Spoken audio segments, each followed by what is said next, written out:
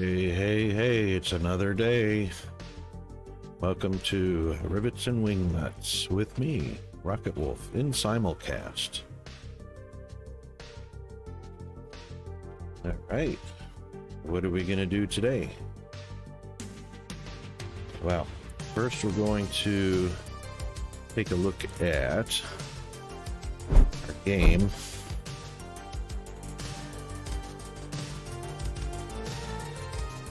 And I want to see if I can pull up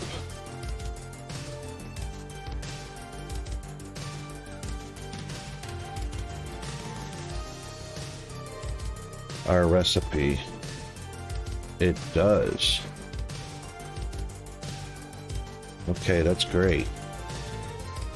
So we can see our... Whoa. We can see our recipes. This is a big image.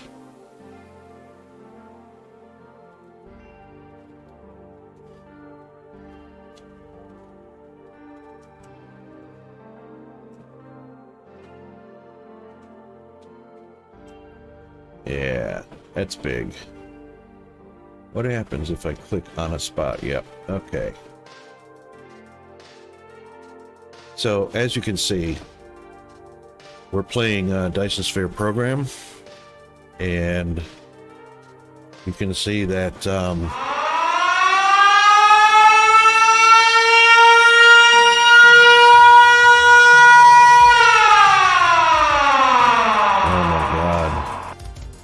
my god,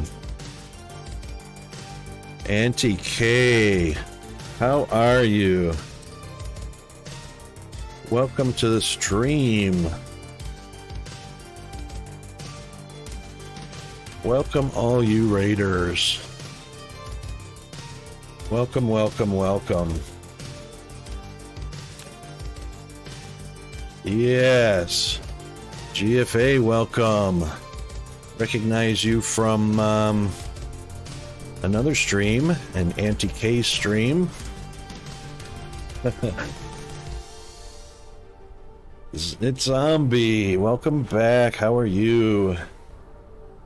Yeah, we was just taking a look at the recipes, and yes, GFA, lots to learn, great game, and yeah, GFA, I actually took a look at your website and all your projects that you're working on. Website hosting, all that stuff. Very nice indeed, very impressive. It's Zombie, yes indeed. Harbus, Hauerbus, you know him, and yeah. So I'm a semi-regular on his stream as well. Yeah. So we were just taking a look at the fact that iron is used in 20 different recipes, so I just stressed the fact that people should mine their iron ore and maximize producing ingots as much as possible. Yes, GFA, I noticed that with the amount of stuff you're doing, I'd say that's pretty time consuming. I'm even surprised you have time to get online. But very impressive business and setup you've got going there. Welcome all in. Thank you very much.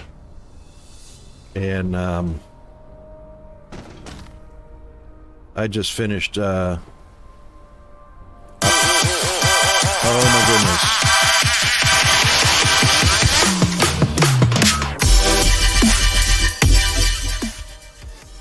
Okay, we'll turn that down a little bit. Thank you very much for the follow. One step closer to the goal. Thank you for the lurk, Mega Void. Welcome on in. Come on back when you're able to. Enjoy the stream from lurk mode.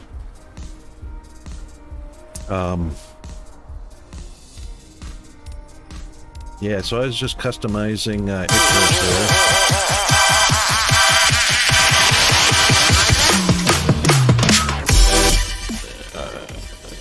Oh my goodness. Thank you, Zombie Roni. Thank you so much. Oh my goodness, I have got to get into OBS and adjust the volume on those alerts because, oh man, it's I can see the volume level is loud in the stream, but in my headset it's making me deaf. Well, thanks very much for that, Zombie Roni. Yeah, Dyson Sphere is a great community. It's a great program.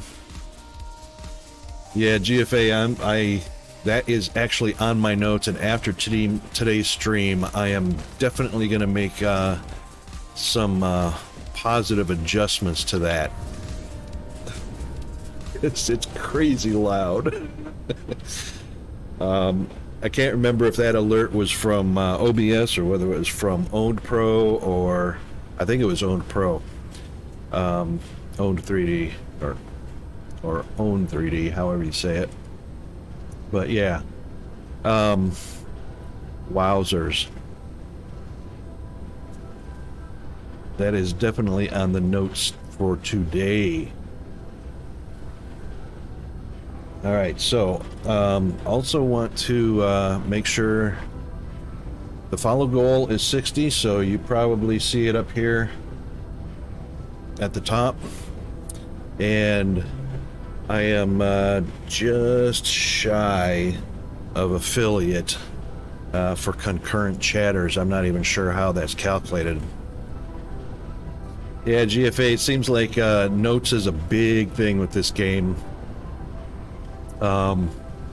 Because it's so easy to get lost, lose track of what you're doing, you know, finding your resources, where they're all being made. But most definitely I want to stress, ask away. There's no dumb questions. Ask your questions and I'll answer them the best I can, and we'll go from there and see how it all works out. I'm also not a stranger to experimenting, obviously. Yeah, OBS notes for sure, GFA. Yes, 524 hours on this save. I'm loading, let's see, loading around 4,400 hours total.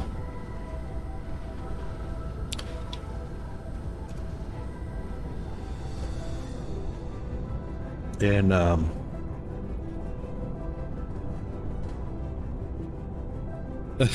yeah, 1,900 hours. That's pretty impressive. And so is 1,500. I mean, that's just a good indication of how addicting this game can be. It's fabulous. Fabulous game. 4K, yes indeed, Mega World. Good on you. That's a lot of work. I can vouch for that.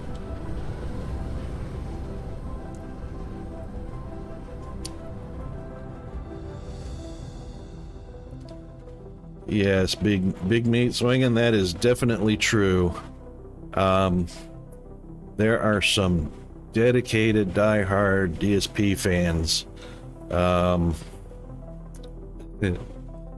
Megavoid Raw Bunk, we indeed are. I might still adjust the volume on the game volume because that warp is pretty loud.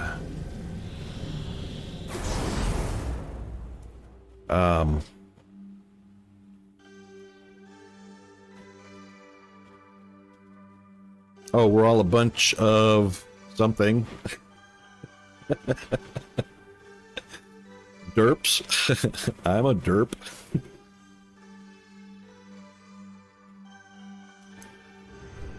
Oh, missed it by that much.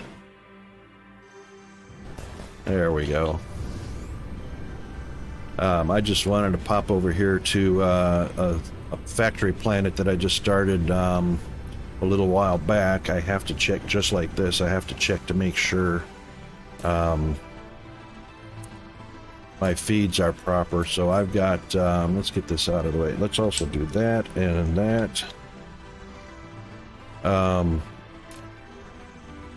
Need to check my processes because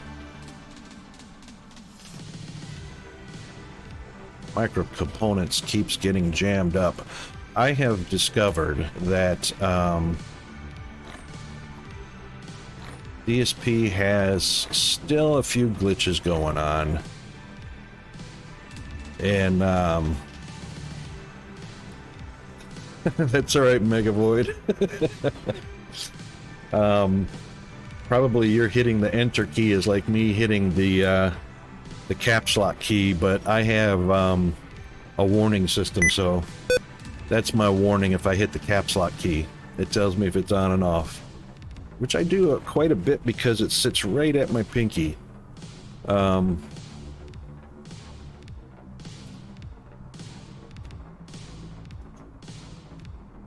auto modded. Was it caps lock, emotes? What was it? Do tell.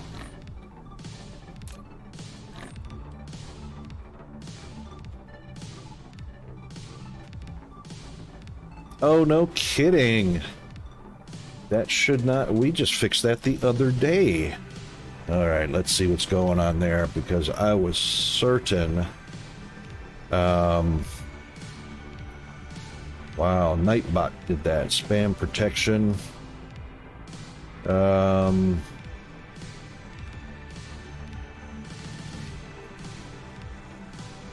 You know what? We're just gonna... that's the blacklist words. I'm just gonna turn off the sensor for that bot and trust that everybody will be family friendly. Crap is definitely family friendly in my mind.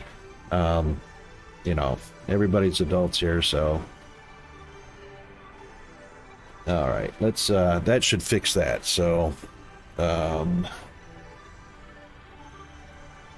That would be that one. And there we go.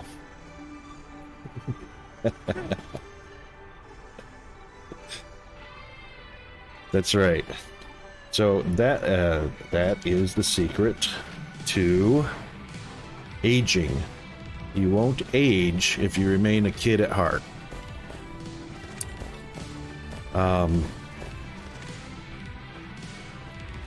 There we go. Now we're in business. The glitch that I was discovering is in the inserters. So the filters.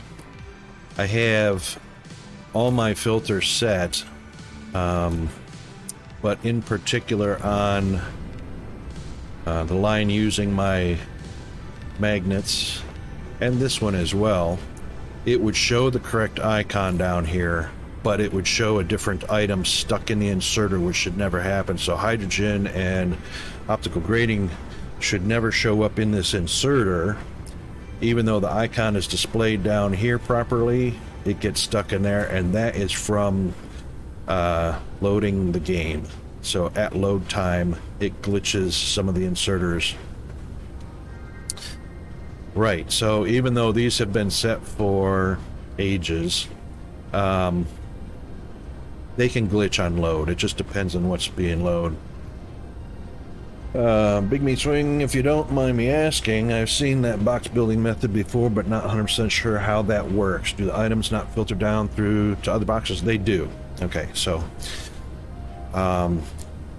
just briefly, the boxes are only set with 2 open slots because the first slot has a tendency to glitch. That's another DSP glitch. So setting the second box allows it to be active more often. And no worries, AK. Thank you very much again for the raid. And let me get oops, hang on. Let me get you the the required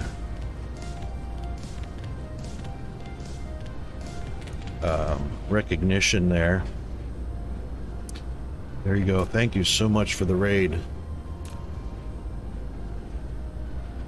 Have a good rest, hon, and looking forward to your next stream.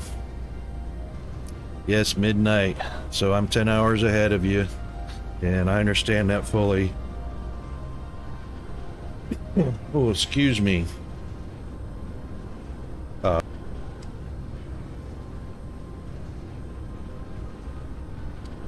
Hey, that was very rude of me. GFA, the bots, are you talking about the stream bots?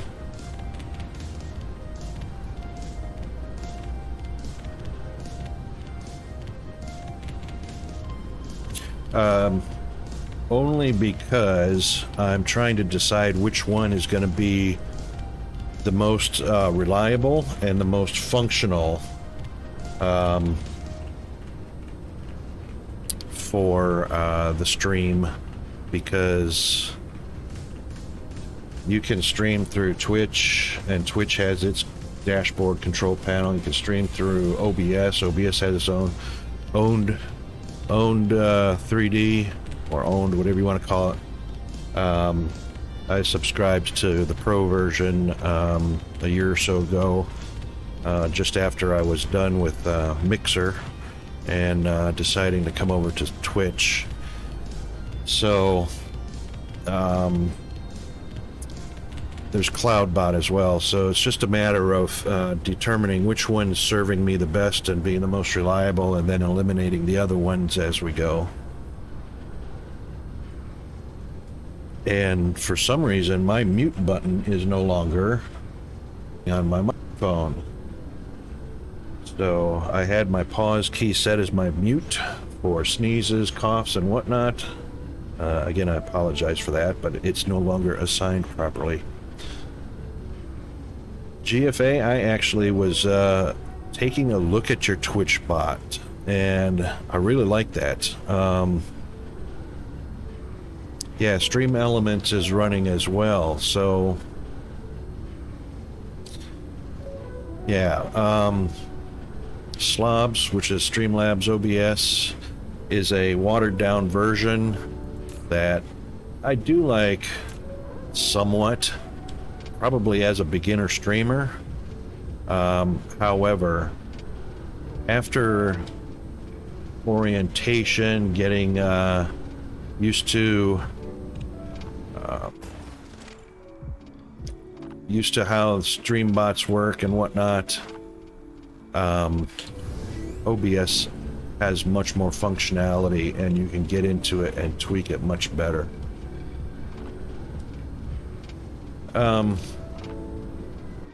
So the question was about using the bots and how these work. So what happens is, as you can see, this box is empty because the assembler is pulling product down along the way. This one is a lack of materials, which it should not be, so we'll double check the filters. The filters are set properly. The items are moving so fast down the line that some machines don't get a chance to pull the product down, because the priority is actually down here. And if there's enough machines pulling that many product, then these guys will rest until there's product slowing down going through the line. So basically 2, 4, 6, 8, 10, 12, 14 times 2 is 28. So we've got 28 assemblers pulling boards and micro components. So 28 assemblers times 2 is 56 items per second being pulled into. It's actually faster because you can see I've got the extra production, so it's 37.5 per minute.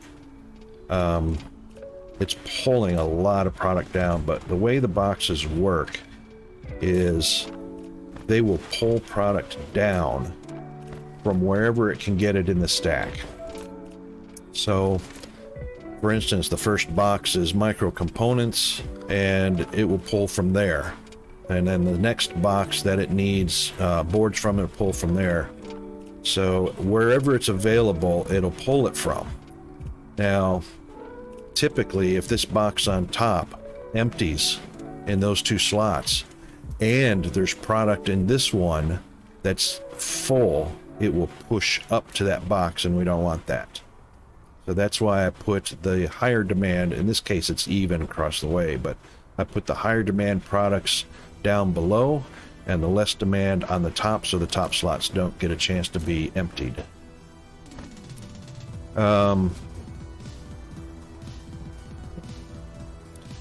GFA, you plan on doing a setup show off stream again very soon. Yeah, I'd like to get with you sometime about your stream bot, because I'm intrigued by it. So you can DM me or join our Discord. Message me through whatever means are available, Twitter, Twitch, Discord, Steam, you name it.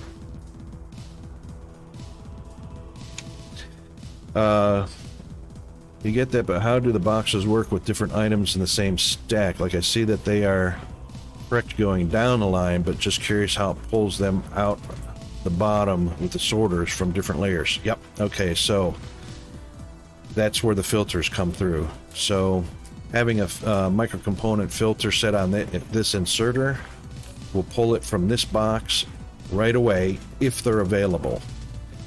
If they're not available, it'll keep looking at boxes higher and higher and higher until it can pull from it. If there aren't any other boxes, it will wait until there's product in here or passing through it. It usually does yank a product that's passing through it, but you can see they're passing through quite quickly, so fast that it's not even registering in the slot. The inserter will pull when it grabs one, can grab one. Same with any filtered inserter, pulls from the box where it's available at. So obviously the inserter with the circuit boards won't be pulling anything from this box, but it will pull from anything available in this box. And the way that's set up is by the filtered inserters coming across. So they shouldn't cross-contaminate if they're set up right. The green won't go down because they can't push down. They can only be pulled down by inserters, but they can be pushed up. So, as I said before, if this box gets full of micro components and this one empties of the circuit boards, micro components will push up to it. And that's a little cross-contamination. Sushi belts. Personally, I don't use them. I feel there are too many shots. Belts have their place. I mean, there's very few belts in my setups other than coming from PLS and ILS. Almost everything I do is box method. I just enjoy the speed that I can fill up PLS and ILS. It's just magic to me. But there's nothing wrong. I have some factories that are belted. They're not so much sushi'd, but you know what? The whole idea of the belts is to get a product from one place to the other. So I'm not big on criticizing what it looks like versus how functional is it? How fast does it get the product for the player from one point A to point B quickly and efficiently? So if that means sushi, it means sushi. Good on them. Plus, you know, I don't mind a little bit of artistic form. You know, if somebody's making pasta, you know, good on them. That's equipment and equipment.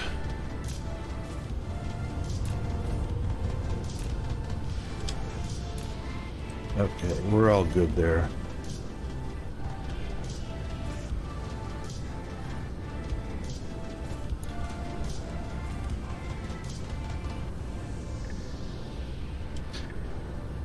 Even the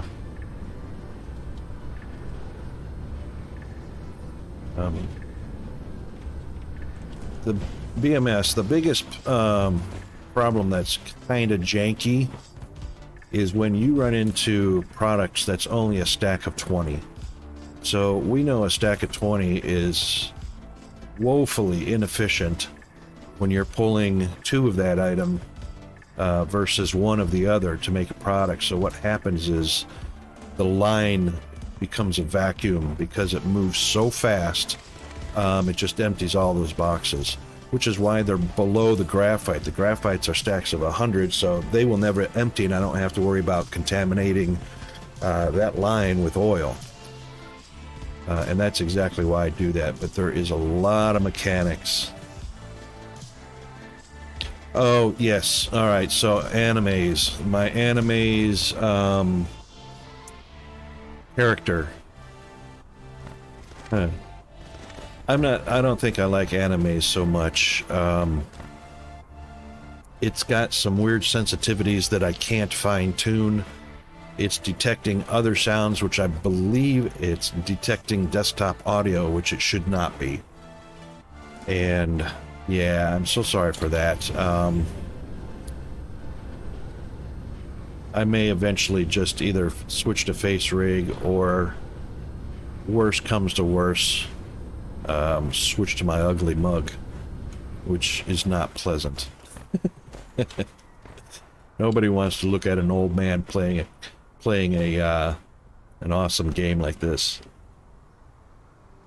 Yeah, I'm thinking, I'm hearing a lot of good things about face rig. I might just switch that because I have that I have that installed. I just haven't played with it yet, but I am going to. I thought animes was going to be pretty cool, but it's not all that.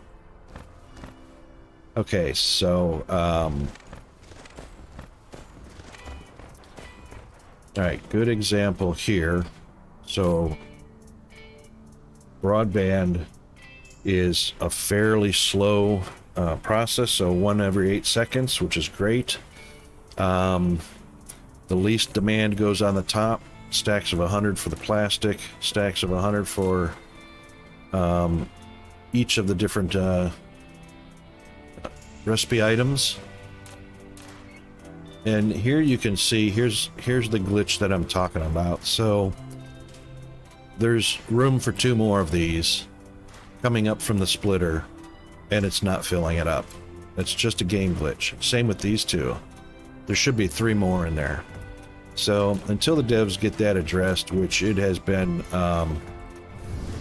submitted already, we just have to deal with those little glitches.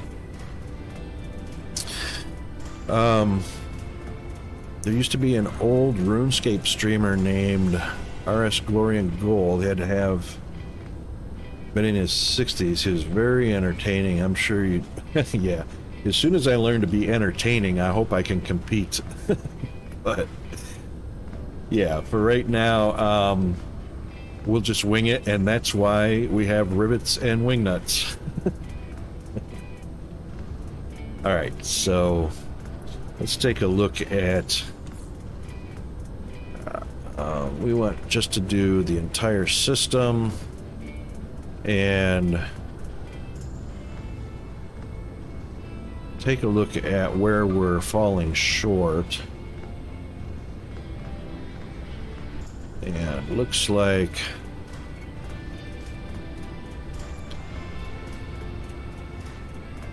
uh-oh, zombie, what's the oh wow?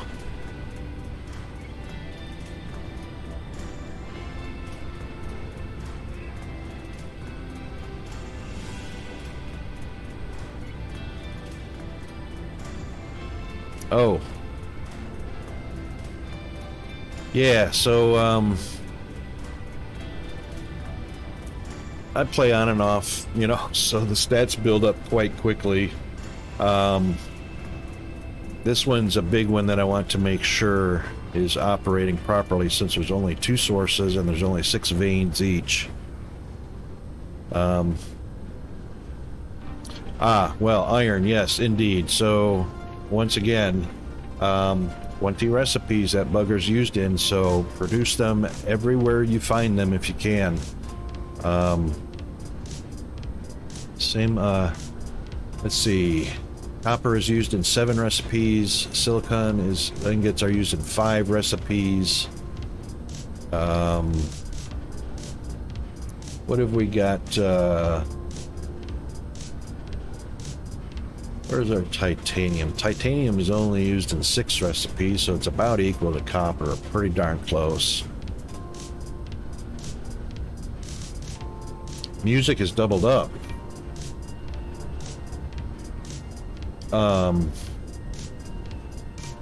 Oh.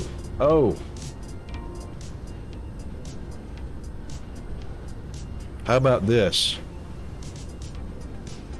Is the music still there?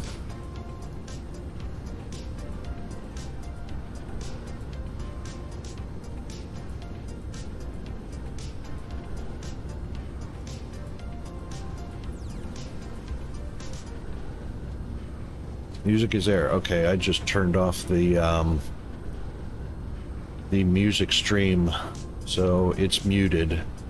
And that music stream is obviously coming through desktop audio.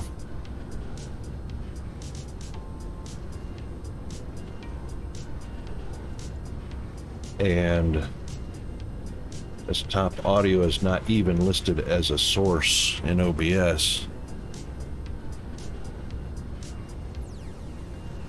50K. 50K white science. That's not too bad for a fresh start. I mean,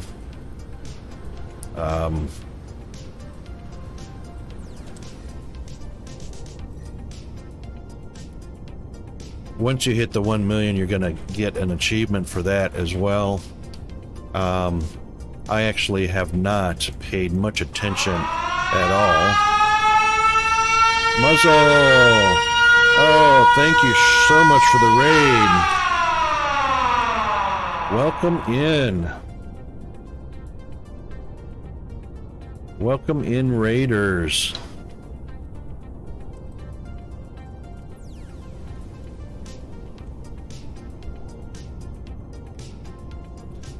Let's do this property because muzzle, I'm pretty sure, is spelled with Z's or Z's. Last time I checked.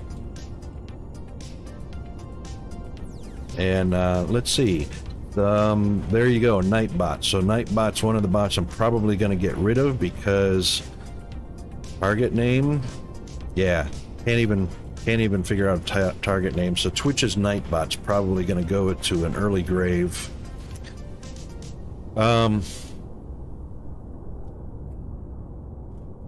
Yeah, you know, I'm finding that out, Zombie. It's lazy and inattentive. So, let's see. Not the speed. We don't want to do that. I want to pop in a veins utilization and. What was the other thing I wanted to do? Yeah, you know what? We'll do a research speed as well. All right.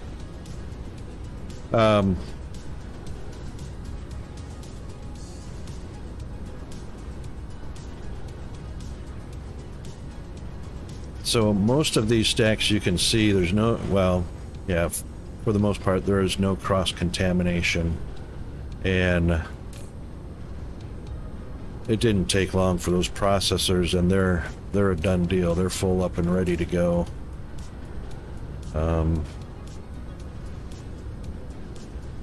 Researching, well, I'm not really researching other than the infinites. So the only thing I have left is infinites. So there's always going to be researching going on. Even though this one doesn't show an infinite, drive engine does top out. I'm just not sure where it tops out at. But right now, you know, that's just mecha warp speed. I'm at 0.55, I believe. Yep. 0.55. I'm pretty sure we can go 1 or 2 full light speeds.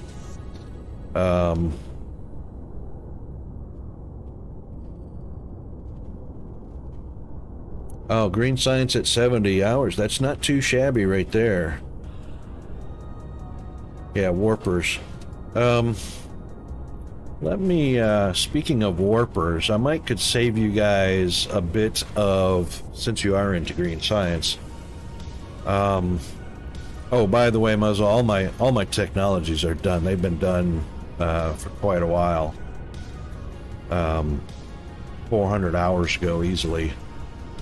So the upgrades are the only thing left is the infinites plus the drive engine. That's it. So warpers. Warpers can be an issue for some people. So this is what I do.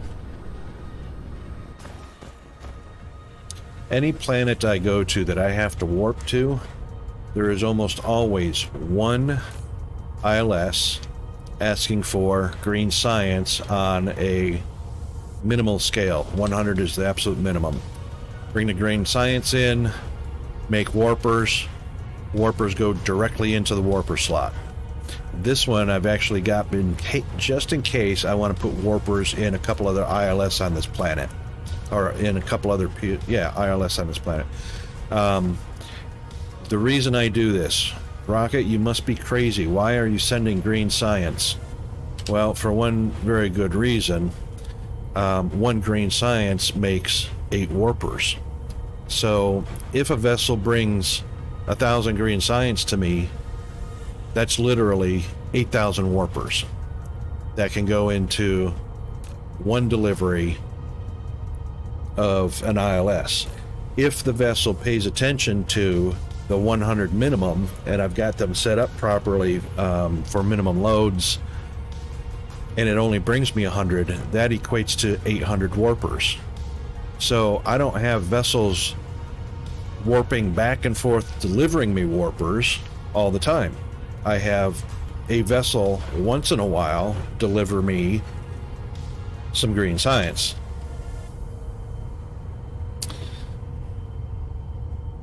So the normal way is the graviton lens with the green pill, 1-to-1. Wow, that's a lot of graviton lens. We're already using them for green jello, so what the heck, Batman? Bring the green science that's already used and get 8 times what the graviton lens alone can provide. How many warpers does it produce per minute? Well, 8 every 10 seconds versus 1 every 10 seconds. You see it right there in the... This is easier. So, 8 warpers every 10 seconds from 1 green jello, or 1 every 10 seconds from 1 green pill. Graviton lens. So, faster, more efficient, and cuts down on vessels using warpers to deliver warpers tremendously. Huge, by a factor of 8 right off the bat. Probably more than that.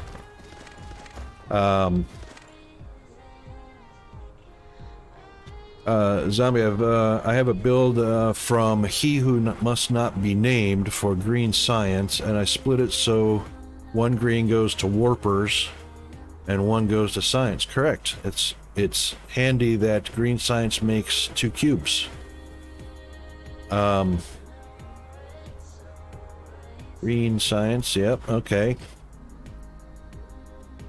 I used to build them in each planet, but I hate having just a mining planet with 16,000 warpers per load. That's right, that's why you keep it down to a minimum like I have, so... yeah, warpers can get out of hand, and that's why this keeps it so neat and tidy. You know, got 100 per planet, 50 always in the ILS, and usually this only gets down to 100 and hovers at 100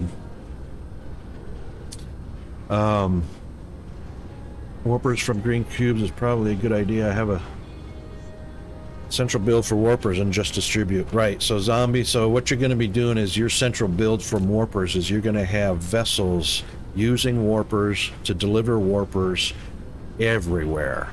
So you're going to have, you know, you're going to use warpers to deliver warpers, and it's going to be crazy amount of vessel travel as you expand. So this one is a single vessel bringing a power of 8 to me extremely infrequently, so you know I don't have all of these vessels that are at work right now are delivering items, products, not warpers. Every once in a while you'll see a green one pop in there because it's got a single load of green jello. So yeah, I never have to worry about that too much. Actually, I don't worry about it at all. Let's see, warpers right now. Let's take this down to let's just go in the last hour and see if we can find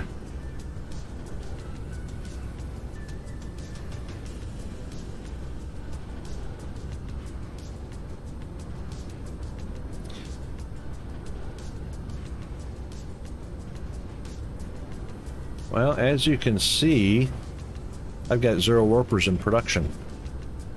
So if you were going to look at anything, it would be the green jello, because the green jello is what brings me warpers. Oh, and it looks like I have some work to do.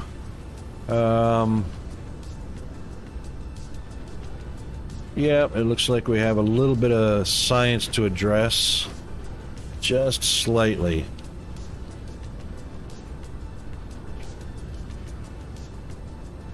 So my my warpers usage is right here. So every vessel that you see is warpers being used. And of course, the big one is the vessels going out to the neutron star to get unipolar magnets, and probably the black hole as well, which is the opposite side of the star system. Well, not exactly opposite, but oh, that's the neutron star. Okay, so it's collecting it from the black hole.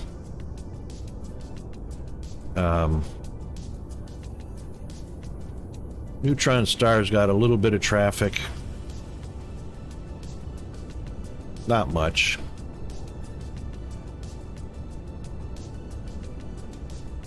Yes, so the green, and that's what I was just looking at as well. So all of these are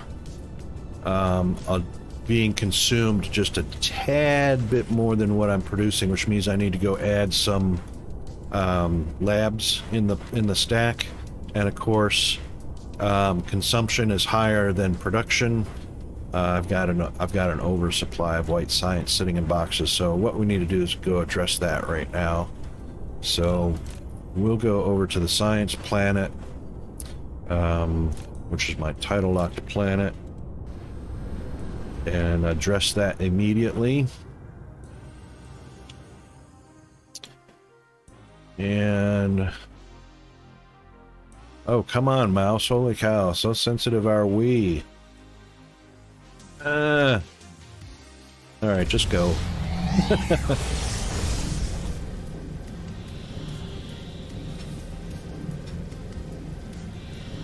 Yeah, my science planet has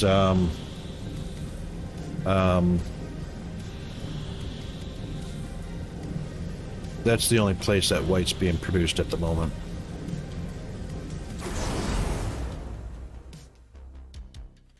Which also happens to be my battery planet, because what the heck, Batman? Right, so we have 65% of the planet covered in solar panels, which will charge my energy exchangers, which are not charging right now. I mean, we'll use the energy exchangers to charge batteries. So I have batteries that are going to power planets full of factories from there and from here. The empties will come back and get utilized. Free energy. So that's just coming off of the star. All right, so let's take a look at our science. So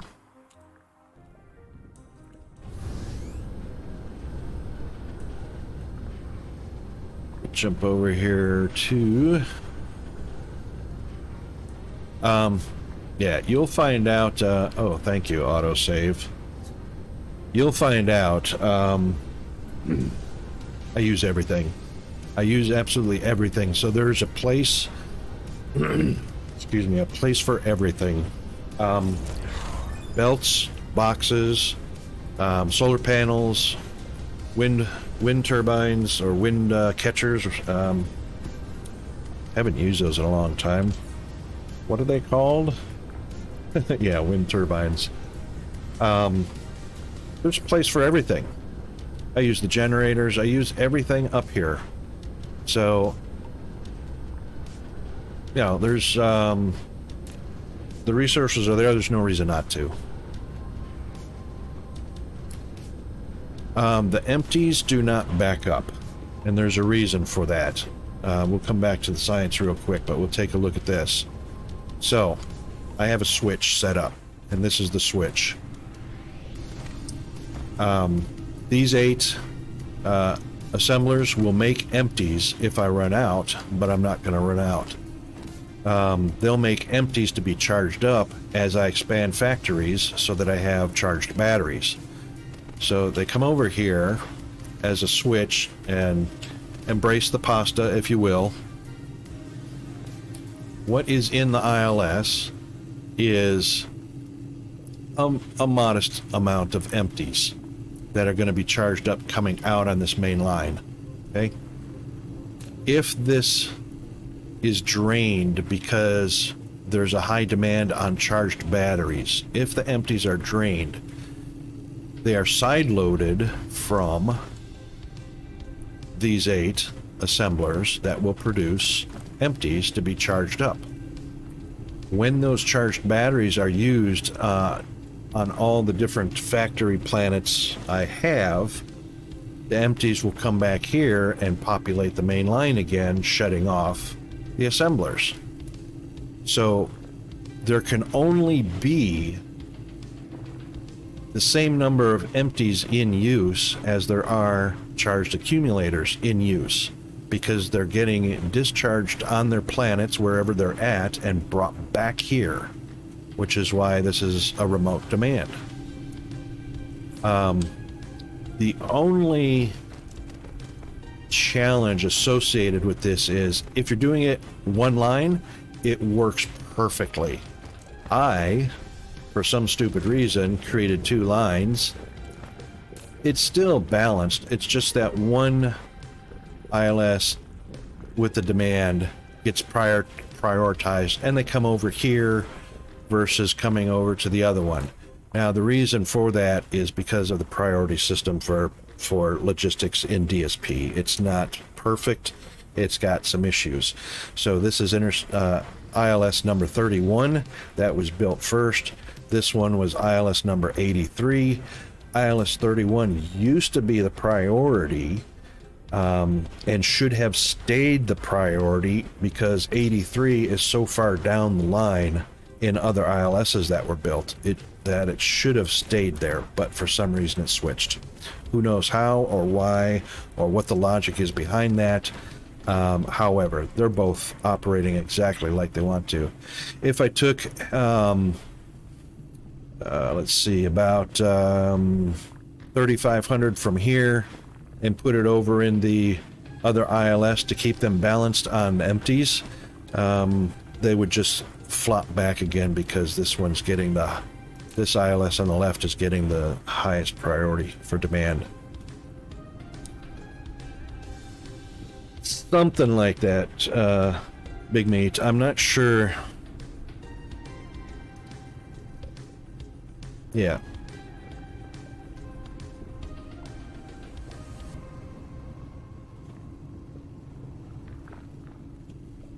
That's right. So that's exactly the way it works. So my batteries are being charged by solar power here. So these charged batteries are only going to be requested, like one planet just requested some batteries. They'll be requested. The empties will flow down the main line, get charged up, and replace those ones that just got taken. The empties will eventually be returned to one of these ILS and recharged back up and into their ILS. So I haven't touched these in probably 300 hours, and I don't have any problem building factories on planets and requesting batteries. But I also use artificial suns. I also use solar power and wind power. I also use ray receivers. So I have a planet with my Dyson, which is this one here,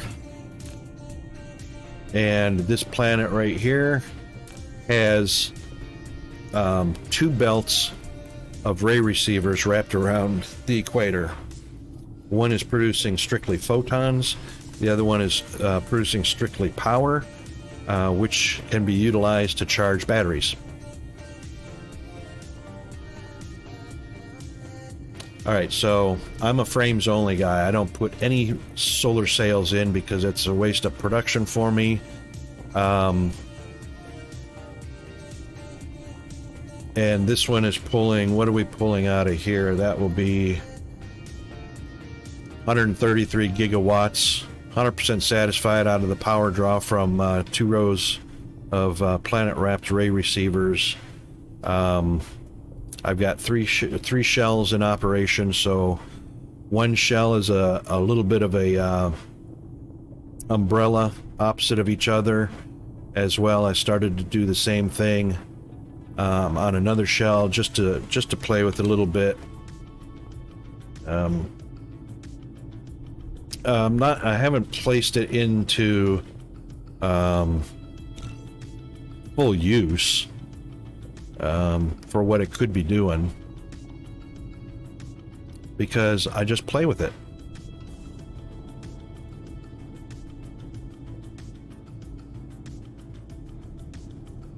And that's all I ever do, is I just build Dysons to come up with some funky designs before I start utilizing. I mean, there's plenty of power there to be utilized for whatever reason, photons and whatnot. Yes, you could build frames forever.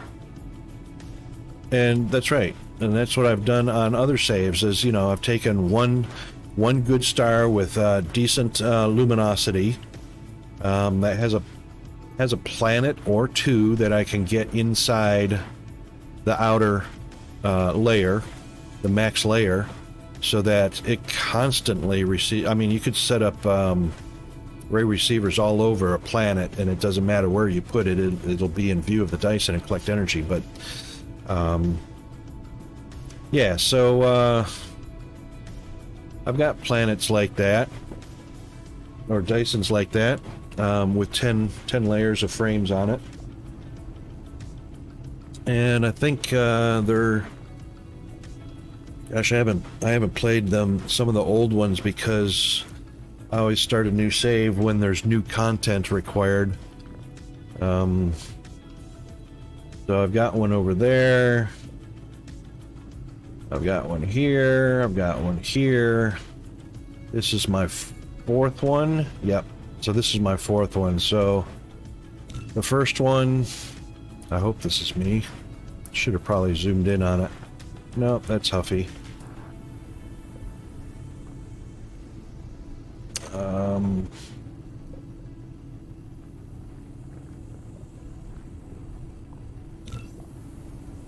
No, he must be right next to me. Alright, let's see, how do we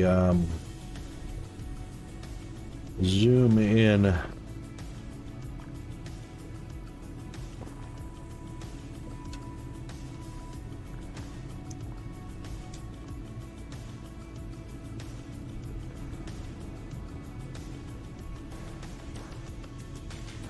Ah. Wow, super sensitive mouse. Oh, scrolling. That's what the problem is the scrolling. Oh no, I hate that. Ugh.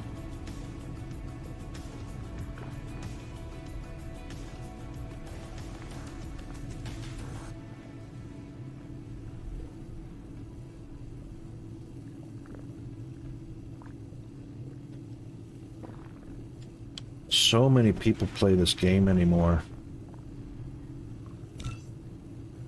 Oh, Captain Canuck. There we go. There's one that's 291 gigawatts. Oh, there we go. Now I can just zoom out and see mine. There we go. Oh, wow. Is he that close? Oh, he's probably... That's what it is. He's the leader, so it's showing the top 10. That one's only 135 gigawatts, so that's probably a pretty old one. So anybody that plays the exact same seed, same number of stars, and the same resource multiplier get on the same star in the same cluster. So there's probably more than 10. There might be a few more. That's why it was showing Captain Canuck. So that's the 291. This, I think, is my current one at 133. Yep. And this one...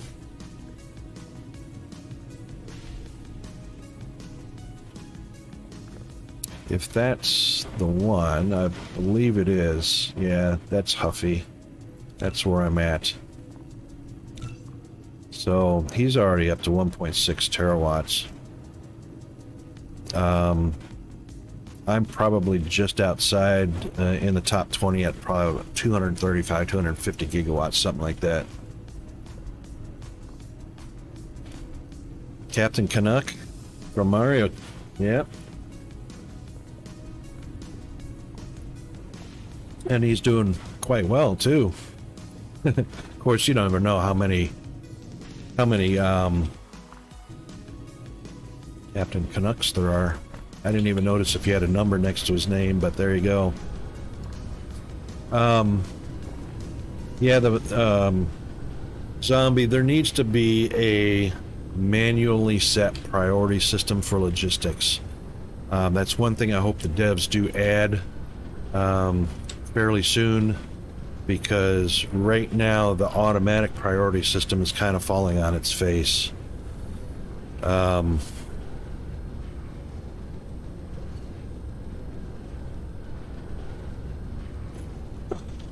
Alright, so what were we lacking on? We were lacking on pretty much all of them, but just barely. So, still got a good solid 9,000 of green, 7,000 of purple, 5,000 or 8,000 of yellow, 8,000 of red, 8,000 of blue, and then enjoy your lunch, GFA. And then, of course, these are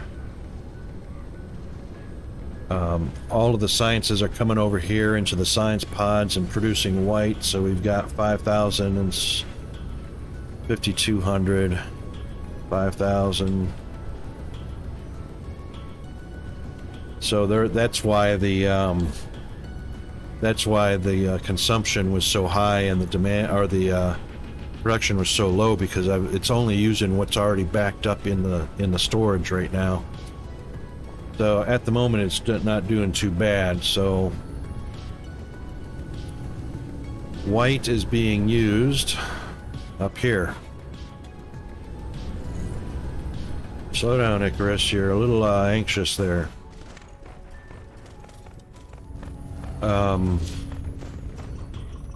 Let's see which ones I actually need to build. No, I didn't. I did already. These right here.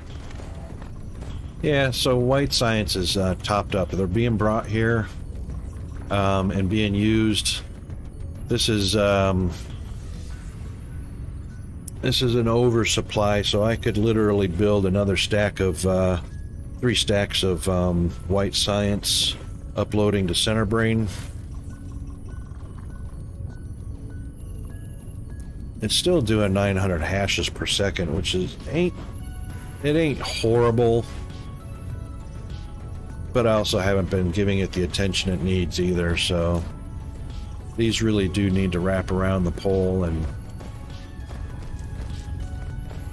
the only reason that I build them sparingly to begin with is because oversupply is the key. Having too much of something is 10 times better than not having enough of something, especially when it comes to, you know, science labs. So what's going on, Rocket? I see you've got green and antimatter and purple going into that one, but you've got green and 2 purple going into this one. How is it even working without the antimatter? Well, that's all because of the way the boxes are set up. So, again, green is coming in, purple is coming in. As long as each one can keep their slot filled and neither one of them get drained out, they will always maintain all 3 of them in there. It's showing purple because the first slot is always what's displayed on the box. So first slot is green here, first slot is purple over here, first slot is purple over here. But it's working because it's getting all 6. Same with the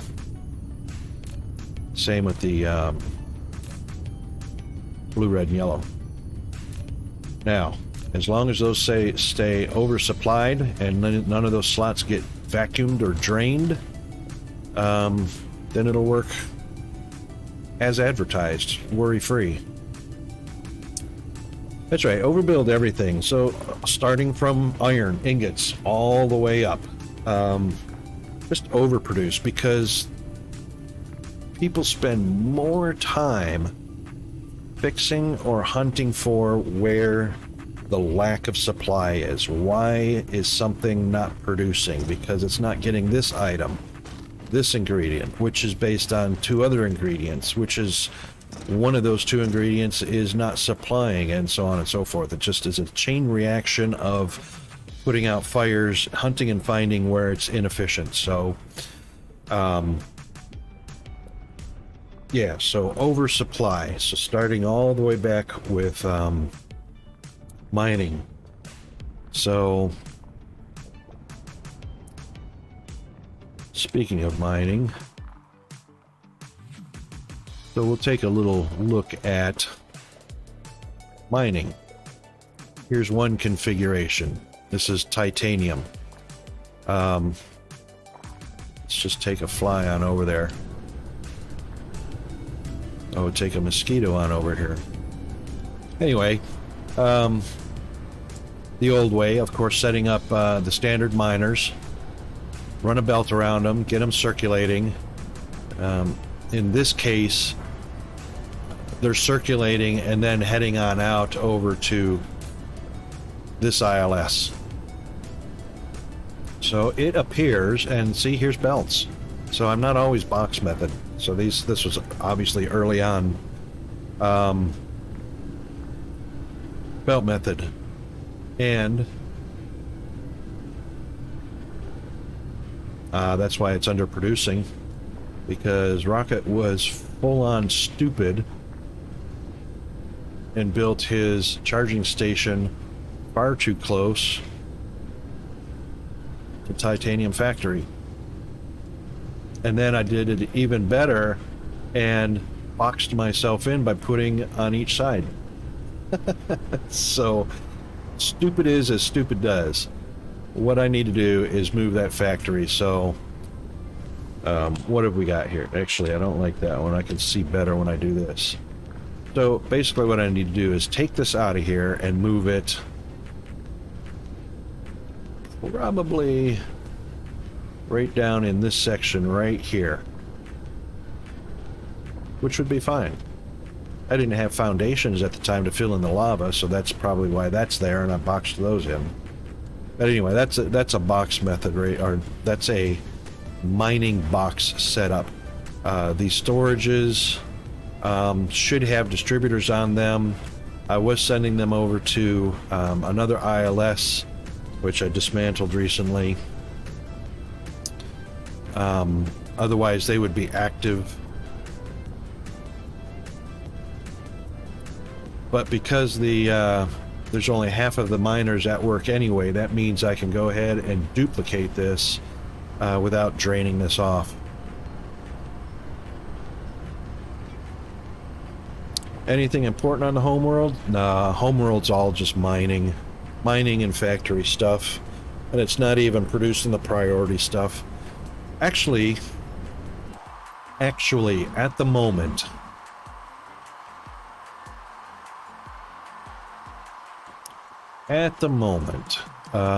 Homeworld is producing equipment, belts,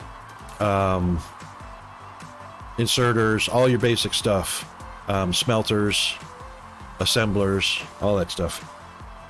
That's what my Homeworld does right now.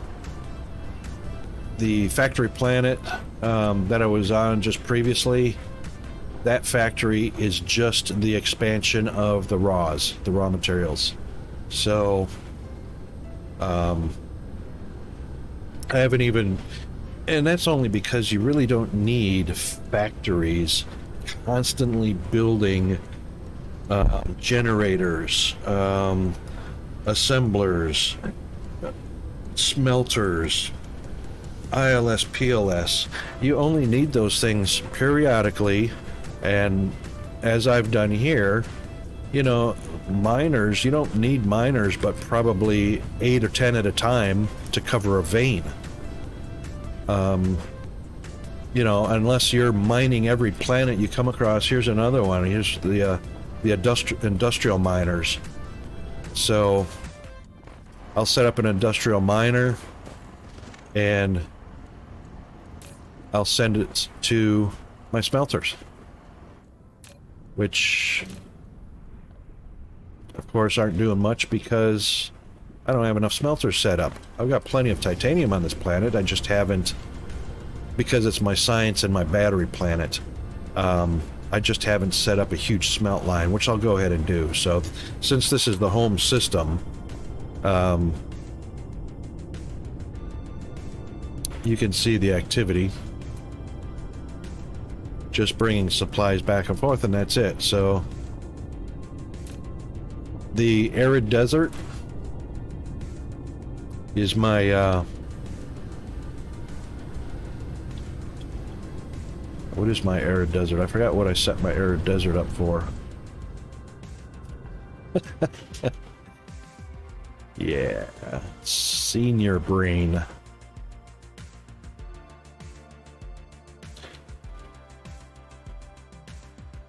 Oh, I bet I know what's on there. Yeah, it's actually quite common to have a lava planet in the home system, usually the innermost planet. Okay, so this is my this is my rocket factory. Okay.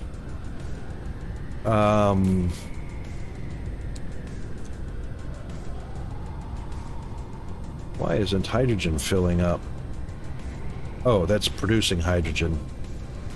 Right. Okay, so here's another example. So here's a factory setup that's just using batteries. And, you know, it's only consuming 2 megawatts out of a possible 45 megawatts. And the empties are collected up and sent back to my battery planet.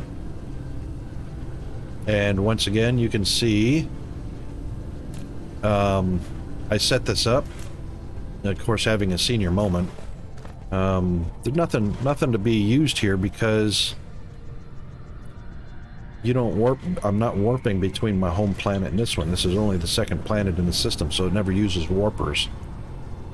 Oh, it's a blueprint. So that's a blueprint set on the poles. Anyway, this is my rocket production. I've always got, 20,000 here. I've got 20,000 over on the rocket planet where they're launching into the Dyson. There's 40,000 on hand. This only kicks in when I start building frames. This is the only place you will ever see solar sails in my builds. And that is just to satisfy the components. Right there. So it's only to make the components. Otherwise, no solar sails.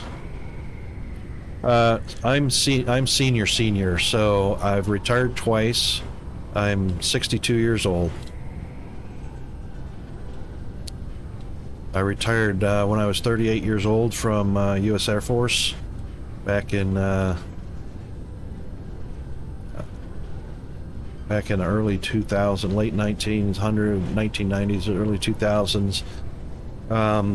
And now I've retired for the second time here in Australia and just enjoying the scenery.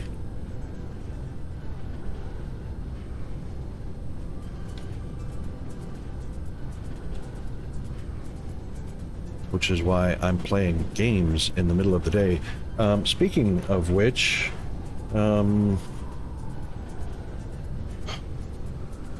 need to do a bio break, okay? Because it's a senior thing. But you know what?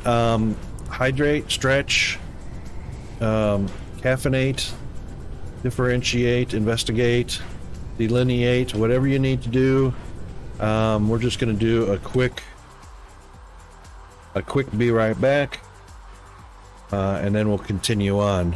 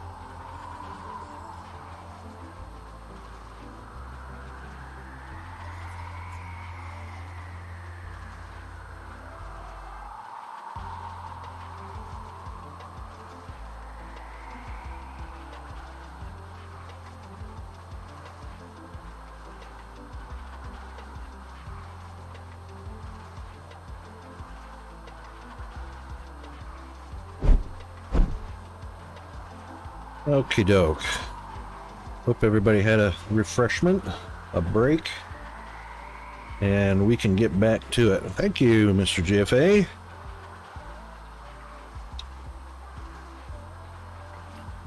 All right, now, yeah, that's the rocket planet, so nothing spectacular there.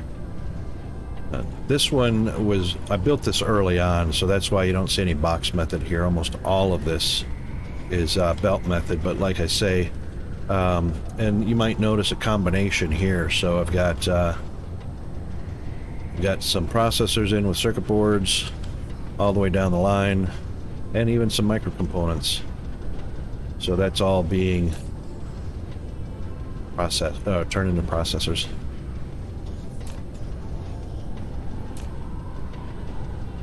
Which is sufficient, but this will change obviously too.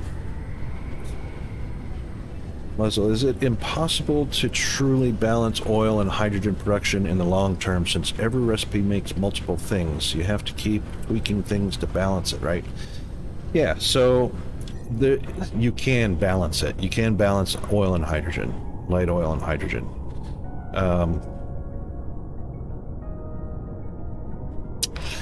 Let's head over to the house.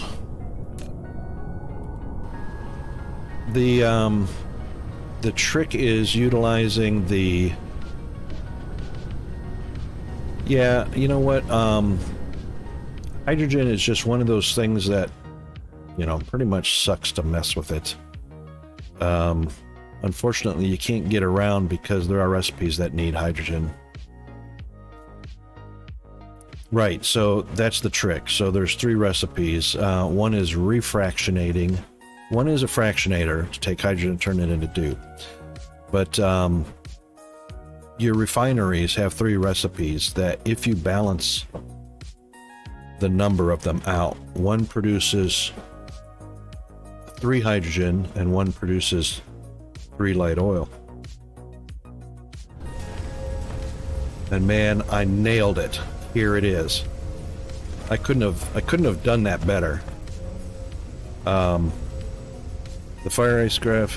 Okay, hold on. So I just pull out all I need for gas giants. Correct. The fire ice graphene recipe is nice and straightforward, but it makes you have to deal with hydrogen again. That's correct. That's right.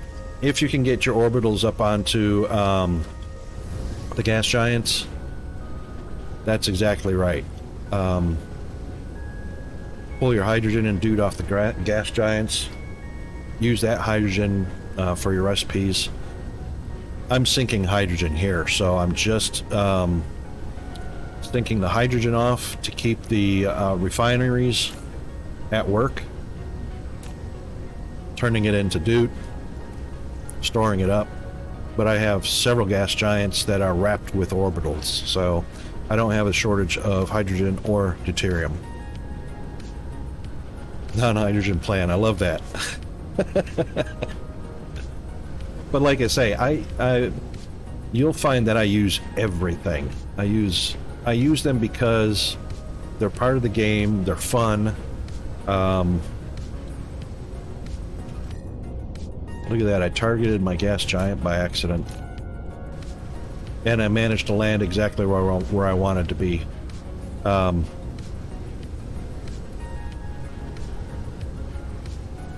That's right. So with the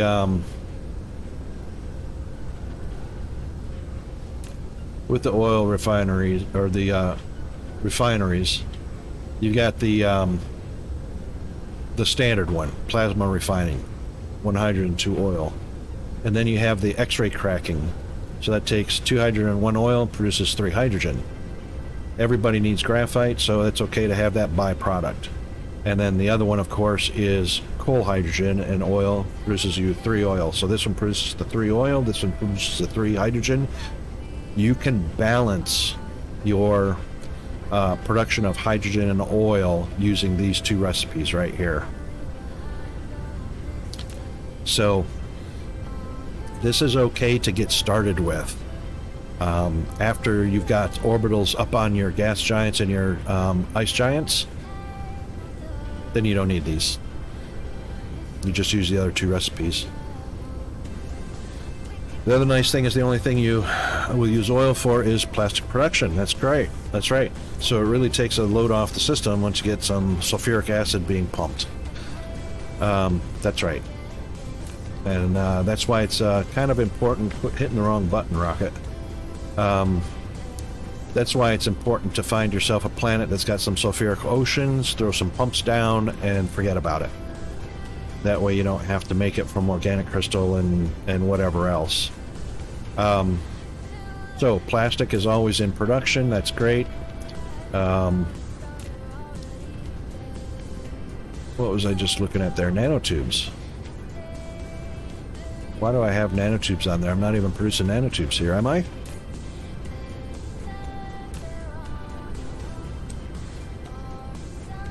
That's odd.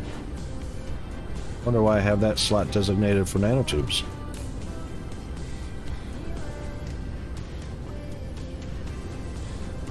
They're not here. That's all right. Oh, I was probably planning for setting up a chemistry lab, or setting up a line of chemical plants for making nanotubes, and that was going to be the supply. But anyway, it is what it is. Lots of stuff that can be removed. This is the old planet. So, coal being mined, sent out to wherever they need to be sent to, making graphite.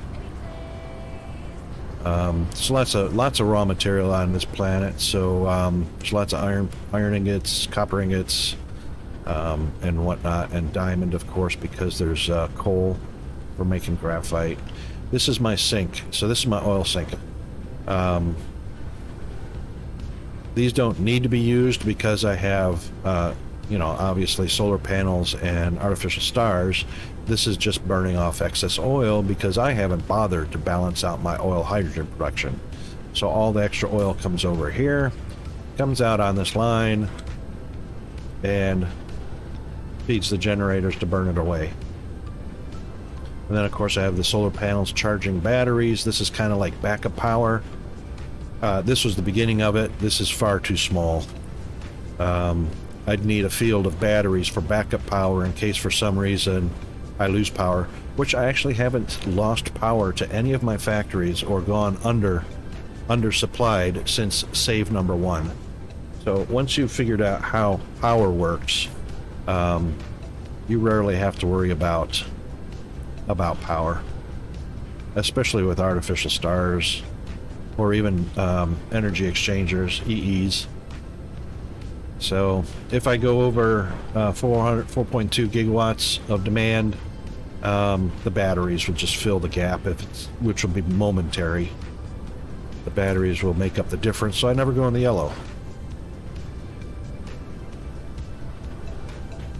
Muzzle, that's true to a point. You don't have to worry about efficiency too much as long as you're overproducing like I do. So I never look at how efficient something is because it's not my focus. My focus is produce something. Being efficient about it, I guess, is an afterthought for me, which is why I utilize box method more often than not, because that's extremely efficient. It's fast and it's efficient. I mean, when you can produce 100 or 200 items per second on a factory line, then yeah, you don't worry about how efficient it is.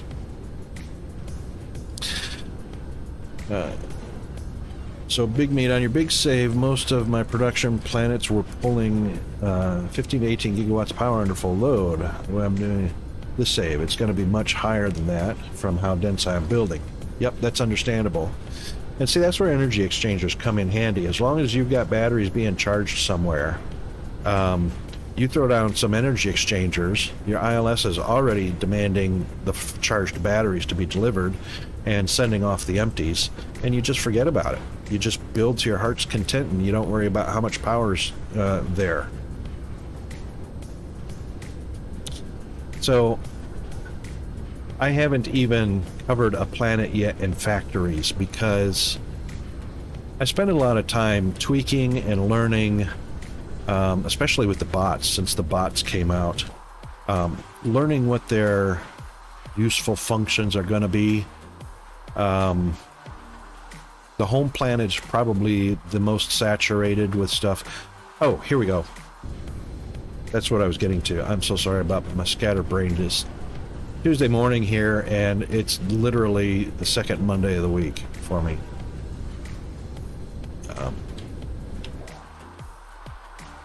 Yeah, we're headed the right way. This actually was going to be a balance operation, but it's just oh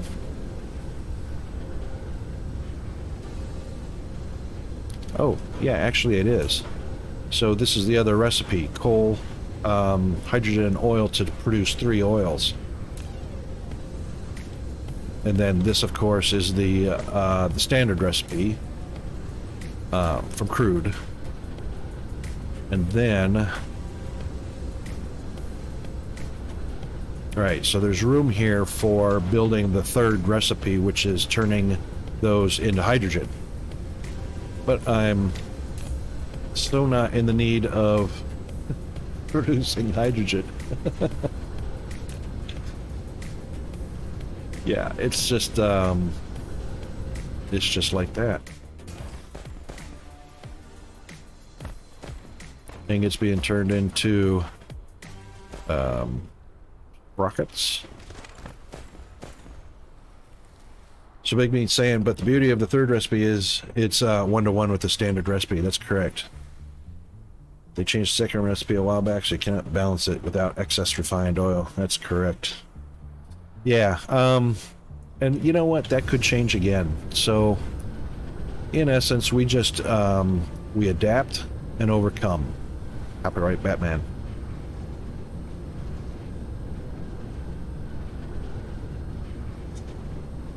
I do need to set up,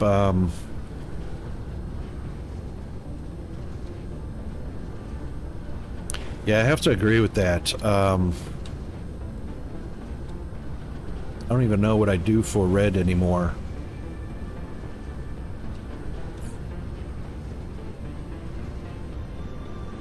Oh, right. So once I got my orbitals up on the gas giants, X-ray cracking went out the window. It's just easily and early on eliminated the need to do that.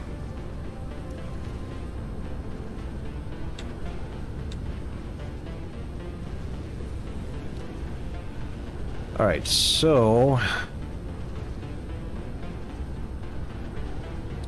quantum chips. You know, I think I already took care of the quantum chips on my to-do list.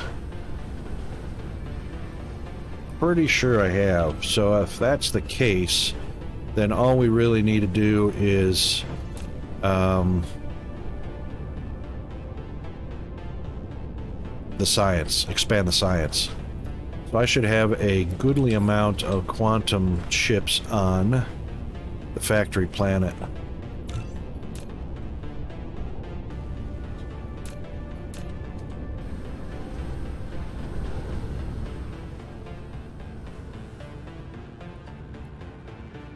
Not to mention the fact that the quantum chips are also being manufactured on the rocket planet.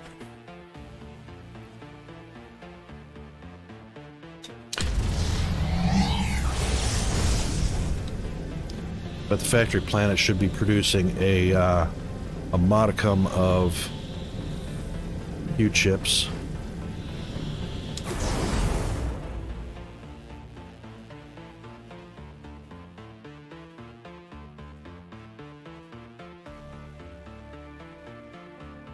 I'm pretty sure we're going to be in an overstocked situation if I stuck to my to-do list.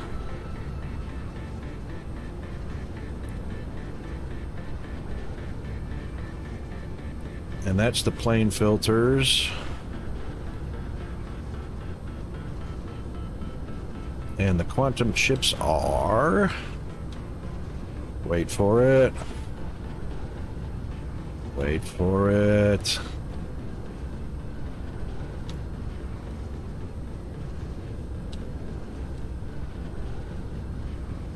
Wait for it. Quantum chips. Ding, ding, ding. And we have overstock. Okay, excellent. So I'll get to that in just a second, Muzzle. So we will go to our list, and that takes care of the basic items. Now we just need to do the expansion of the science labs. Okay. Yes, correct, Muzzle. Okay, so for your first question,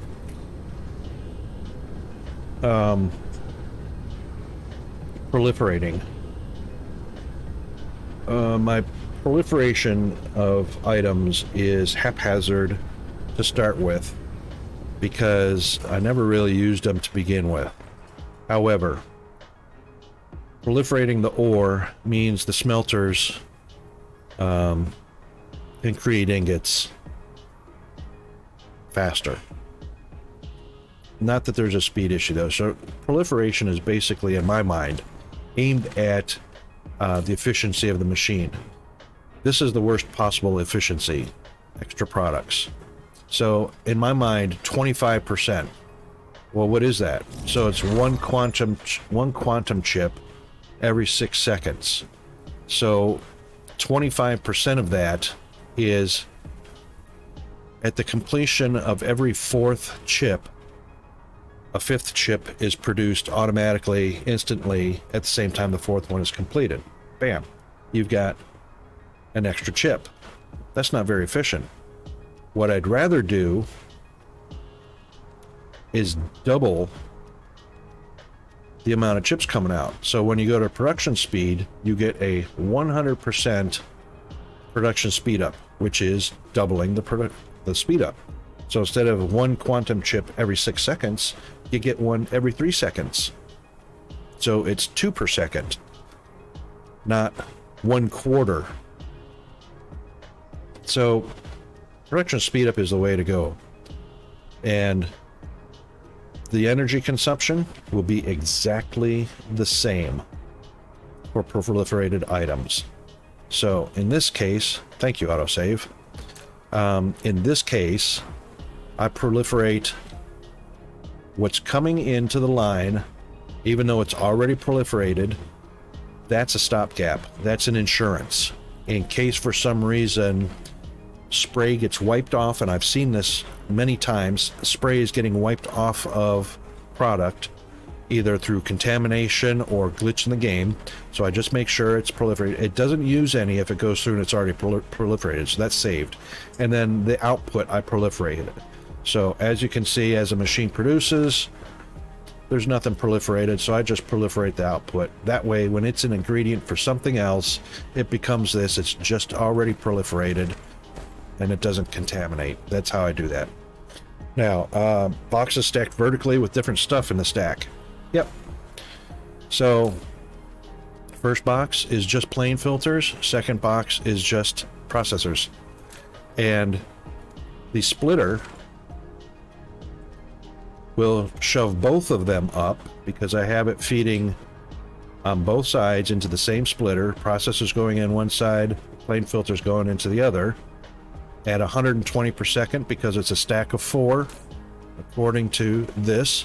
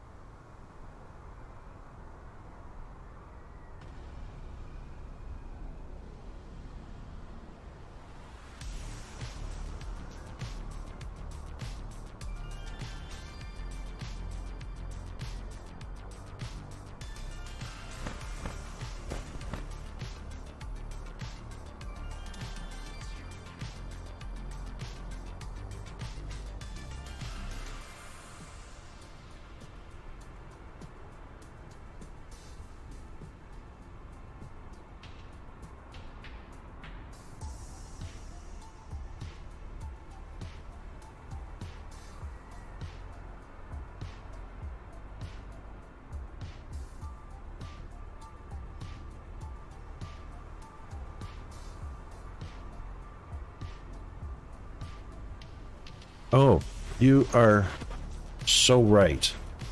My microphone was muted. I am so very sorry for that. I pressed the button to unmute it and didn't look to see if it was unmuted. It did not unmute.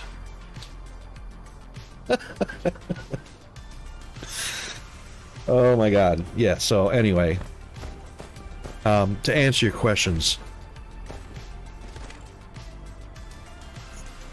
items are getting fed into the splitter, both items for the recipe, which can take or handle up to 7,200 per second. And each box will pull the item it needs. In this case, I let the prisms fill up first so that the 2 slots are filled. When I turned on the port and allowed the chips to come in, they automatically went to the top box. Those will never cross-contaminate unless one of these lines dries up. If one of the supply lines dries up, the other box will fill with the item that's there. At that point, they stay in their line by the filters on the inserters. So I set up the filters and they get shot across. The machine will only pull what's available. So if a slot's full, the inserter will pull that down through the other box into the machine. It doesn't stop and linger here for any reason. It just goes straight down as if that box is invisible. The inserters are 36 per second running down the line. The reason for that is because they are 3 trips per second over two grid lines. Normally the inserter's maximum is 6 trips over 1 grid line. So 6 trips per second carrying a stack of 6 items is 36 per second. However, and that's true for if you put an inserter on a belt, it will definitely transfer 36 items per second. Okay? As long as there is 36 items per second coming to the belt or coming to the inserter, which we know this isn't true. The max a belt holds is 30 per second unless it's been stacked or coming out of an ILS, and then you can get 120 per second. So 36 per second will come across. That stack will be broken apart and 36 per second delivered to this belt, which is then reduced to 30 per second because that's how fast the belt can transfer. Between boxes, and you'll see that this is a 6-1. You'll never get that between boxes. Boxes will always be 3-2 because if you move the box over one more grid line to get it close enough to be a 6-1, it'll always say too close. That's a failure in the code. So 3-2 is what goes across the line. So what's half of 36? 18, right? So instead of 6 trips, it's 3 trips per second with a stack of 6 each. Now, you would think that if it's going over 2 grids, that 18 would be cut in half again, because this inserter is not actually transferring 18. I've tested it extensively. These inserters transfer 12 per second each. So it's not 18 and it's not 9. So you get a total of 36 per second with 3 of them in a row. That's them, and I've tested that extensively in a number of different configurations. So if I wanted to properly build this line, I would change these to prisms, and I would have 72 per second going down the line because I'm pulling 2 at a time for prisms, the most, and the other one's only being pulled 1 at a time. 2 at a time out of a stack of 100 versus 1 at a time out of a stack of 200. So the bottom line evacuates fastest, and I want the slowest ones on the top so that they never get contaminated. But I would double this up on prisms and then throw 1 more stack on top for just the circuit boards, and that will satisfy all of these. 40 assemblers right now is a line that's actually too long, so there will probably be 5 to 10 of these that are yellow dotted and not doing anything, just hanging around. So the best way to do this is cut it in half, put them side by side so that they're both producing wicked fast, or double up the double up the number, 72 per second of the prisms going down the line to undot all of them. I hope that sufficiently cleared it up as clear as mud. But please do ask if if I'm losing you on that, or if I'm losing anybody on that. Just sorry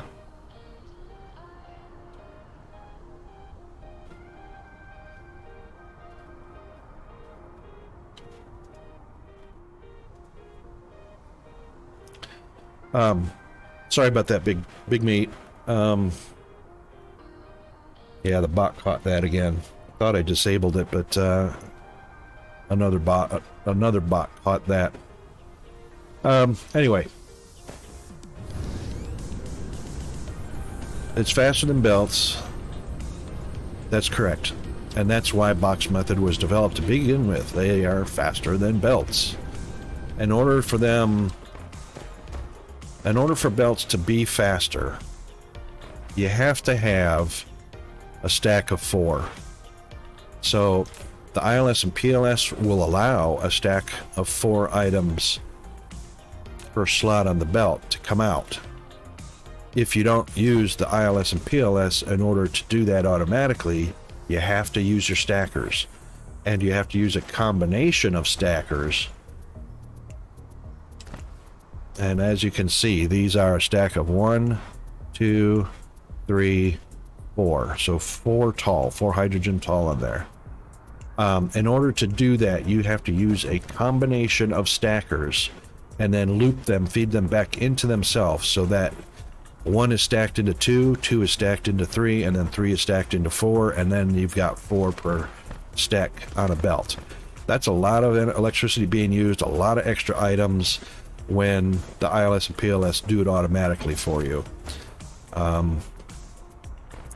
You could put them on the output side and feed them back in, but as far as the input side, as soon as a stacked item of 4 goes through an inserter, it's unstacked. So it's not actually delivering a stack of 4 plastic through the inserter at all. And the machine only grabs what it needs. In this case, it's only 1. Yep, so if the machine is ticked for use the stack limit, it will stack automatically 4 high, or you can adjust it to 3 high, 2 high, or normal. So I just put it on 4 automatically, and I'll take 4 high. 4 times 30 a second is 120 per second. That's 120 per second of each product going into the inserter, which is 240 per second. Which the inserters can handle a maximum of the splitters can handle a maximum of 7,200 a minute going in, which is 36. Is that right? 3,600? No. 240 is the max. Hang on, let me grab my calculator a minute. 7,200 a minute divided by 60 is indeed, it's actually 120 a second. So the inserter can actually handle 120 a second. I mean, the splitter can handle 120 a second going in. Which is 7,200 a minute. And honestly, I think it's probably way more than that. It's whatever is going into the splitter, that's the speed that they can come out at. I've never seen a splitter slow down any production line. So if I've got 240 a second going in, that's how fast they're coming out. Never seen a splitter slow down a belt. And I think that was intended on purpose. So that's that. So we are in need of, since we got quantum chips, we are in need of expanding our production of the labs. So we're just going to extend those labs out and really start getting cranked. Yep, that one right there. Getting cranked on science. So 900 hashes per second isn't bad, but I'd like to get up to come on, Icarus, get up there. There you go. But I'd like to be doing somewhere around 2,000 or 3,000 hashes per second. So I want to double or triple that if I can. All right, that's our spot right there. Go Gadget Icarus. Yeah, the stacking's pretty cool, and it's pretty new too. So that wasn't around the first year that I was playing this. And oops, sorry about the beep. Turn that off again. We were going through things like belt tortures in order to get product quickly from one place to another at the limited 30 items per second on a belt. So just to give you an idea, I started developing belt tortures, probably the third month that this game was out, back in about April of 2021. I wonder if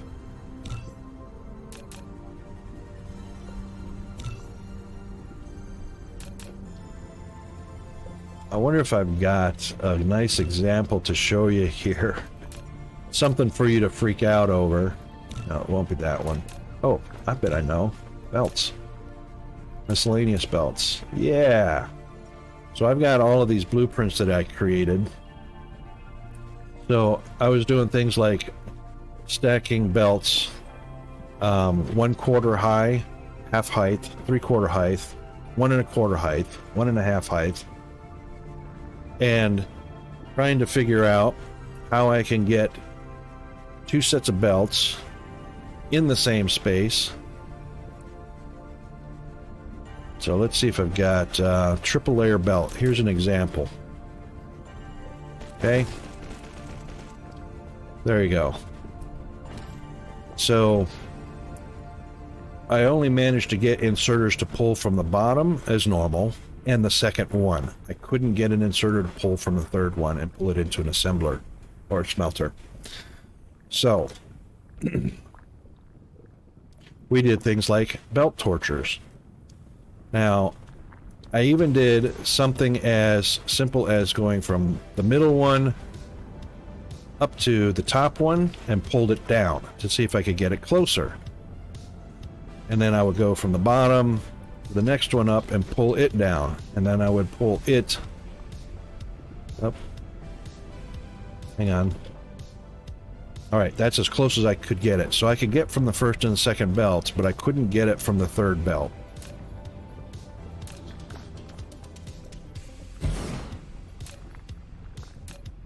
And I'm not even sure that's still possible these days, but yep, see, they've already turned that off, which is why I don't use belt tortures anymore. Because the inserter is now blocked by the half height or the 1/4 height belt.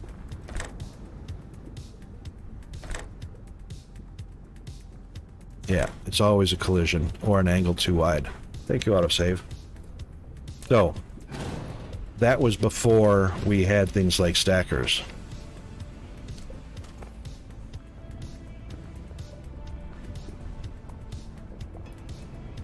Yes, indeed. So the normal one is on the ground, like this, or if you press your up arrow, you get a single height belt.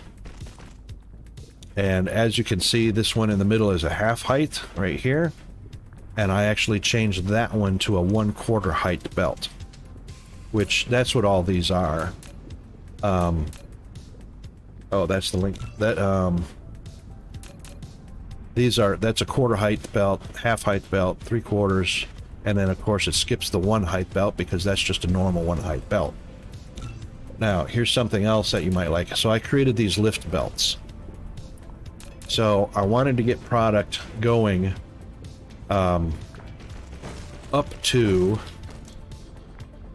6 high. So this is belts that are 1, 2, 3, 4, 5, 6. But I didn't want to go you know, 1, 2, 3, hang on. So that's 1, 2, 3, 4, 5, 6.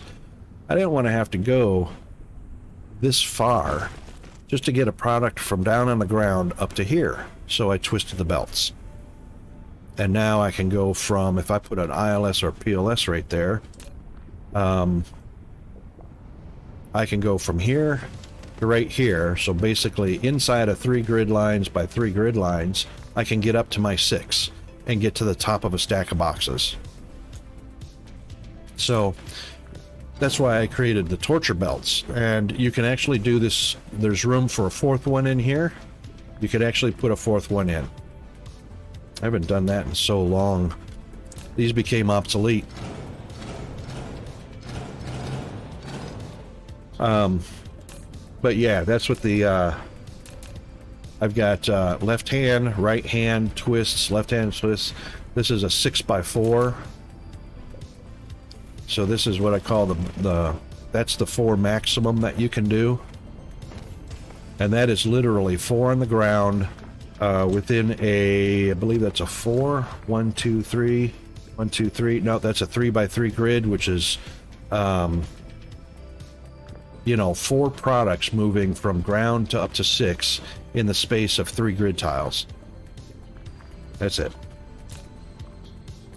So.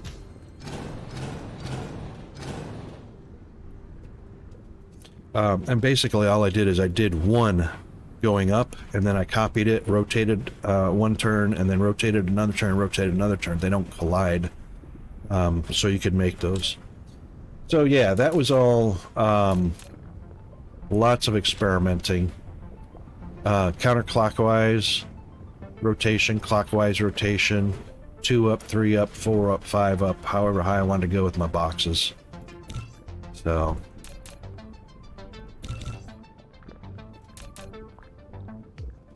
some of the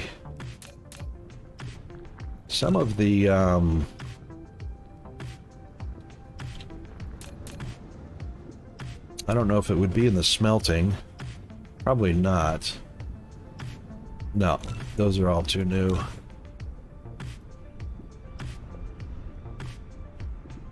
Yeah, I think I've deleted all the old blueprints where I was using. Oh, here it is. Here's an ILS with 6 up. So I could literally feed a box line here, a box line here, and a box line here, and that's a 3-item recipe. So each box line has a single item from a 3-item recipe. And I just ran the boxes down, no cross contamination, but it took up a lot of space. Because after you ran those 3 down, then you had to put the assemblers or whatever on the outside of that, and that took up a lot of room. So again, it's another obsolete blueprint. And there's 1. So basically, if you take 1 and copy it, you can rotate it. Pretty sure you can, yep. So just rotate it and place it down. No. Right there. Oh, hang on. Oh, maybe it's a collision now. So I don't even think I could, let's rotate it 1 more. Oh, there's part of it. I might have just had it in the wrong spot.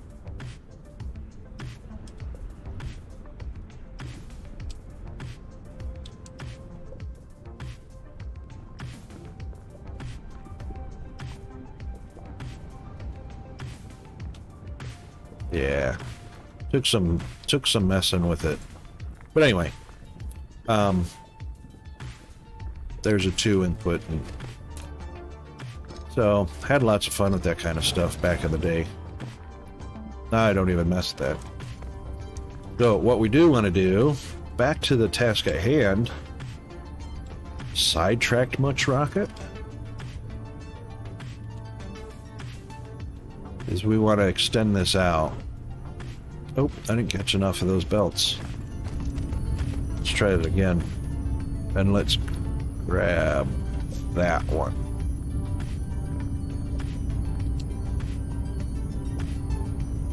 Still didn't grab enough. What the heck? Batman? Right, let's go out to here. No, that's 3.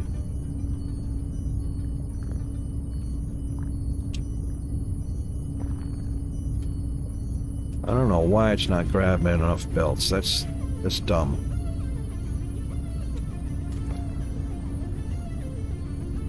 Alright, fine.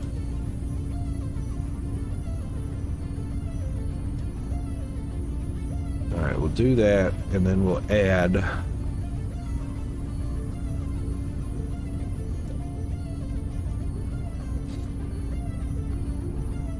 Oh, I see. It's underneath an inserter, that's why. There we go. That should be enough. Yep, that'll work.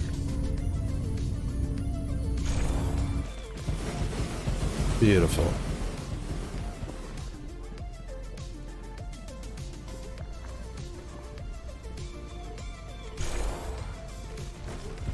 All right.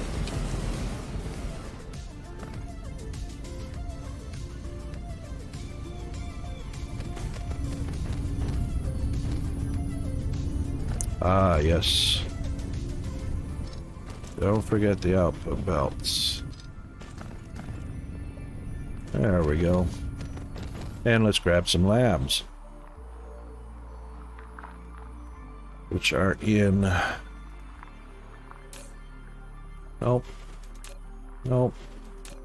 Yep. Oh, I don't need that many. One of those back.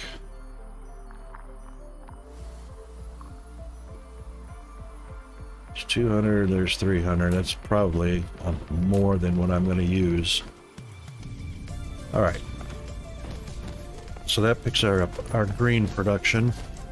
Not that green was hurting any, so yeah, that's at 10,000. They're all almost, that's 10,000. They're all almost stacked up now. All right, so just to give us an idea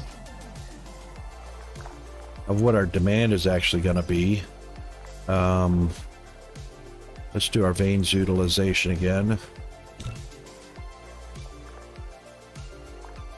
That will get them moving, and then we can get an idea of what our actual demand for those are. And let's get our purple also expanded. And generally what I like to do is, the way these work out is almost in equal amounts. Green is usually the most in demand, then purple is the second in demand, so I bring it out to 2 short of the length of the green. Then yellow is usually 2 short of the length of purple, and so on. Yeah, it can get expensive, but that's why I'm, like I say, I'm a big fan of overproduction. So overproduce everything. So in this one, you know, there's 20K of everything in there. There's 20K of everything everywhere, and then except for equipment. So belts and labs and stuff are only produced on the home planet on an as needed basis. So if I need more and they're not here on the local planet, I'll just set up a request for more and bring them on in. And you really don't need, I mean, you really don't, unless you're throwing down massive numbers of blueprints, you're really not building a lot.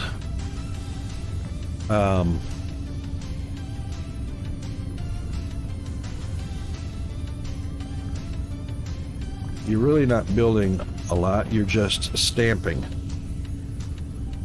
So I'm partially stamping while I'm building. So I don't use a massive amount of equipment. Like, I don't cover half a planet with blueprinted stamp downs and then wait for, you know, 8,000 smelters or assemblers or refineries to show up.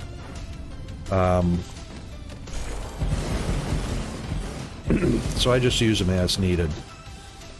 All right, so where's our 2? That's our 2, and this will be the last one, and that'll be too shy of the length of the green. And indeed it is too shy. So 1, 2. And again, I have to connect those output belts.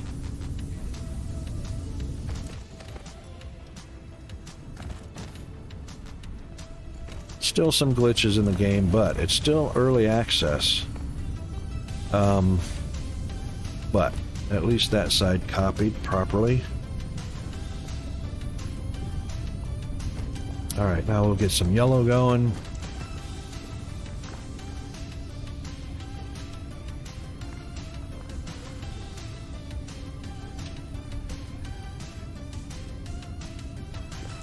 And we'll just tick a few more, so we'll do that one, then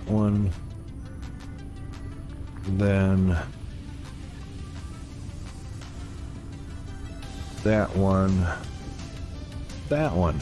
Now that should be long enough to connect them. Yes. Get out of the way, Icarus. Still doesn't connect, even though I've got plenty of belt to overlap, as you can see right there. Still doesn't do it. Look at that. So you could see right there that one blue dot didn't get pasted down. That's just a game glitch. I mean, it's not a deal breaker, but you know, just a little annoyance.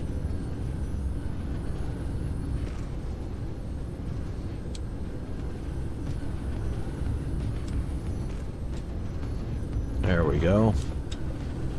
Now, the one thing I'm going to have to pay attention to... Oh, look, I've run out of room for my blue. How lucky for me.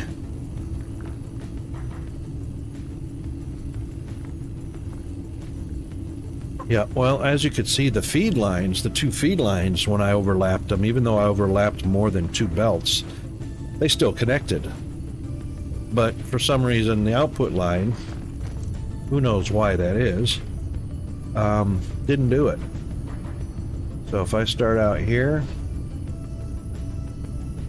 and click an extra one there and click an extra one there, so that's extra belt on that side, and we'll click an extra belt there. I don't need the inserter.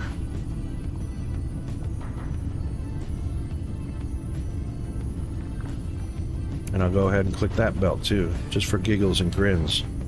And then go to paste it down. Okay, so that's overlapping 4 belts. I only grabbed 1. Why did I do that? I want 2 at a time.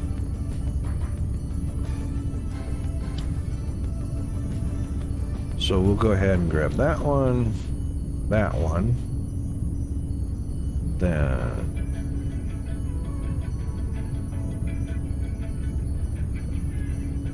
those 2. Now, that should overlap them plenty. So you can see they're overlapping 3 on this side, and they're overlapping 4 on the other side. And shift enter. Whoa! That's because I had it in the wrong spot. Holy moly. Fix that.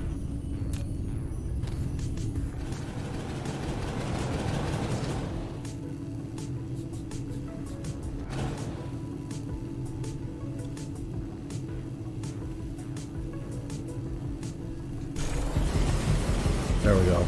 So as you can see, the overlapped belts worked, but it didn't paste the inserters that time. Glitch. The overlapped belts over here did not paste. So, yeah, weird.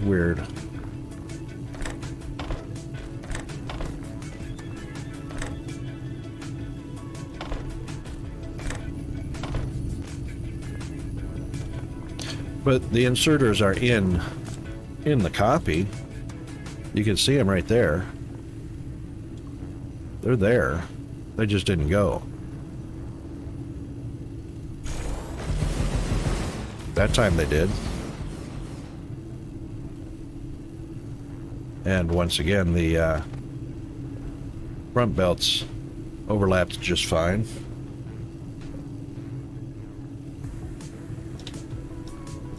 Just not the back one. Just glitchy. Yeah, it's alright. Like I say, it's not a deal breaker. Okay, so that's... Interestingly, I don't know why I'm 3 short of the yellow on red. But we're actually going to take another row of yellow because we're too short there.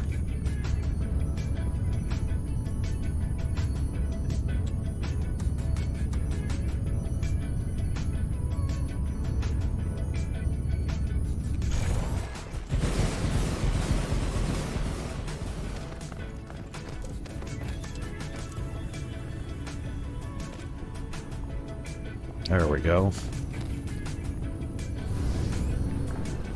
Now, what are we looking like? So as you can see, those rows are staggering. It looks like I probably need one more row of red. Blue is never a worry, which is why I left those where they are. I can just take them and stack them up.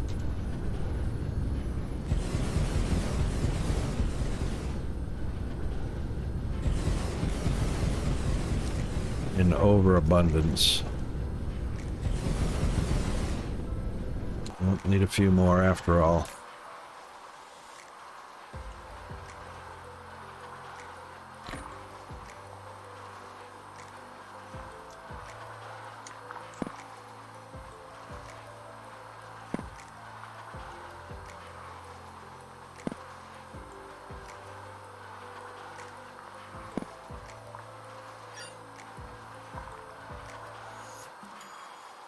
All right.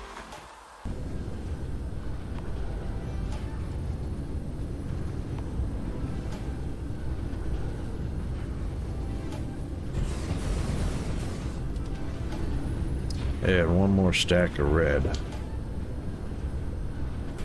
I mean, 2 more stacks of red.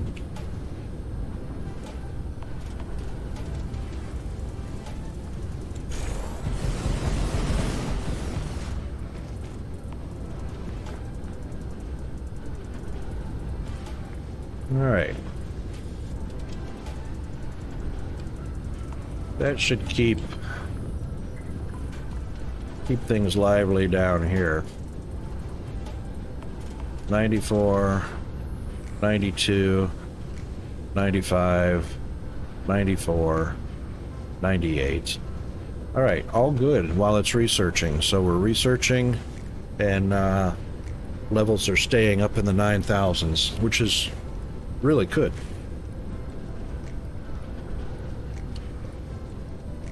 And the bots are delivering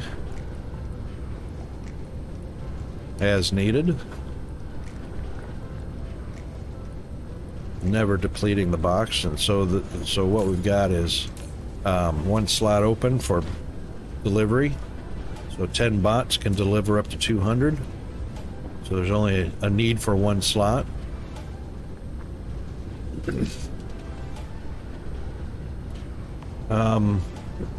So far there's only a need for 1.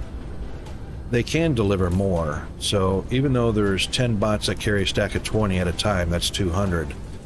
There are still bots that can come and get products as well as the bots that can deliver. So that can actually go higher. If this ever starts dropping down to 0 where there's that much demand from the white lab towers, so I've got space to expand this out, which I'm going to do right now, but I think we're oversupplied pretty well. Those are in the 1800s. Those are in the 4600s. 2500s. Yeah, so what we'll do is we'll create a demand.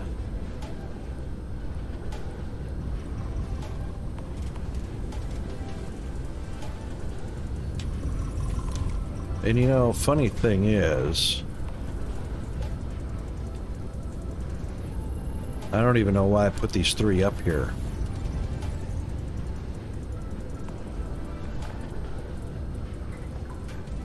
So what we're going to do is make the trip shorter.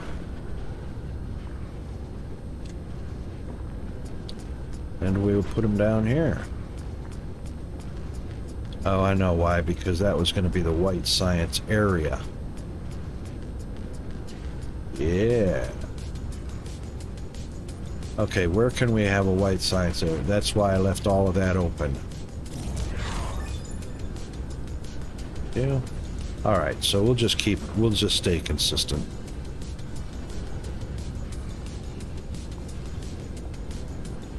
Thank you, autosave. Just as I click to paste that down. Funny.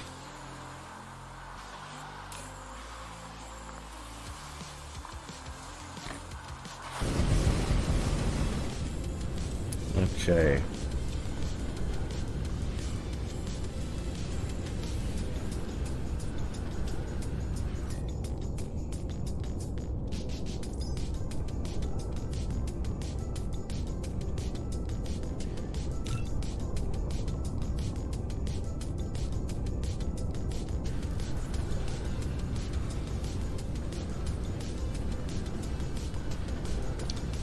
Go, go, gadget bots.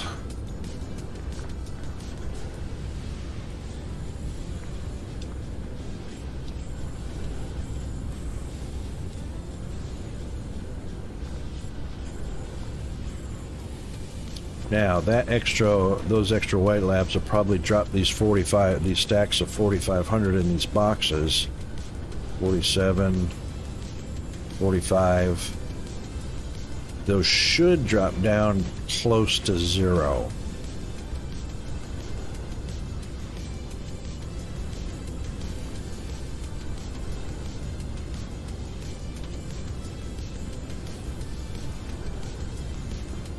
Now, I actually had to change the green. I had to split the green because, look, we've got 2.5 towers that are not doing anything. So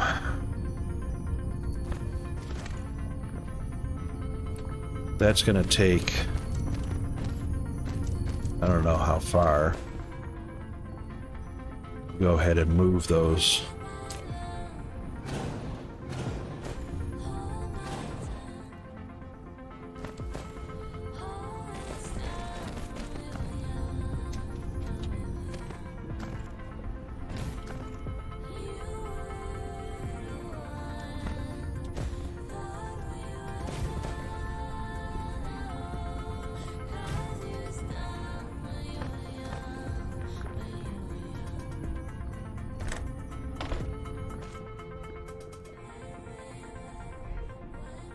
We just want to keep all the towers lit up, so we don't want any stacking going on. It looks like it's stacking right about there. Oh my goodness. Alright, it's going to stack anyway because of the towers at 10,000. So this is turning out that the line is too long in order to be efficient. So what I'm going to have to do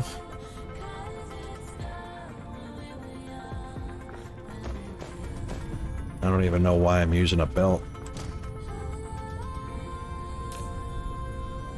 This is a distribute.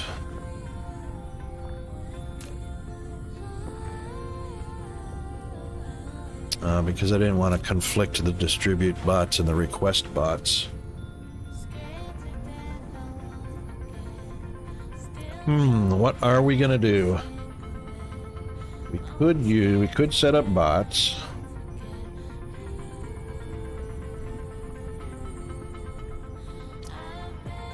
Or we need to speed up the delivery, so tell you what we're gonna do. Got space in here, plenty of space.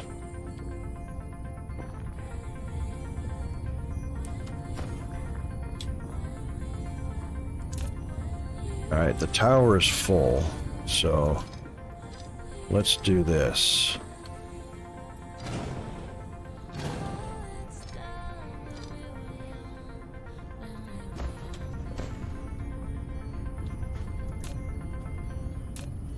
Rocket's gonna start getting creative. As long as it lets me get close enough to pull a belt. Ah.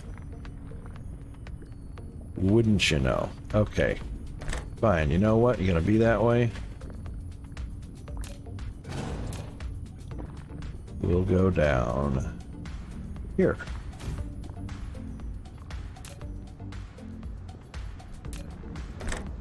Of course. And now that's too close.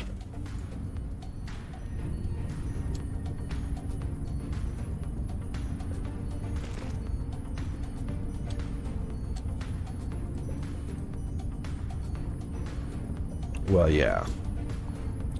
Of course, why can't it be easy?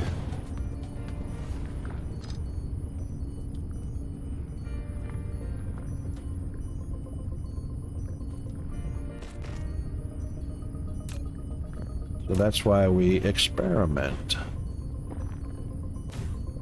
That should be fine.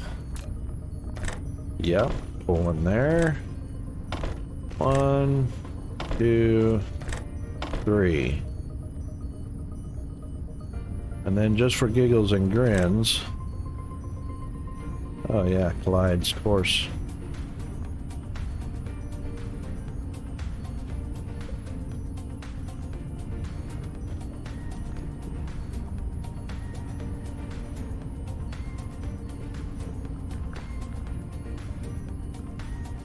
All because these proliferators are too close.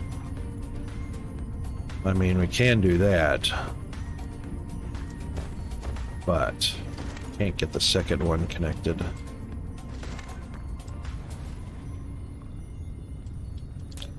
Because pulling from the box collides with the end. How stupid is that? How stupid is that? You should be able to connect to the very end of that.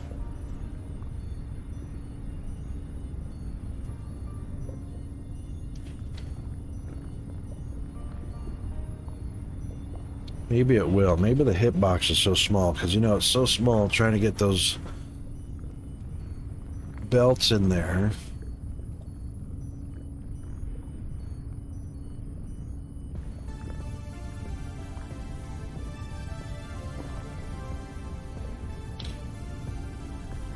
I don't reckon it's gonna.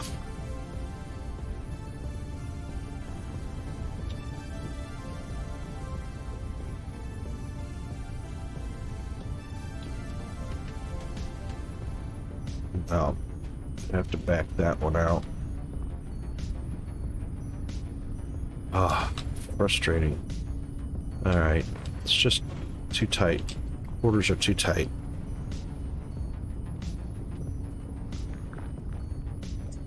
Let's think about this for a second.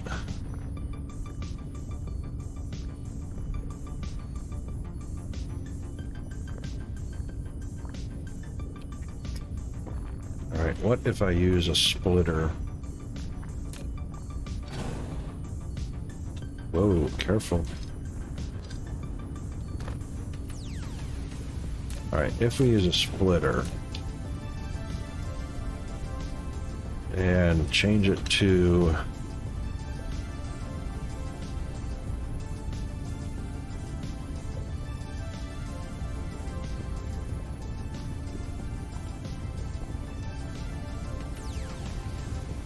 can't do that.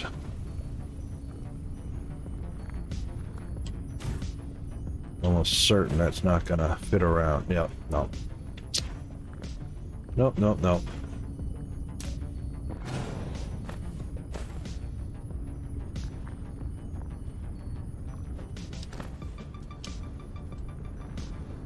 Hang on. What we could try. Yeah.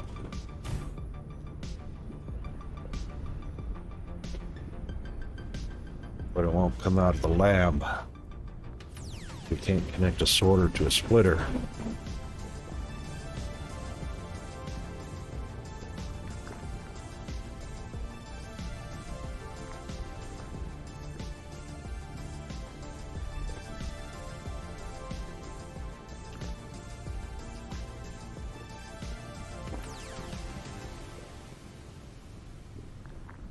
Ah, okay. Might have this idea now.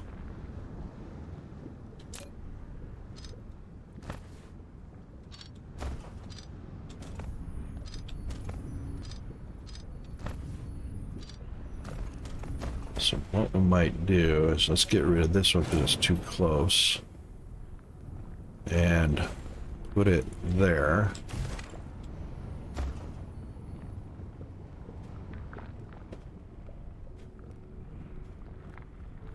Put it there. Or if we just do every other one, we don't have to do every one. Do every other intersection.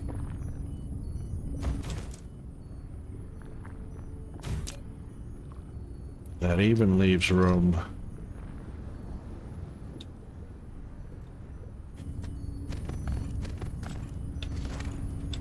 Hold on, Icarus.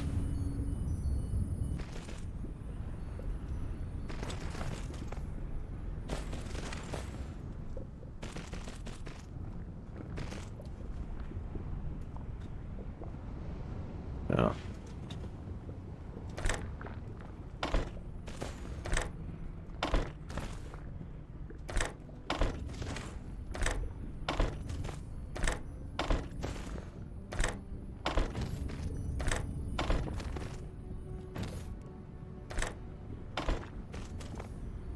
That's what we need.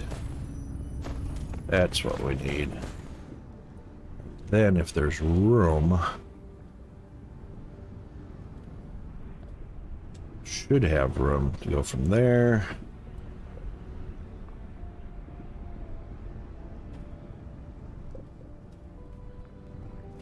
Not quite. Not quite.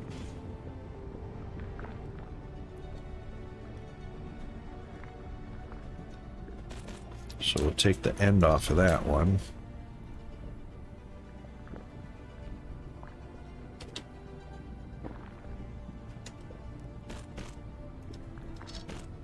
That's a fancy little loop. But we could literally go from there to there.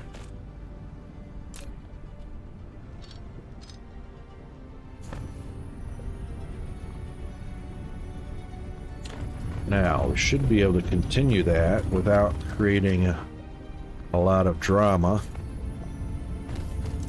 So let's do this.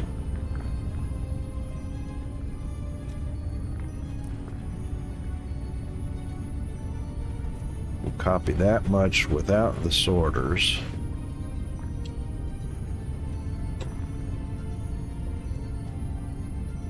And every other one puts us... Well, I missed it by one. That's all right.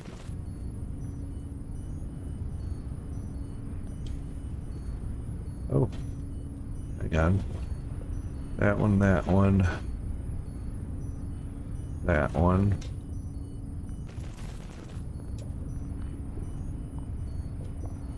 That one.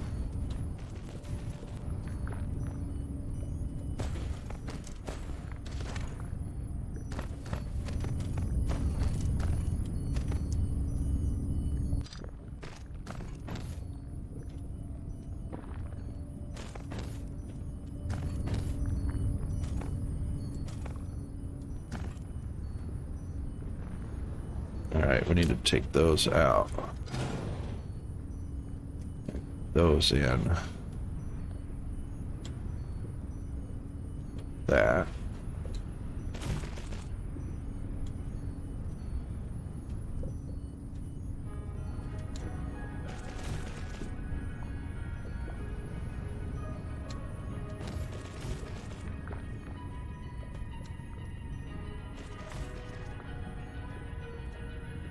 Like that. Huh. And then reconnect them all.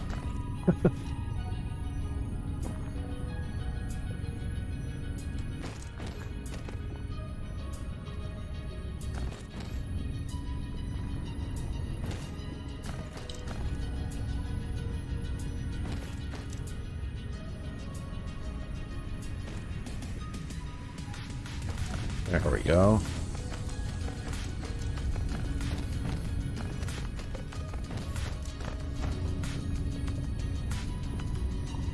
Alright, so since those two lines are not saturated, that's what the whole splitter deal is about. So then we can take the top one of that and put it to the top one of that one until we get saturated outputs.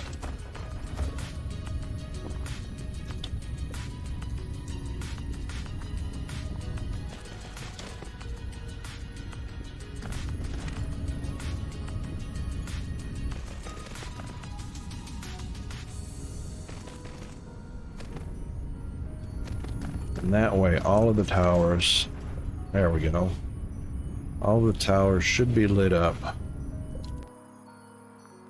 Fabulous.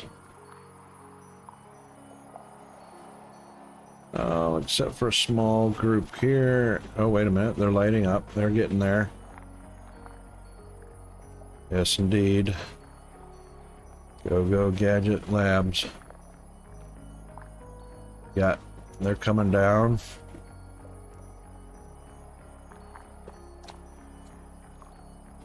We might have done it. Might have done it.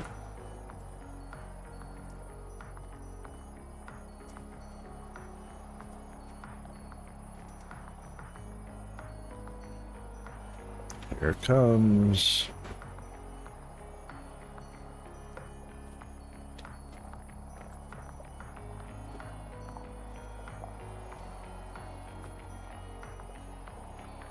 Slow but sure. 3, 2, 1. Bam. Hey, that's exactly what we wanted. Yeah, we got kind of low there because of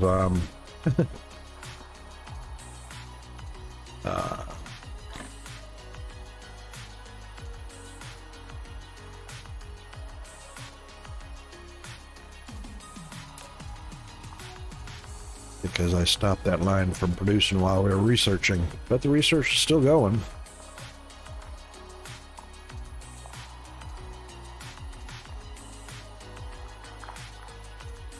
And it is building.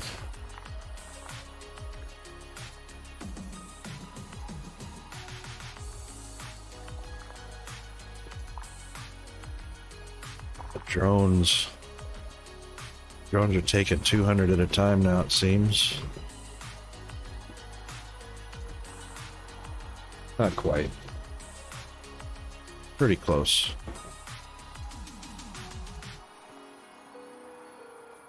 Yeah, drones taking 200 at a time.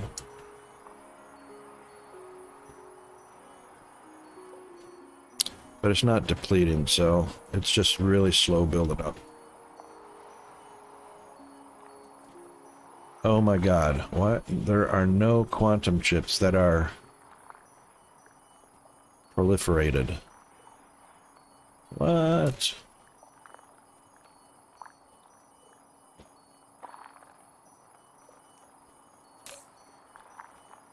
Wow.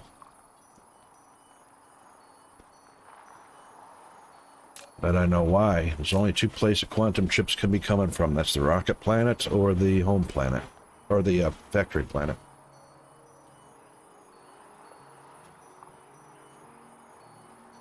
I'm pretty sure.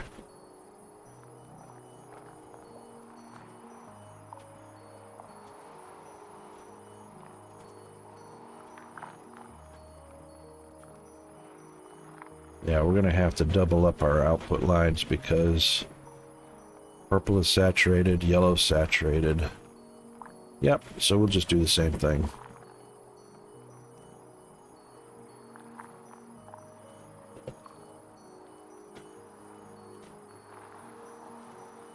Particle broadband's only got 2 arrows of proliferation. That ain't cricket. So, wow.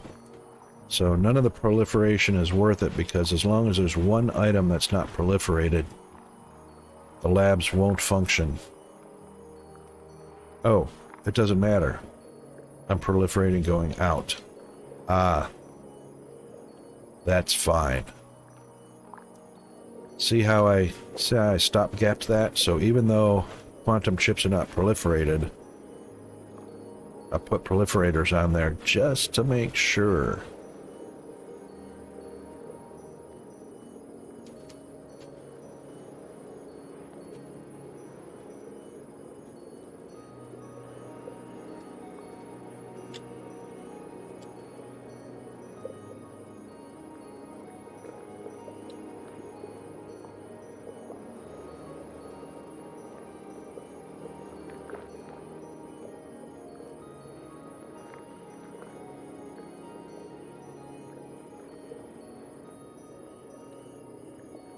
Okay.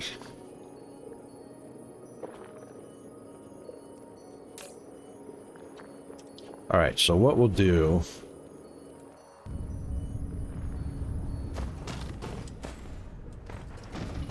I could literally copy that because it's not going to copy the green.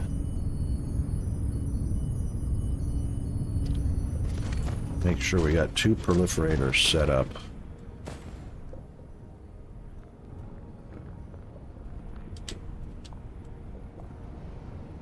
Alright, fine.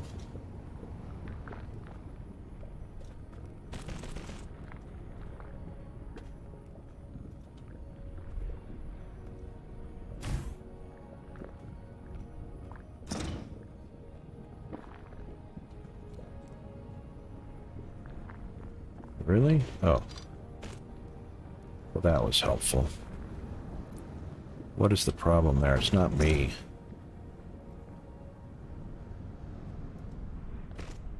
Yeah, it's just the placement.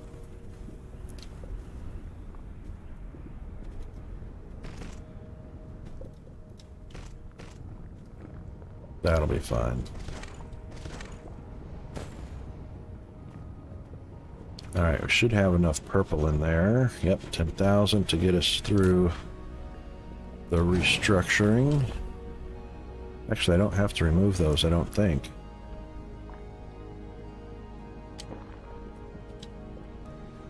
Don't think I have to restructure those.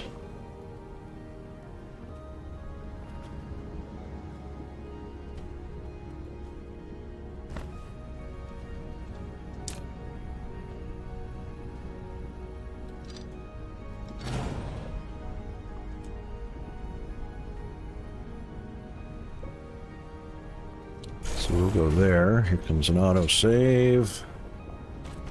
And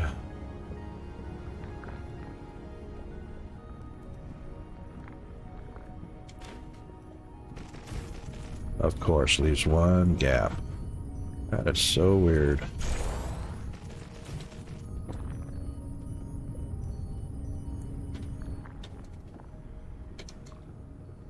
Alright, it is what it is.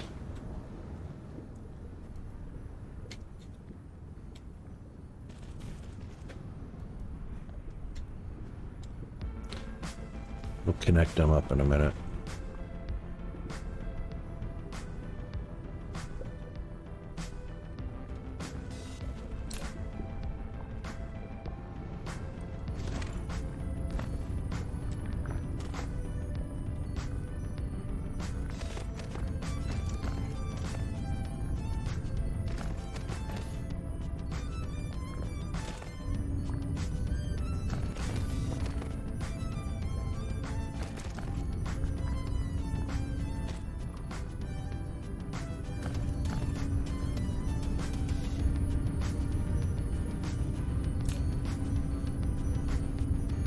Alright, we'll cut a little break there.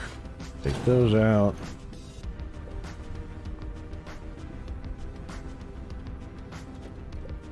Then paste them in.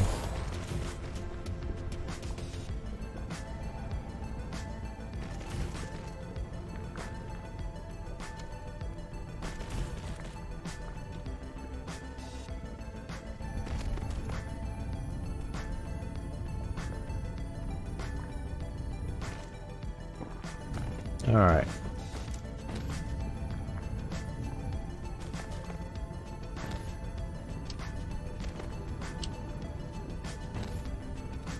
All right, now dang it.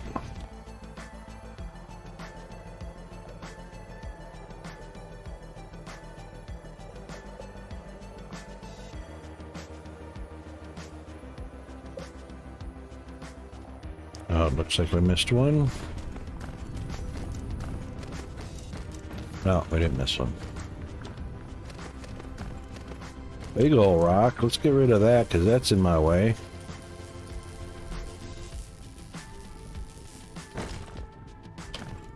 Stone and coal. All right.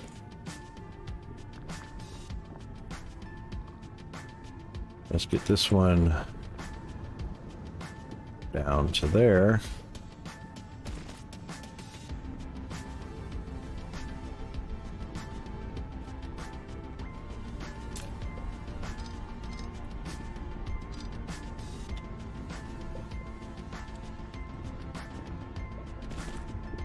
There we go.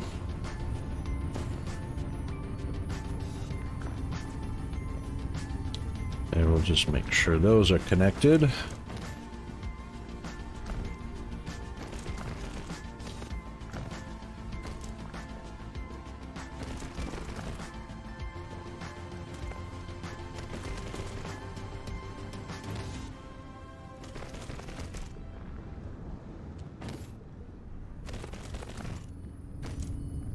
Should be plenty. We'll just go ahead and connect them all anyway as we expand. See when we run into our limitation.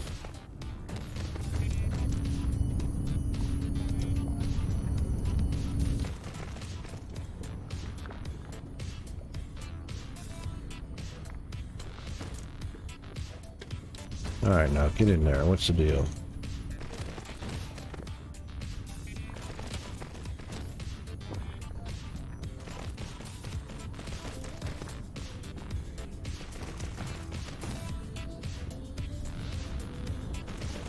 There we go. All right.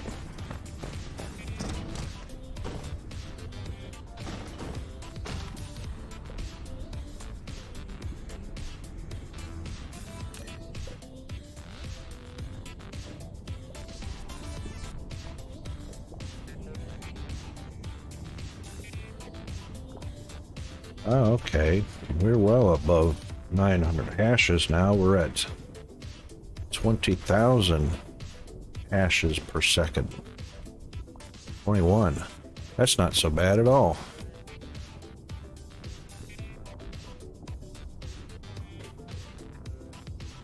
I am less than ecstatic about that, but it's a lot better than it was before.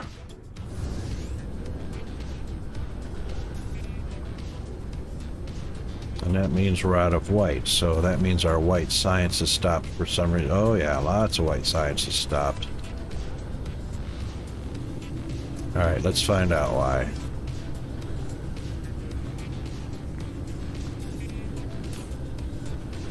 We are out of antimatter. I knew that was going to be the issue because antimatter's only 20 per stack, and that's an issue.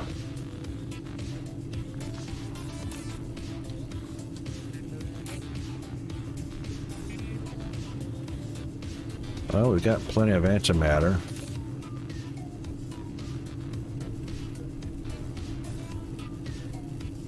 There's no reason why that can't be all the way open.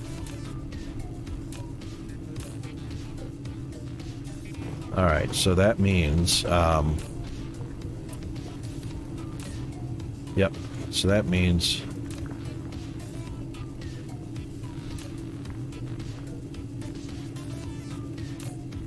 that a stack depleted, we'll put it there. Wow, that's fast. Okay. So what we'll need to do is grab a healthy handful of these.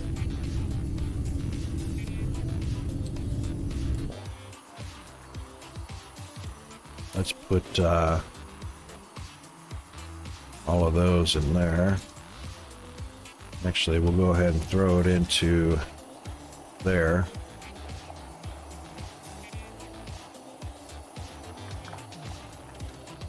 And get rid of these guys. That gives us a little bit of room to work with. Oh, for that one.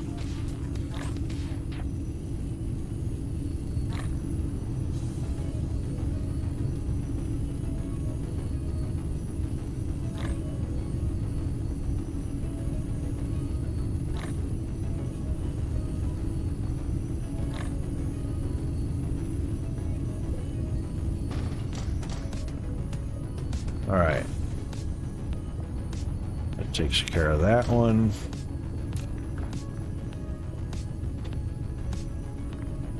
And we'll take that many till all of the towers light up.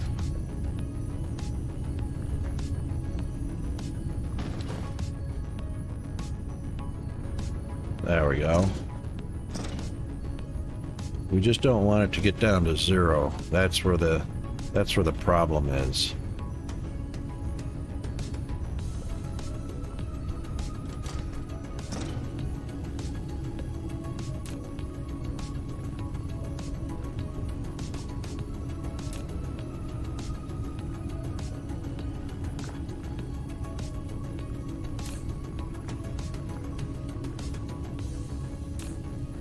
I better put those back in because they're not proliferated. And we'll take them from here instead.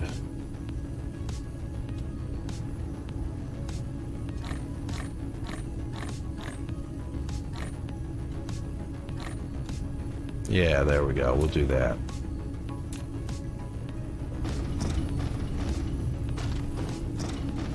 Now we can fix. And hopefully Rocket won't be a dodo head.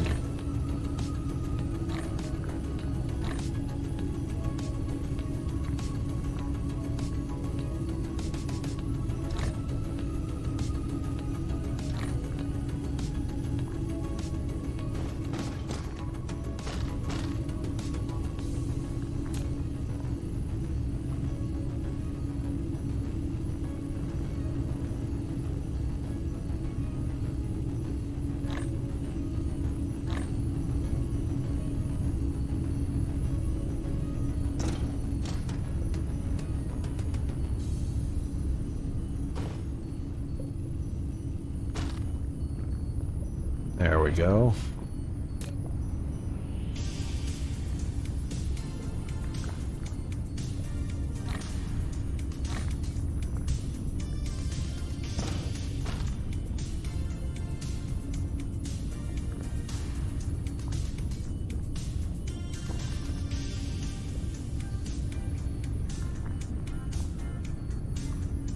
Oh, that's close.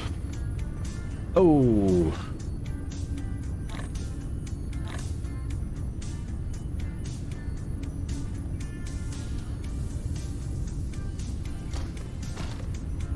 Yeah, we don't want that to get down to 0.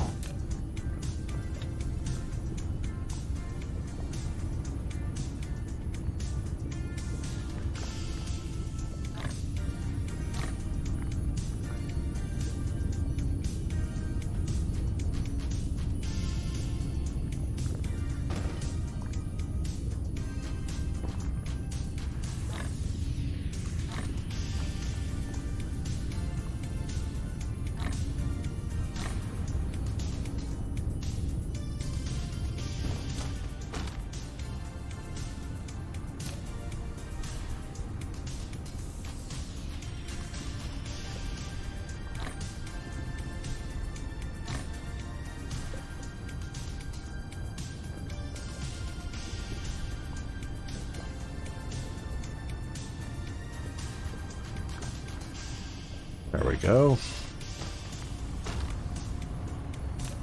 And last but not least,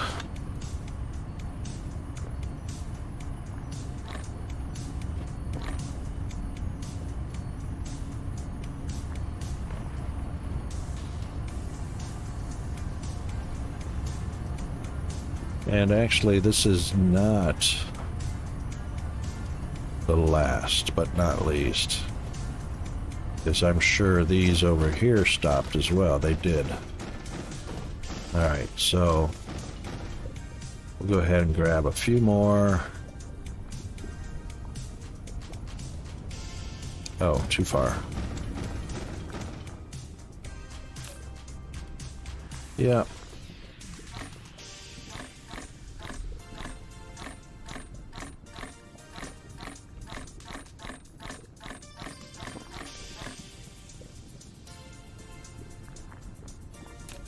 Yep, that should be fine. Let's put these guys.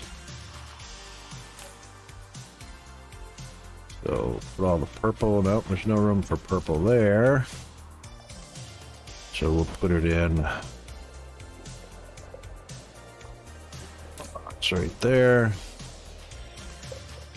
And we'll take that one and put it in that box there.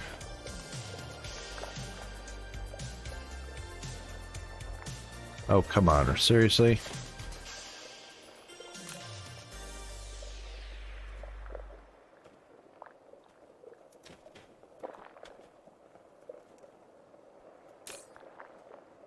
There we go. All right. Now we can take on this side. Yep.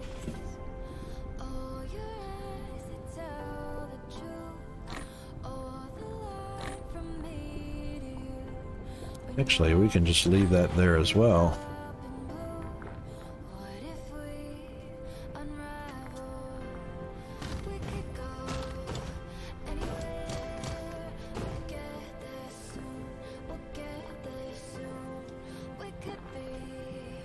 Very good.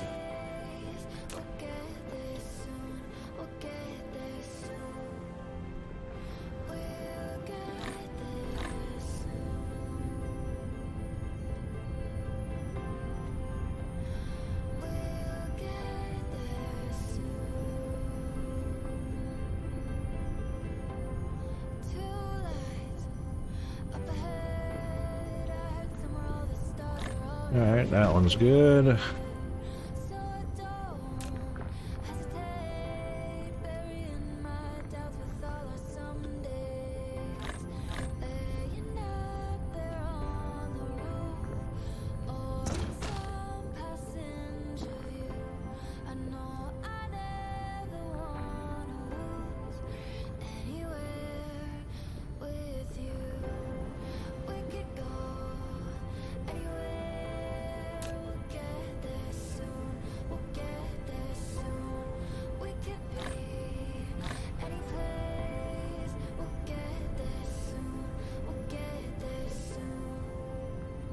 Four more and we should be good to go.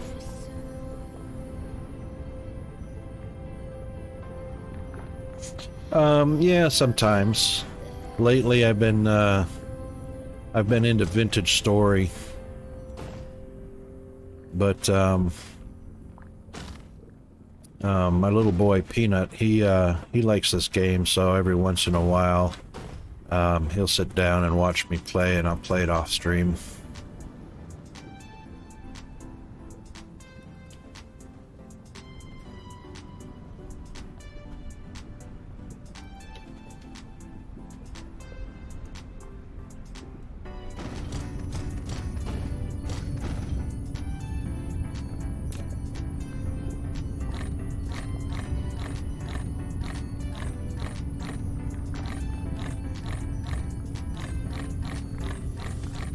That should be enough to do the other four.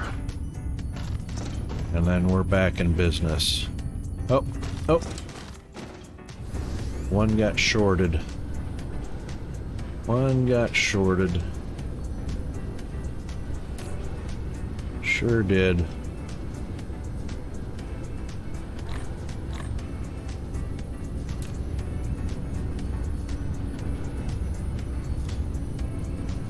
think what I need to do is set up another distributor bot just to make sure that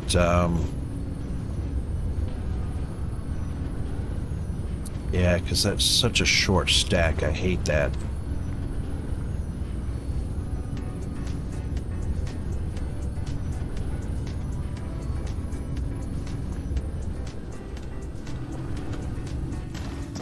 Alright, can we remedy that right now? Should be able to, yes. Alright, so I'll put that one there. Copy, oh, and copy that one to there. Copy that to there. And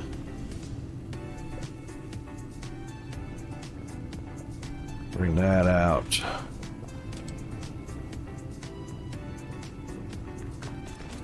To there.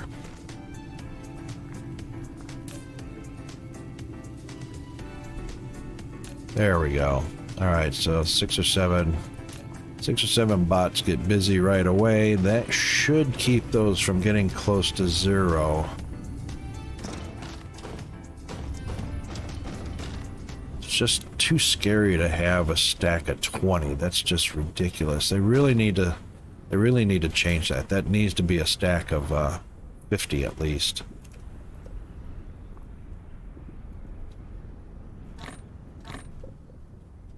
$20 just goes way too fast.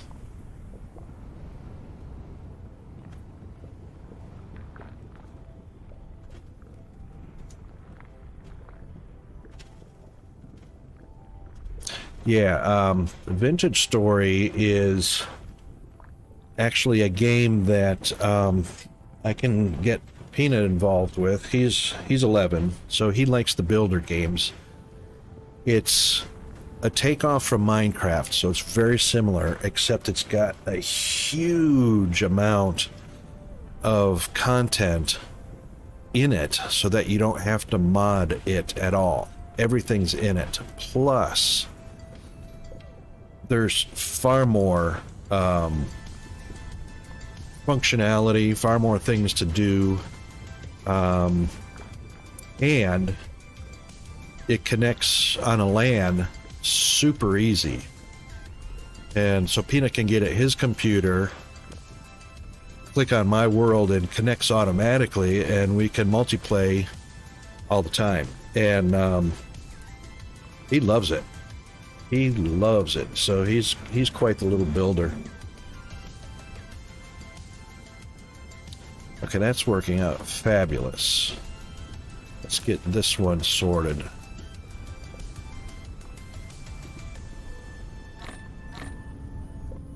And then, once that's up to the top and I'm satisfied that's not going to drain down to 0, we'll do the last 2, and that will be our expansion on white. Meanwhile, our research is just about done.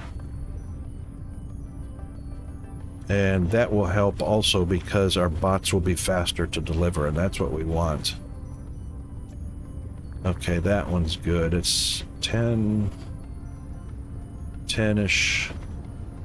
Yep. Okay, we're happy with that one. This one. So for our logistics bots, even though they're only carrying a stack of 20, some of them have to cover quite the distance, so we want them to cover that distance a lot faster. That one's down to 10, 6,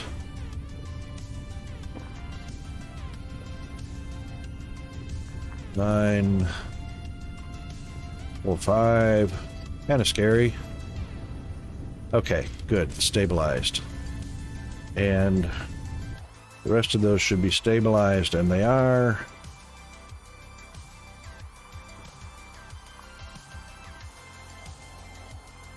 Now we're producing whites to keep the towers going, and that'll take a little while to balance up. So we'll do one more and call that done, or fixed rather.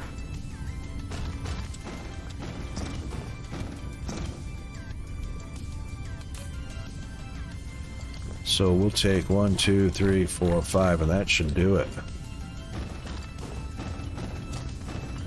Yeah, Peanut loves Vintage Story. We also play another one called, oh! Well, look at that. It's not actually. That wasn't a, antimatter issue. How about that? That was a green jello issue. Thank you, autosave. That was a fast 20 minutes. I'm pretty sure I had that on 20 minutes. Wow. Okay, anyway. Yeah, so, wow, look at that. Alright, we need to step up the antimatter production because I reckon those boxes are gonna empty. Yep. That was just in time, but wow. Okay. Antimatter. Where am I doing antimatter at? Let's find out.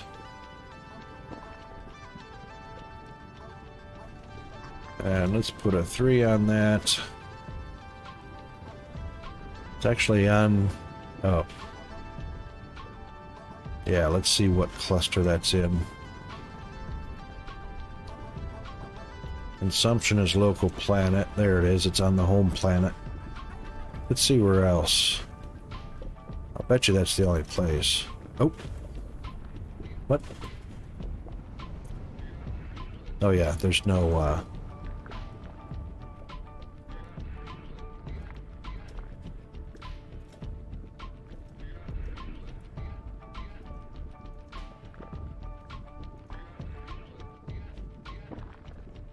Yep, so that's going to be the home system.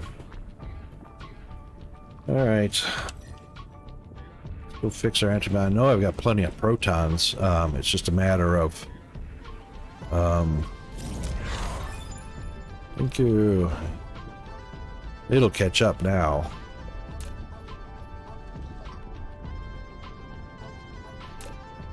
But I want to make sure there's plenty of machines to convert those.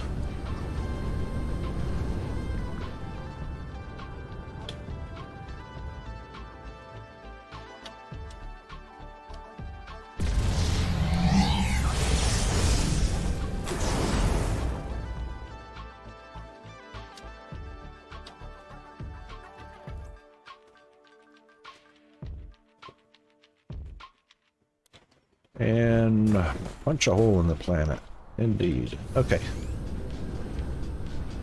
So antimatter should be in the colliders, if I'm not mistaken.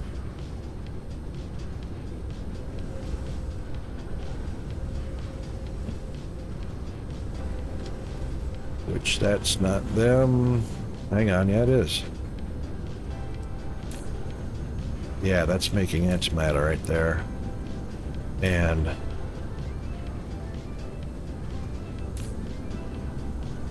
hold on. What?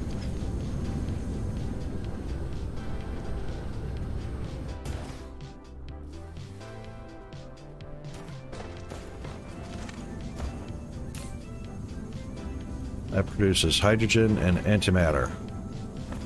Yes.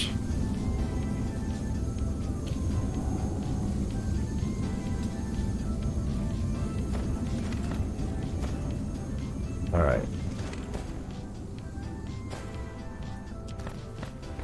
Just coming down here. Oh, they're going into antimatter canisters, so this is not it. That's one of them. So I got one that's doing just antimatter. That's strange matter.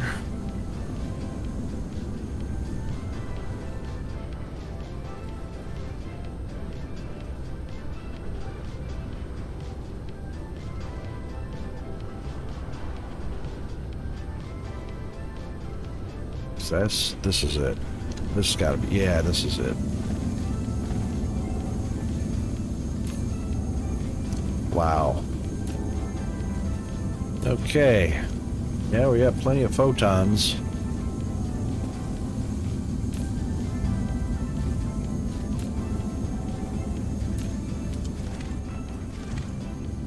Wonder where I'm distributing antimatter to.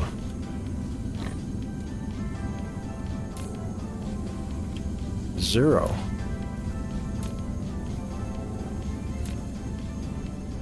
They're distributing to nowhere. Distribute. Distribute. Distribute. Okay, well, in that case, we don't need them. Let's get them into where they need to be. Wow.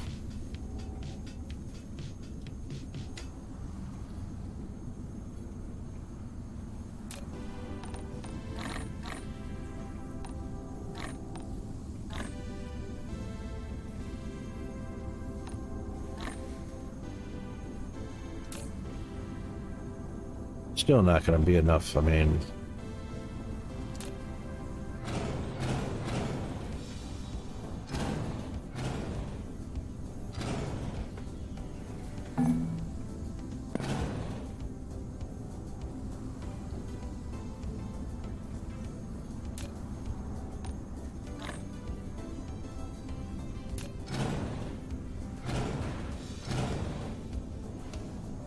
not exactly sure why I had those going.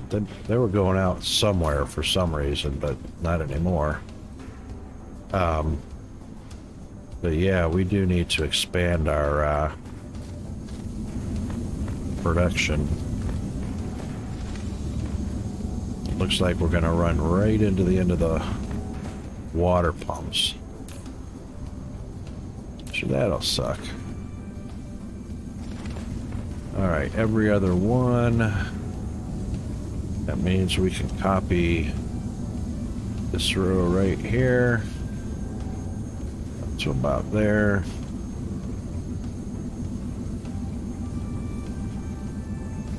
Oh, hang on.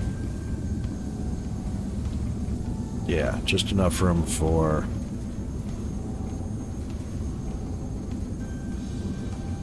collide with. Yep, that's all right.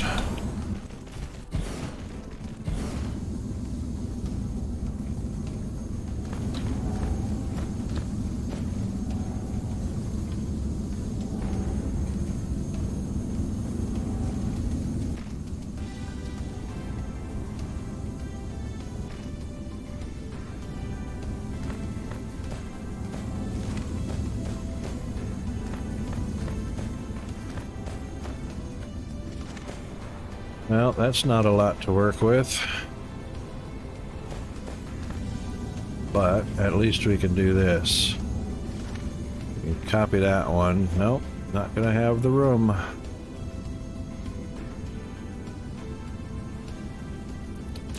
So we'll just cut this one off.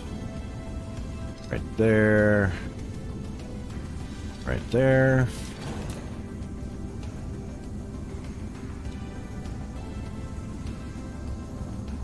And do a little bit of that. Do a little bit of that.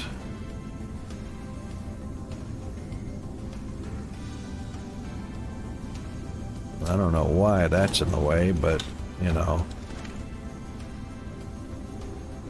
A little bit of that.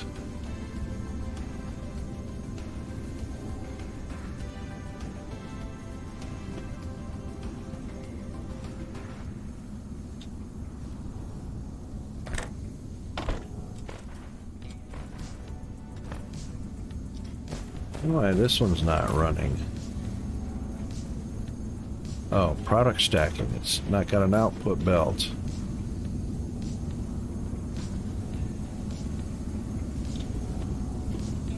Alright, so hydrogen's on the front. Oh, hang on.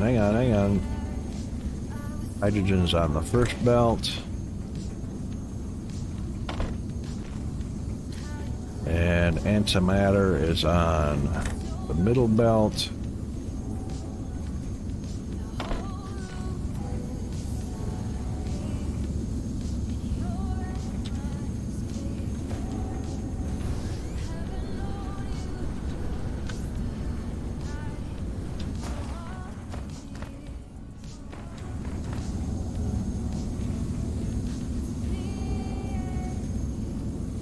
Alright, so antimatter will go on that belt. Hydrogen will go on that belt.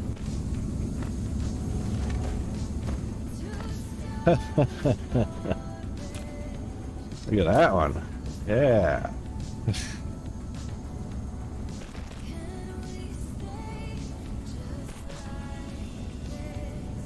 Now, let's try that again. Let's copy him right there. Yep. We'll copy him right there. And then we'll put our power pole right there.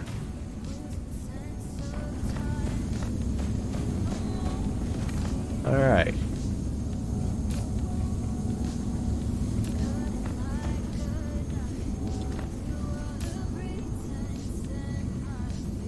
Doesn't seem like it's moving very fast, but it is moving at 30 per second, so... Well, almost.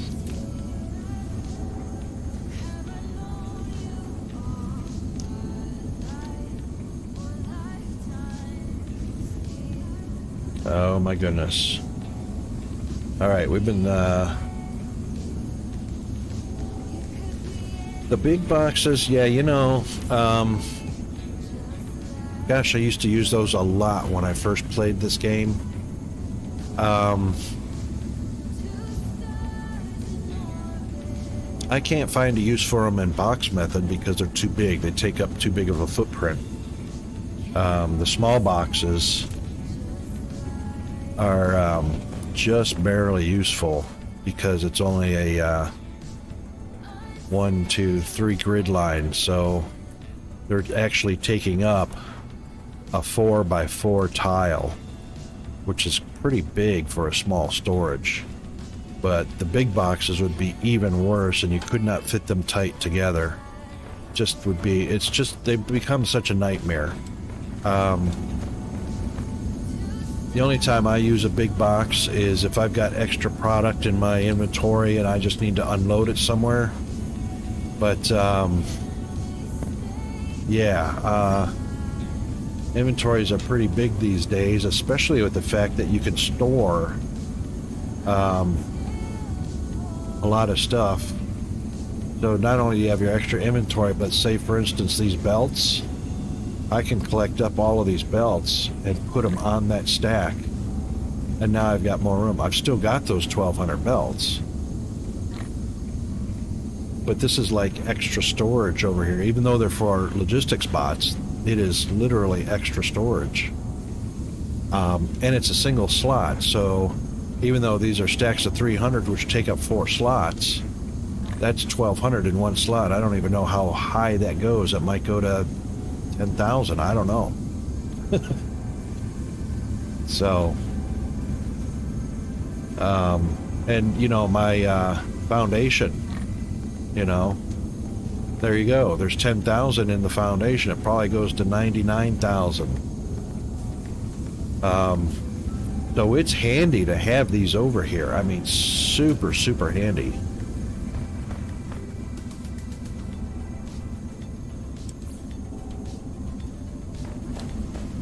All right, let's see. So that is hopefully enough. There's only 4 more extra machines, so it's still struggling.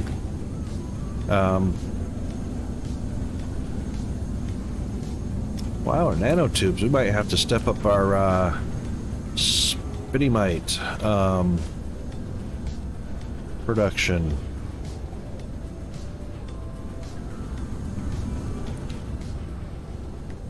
See if I can spot. Oh, nanotubes are just. Wait a minute. Where are they going to? I see it. I see it. Right. Follow it. Right here. Nope. It's following the wrong bots.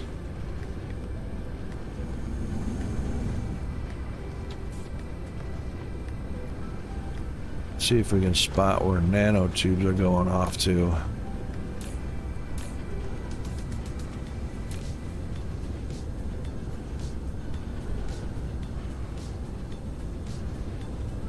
We're gonna have to wait for another delivery.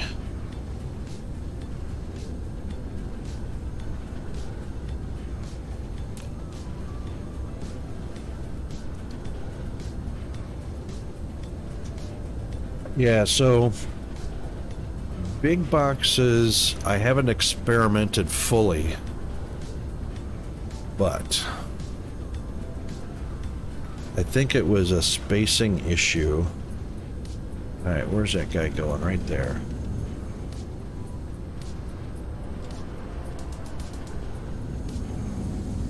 Oops.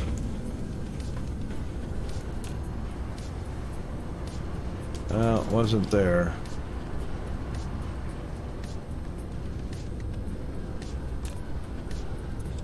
I don't know where the nanotubes are going, but we'll have to step it up. So, these colliders are not arranged properly. Well, not properly. They're not arranged like I used to do them, which was long ways. This is the short ways method. A good example would be the, not the ChemLabs, these right here. Chemical plants. So as you can see, I got 3 ingredients going down through the center of them. Where the big boxes may come into play is in a configuration like this, where the distance between the input ports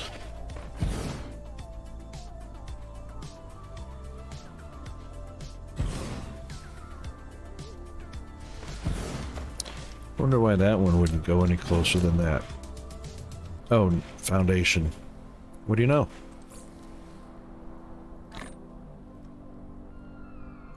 I don't need that. I don't need that. Oops. I just need a blue right there. Good enough.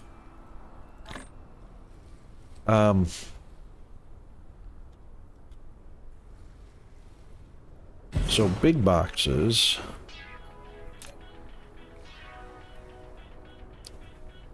could match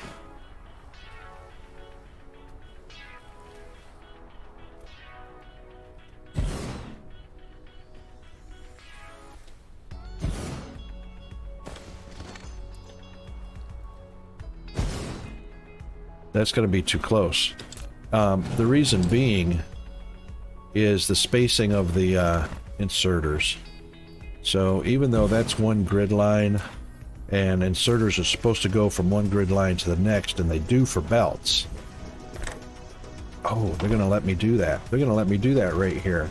What region am I in? I'm in the equatorial region. How about that? All right, I might have just... I'm glad you brought that question up. Let's do this, though. Let's make a small adjustment because that belt is... I mean, that box is right where I like it. So there's 4 ports on each side. So we will attempt to space...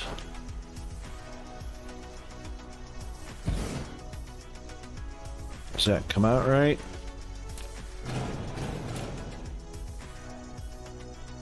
So there's only 3 ports on a box.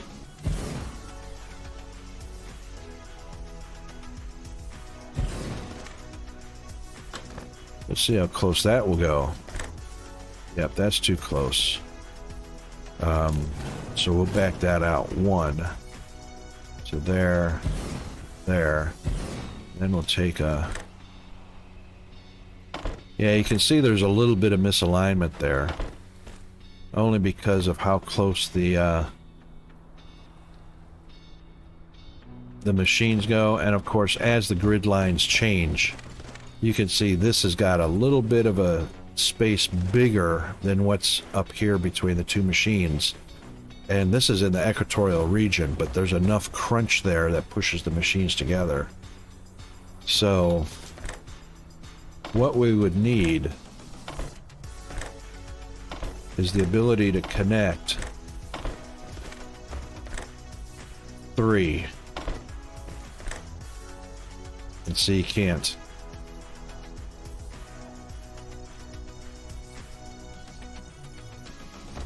So the only other solution is to knock that one out and then move it 1, which now increases this to a 3-2 instead of a Oh, 3 grids, 2 trips per second, so it's even worse. Just to get that.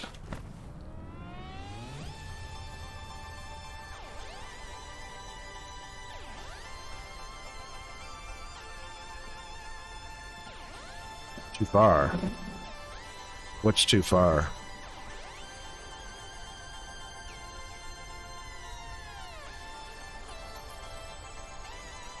The inserter is too far. Right. So see, you can't even place the box. It just gets worse and worse. Okay.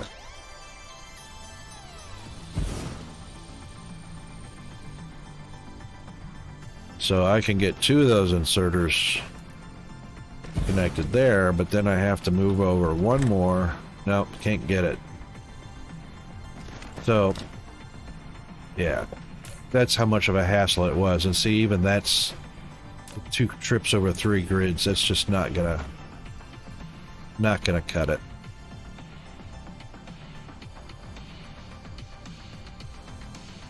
Okay,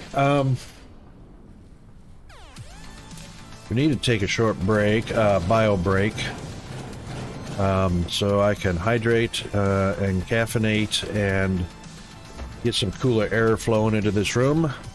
So we'll be about 5 to 7 minutes, and then we'll be right back.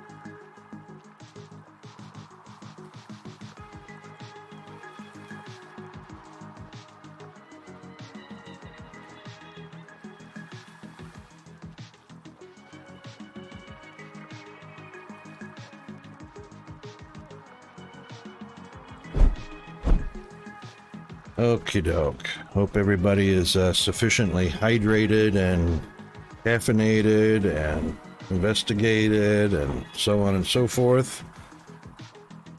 Now, right, so we've discovered that the big boxes still don't have a practical use yet.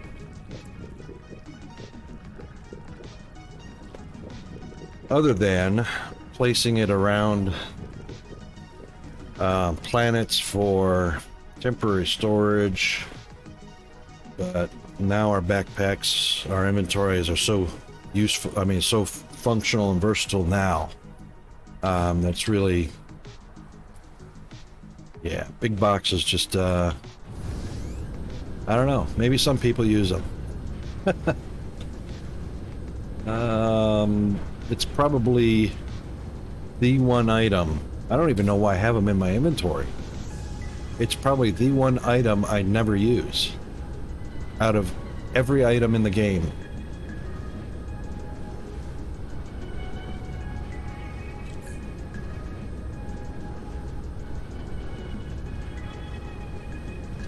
I even use the geothermal power stations on occasion.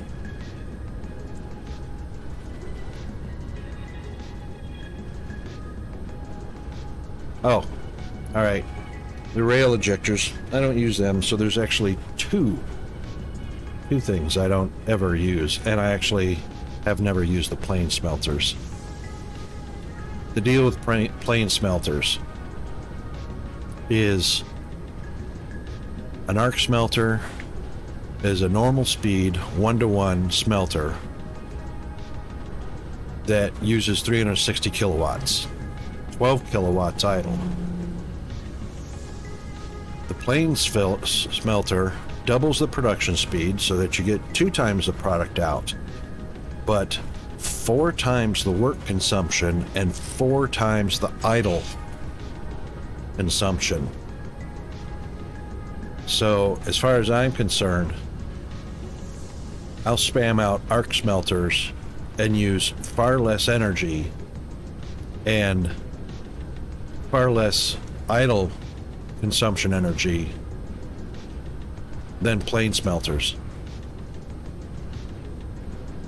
And I can spam out twice as many of these to get twice the production to equal a plane smelter and use half the energy and half the idle consumption. So 2 arc smelters has the same production speed as 1 plane smelter. So this to me is a completely useless item. Only if I ever run out of space on a planet where I have absolutely 0 room to build something and I need some smelters and I have to cram them into a small space, then I might consider plane smelters. But aside from that, I got 0 use for them.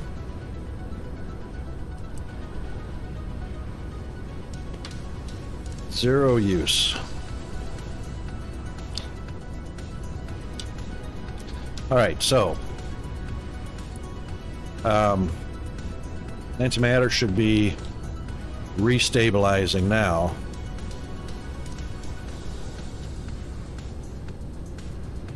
And just want to take a look at a couple of these.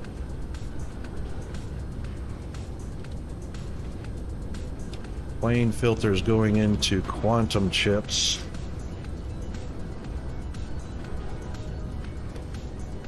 Plenty of that, plenty of glass, plenty of titanium glass, plenty of titanium.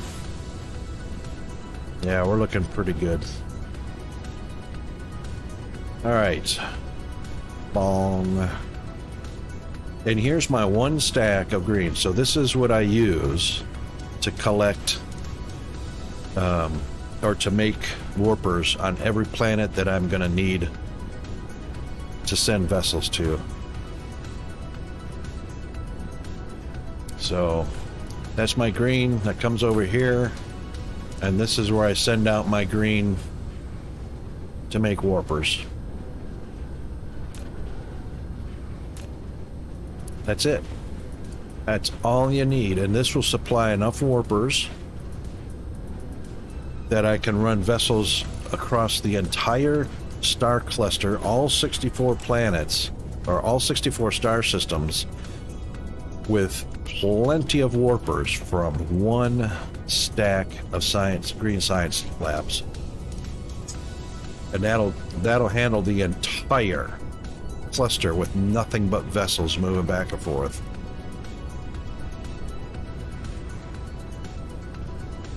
So you really can't beat that deal. Right, so back to the science planet, and we'll make sure that antimatter is now satisfied until I actually have to start expanding that factory to maybe a quarter of a planet or an eighth of a planet. Probably an eighth of a planet, a quarter of a hemisphere. Why aren't you going, buddy? Go, gadget. There you go. Just get over there.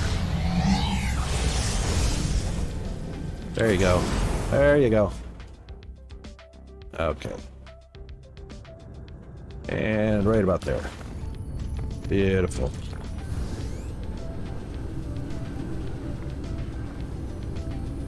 Yep. So, 21,000 antimatter.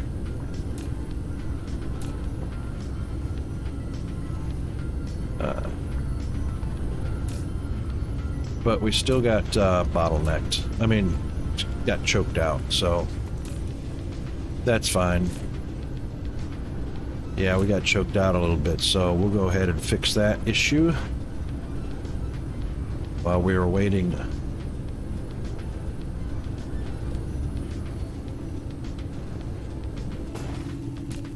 That was all while we were waiting. I'll just take all of those. There we go.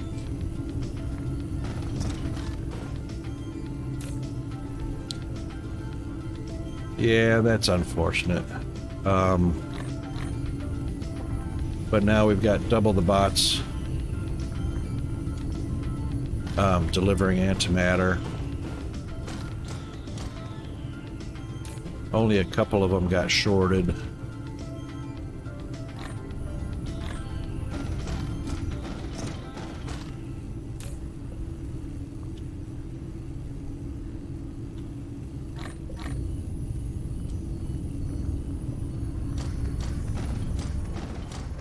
Because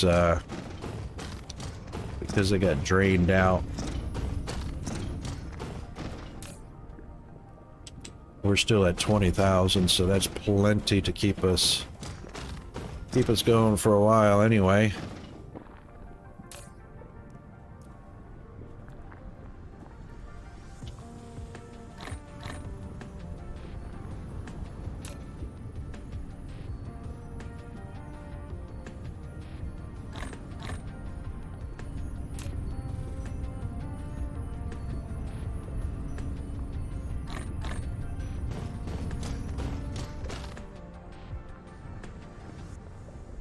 Grab a few more of those.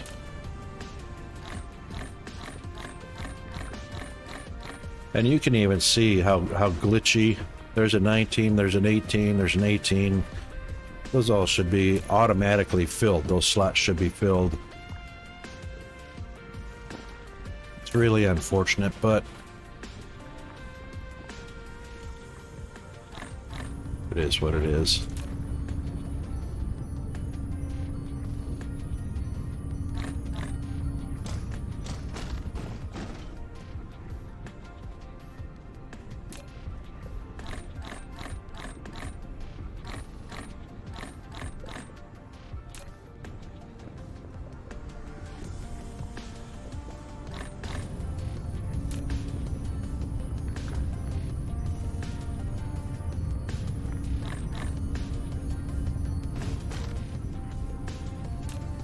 Let's see if we can jumpstart this with one.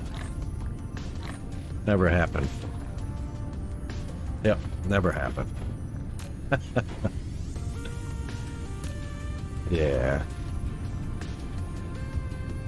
Deck is just too small.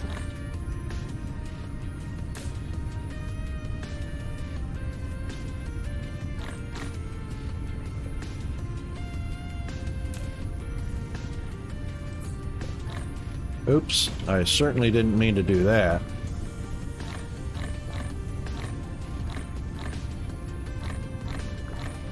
Hate when I do that. Oh, man.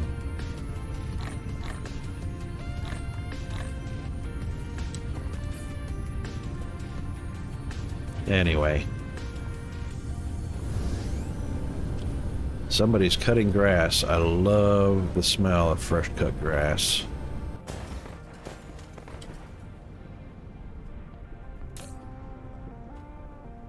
I don't know how purple is sneaking in there so quick, but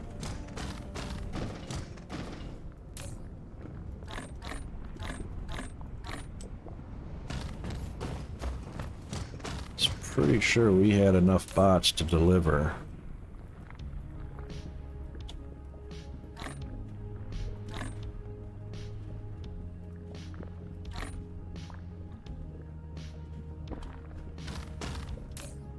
Yeah, purple's slam full.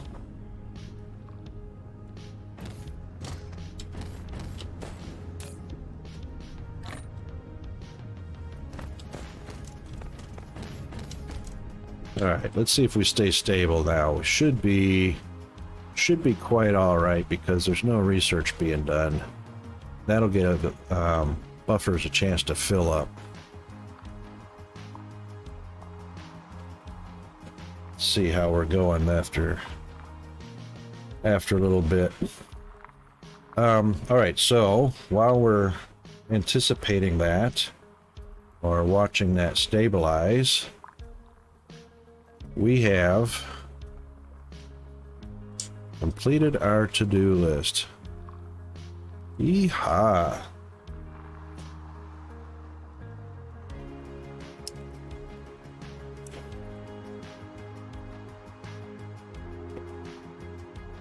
I reckon we are approaching a new to-do list.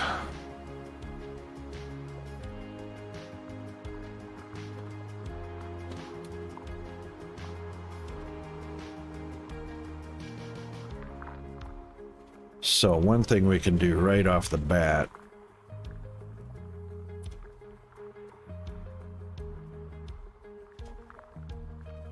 Let's just change that, turn that off right now until I come up with a new to-do list.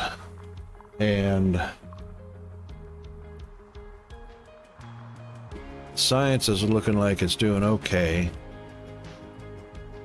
These should be stocking up pretty good now. 1800, 38, 15, 270, 70, 2194. Yep. I reckon 10 bots each. Yeah. I reckon we can do something about our titanium issue here. Jammed incredibly unprofessionally between those two. All right. Poor titanium. I don't know what I was thinking. So first things first, let's just grab a chunk of land. That is 5, 10, 15. Yep, that's 15 tiles worth. And if we drop below that one right there, so these three right here.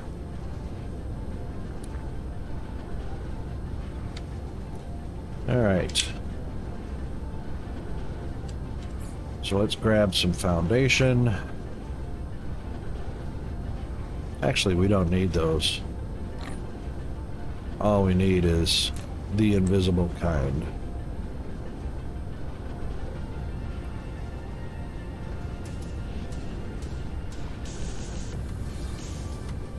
Alright, so we are definitely going to do...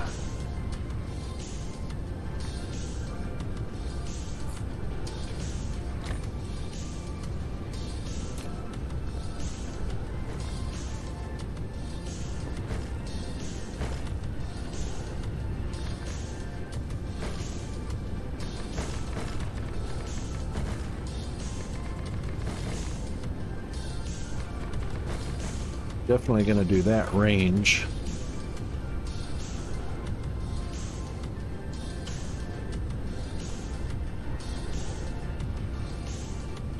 So that is 1, 2, 3 down to here. Done. And I might as well just wipe that out. Might as well just wipe that out.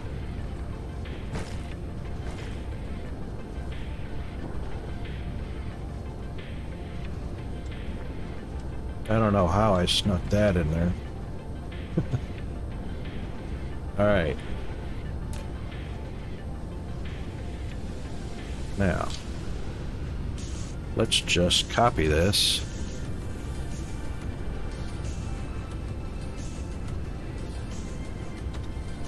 No, I don't want to copy that. That's ridiculous. This is a belt line. I got belts jumped over the top of other belts. Let's not copy that.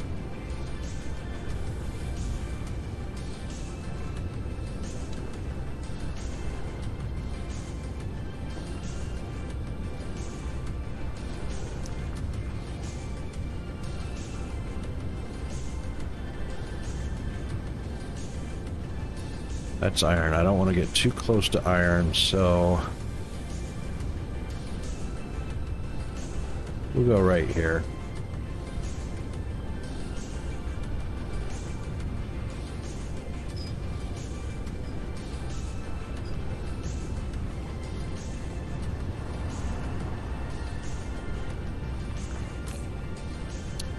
Bring it on over.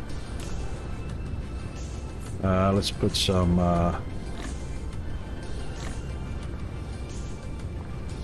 those guys in there.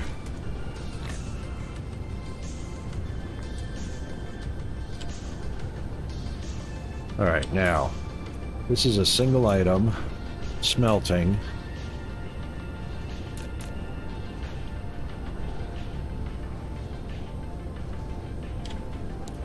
Let's just match that up right there, and bong. That should do it.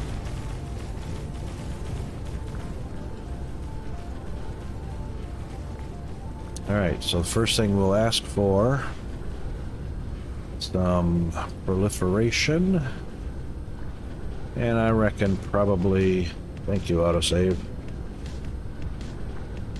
probably, thanks muzzle, I reckon 800 should be enough, and we'll throw some power on it.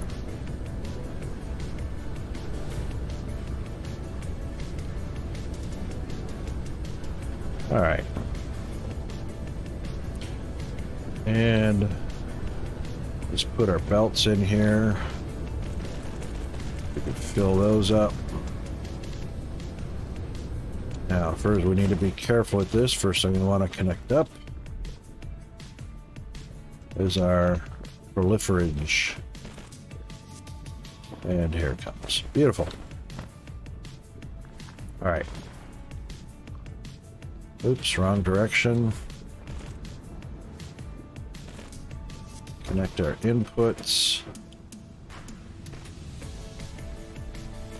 Beautiful. And these are going to be titanium ingots. So we also want that to be production speed up. So we'll just copy all of that over.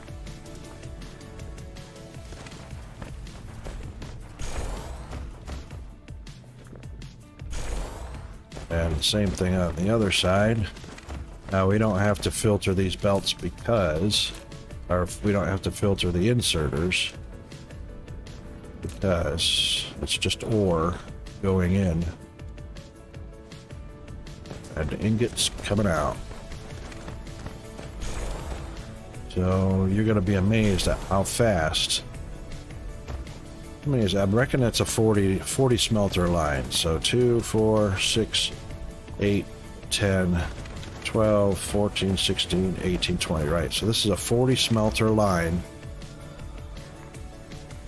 And we are taking 2 ores and making 1 ingot every 2 seconds. So that's actually 20 ingots per second. Okay. So let's go ahead and connect up. This is going to be touchy. Where's that hitbox? Oh, I had it for a split second.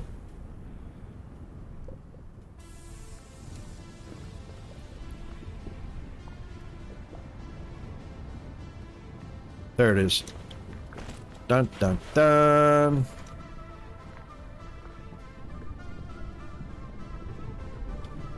God, I hate that. There we go. Okay, so this is only 72 per second going down there. So that means because it's 2 ores per machine, that's only 36 machines initially.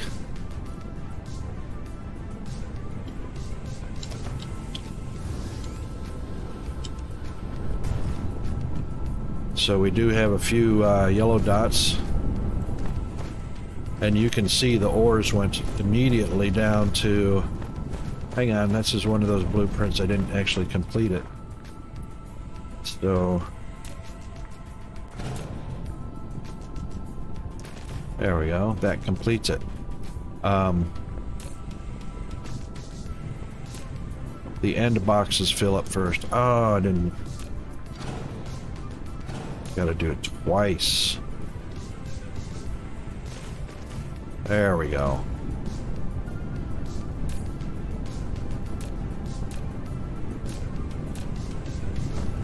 Not exactly sure why.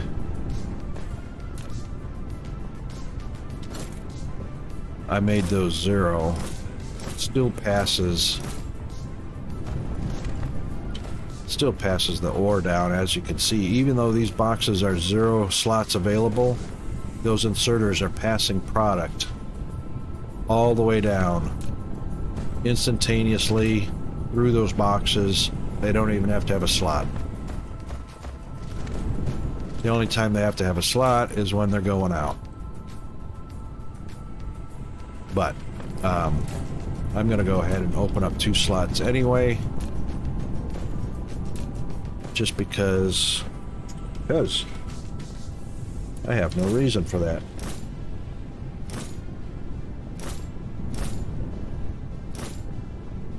And of course the bottom box is 0 slots empty.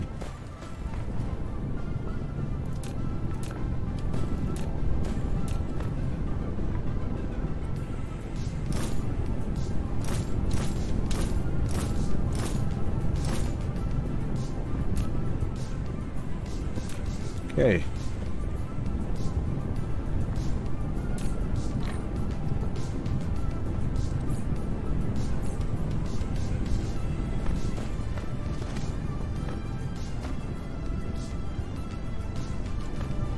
And when all 6 are flashing like that, that's 72 per second heading down the line.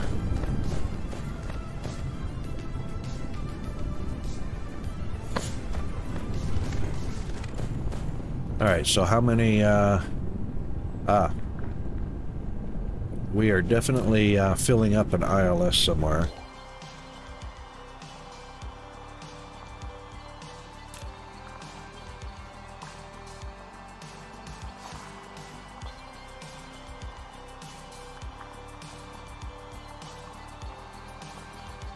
I can't imagine where that's at.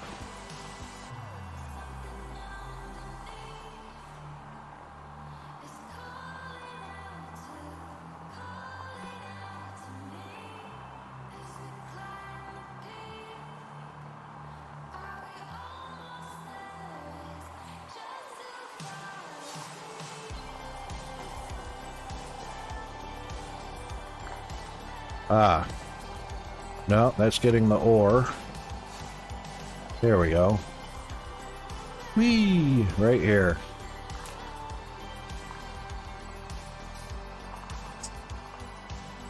Yeah, so we got some,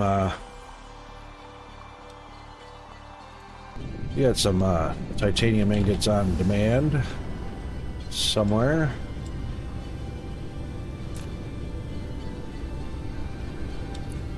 All right, so let's get rid of this horrendous looking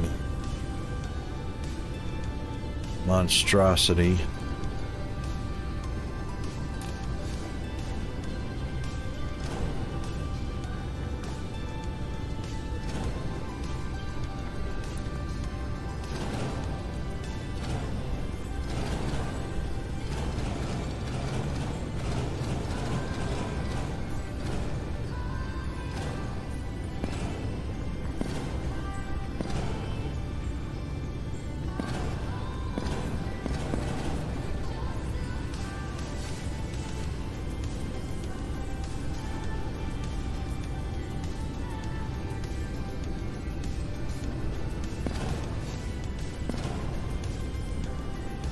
Alright, that is going to be titanium ore on the ground mostly. So we will go ahead and toss it. I thought I was going to. Oops.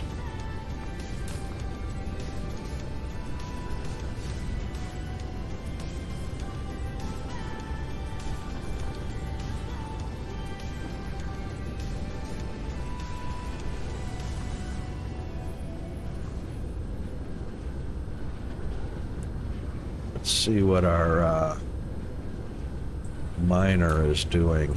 It's full. That's full. Alright, fine. We don't need it. We'll just take the ingots.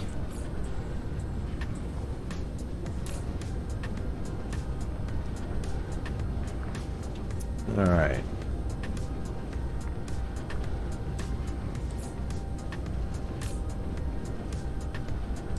And we'll take the ingots from here.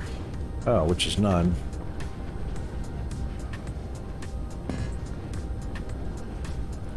And we'll put them over there.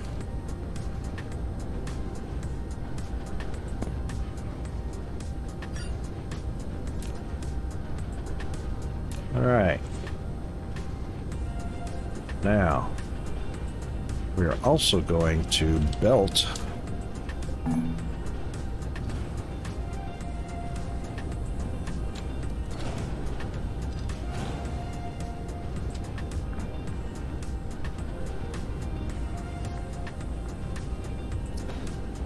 what the heck was I doing here?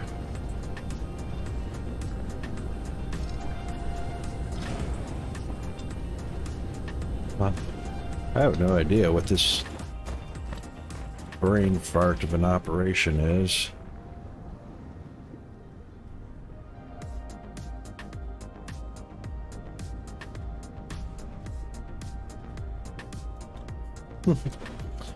I don't know.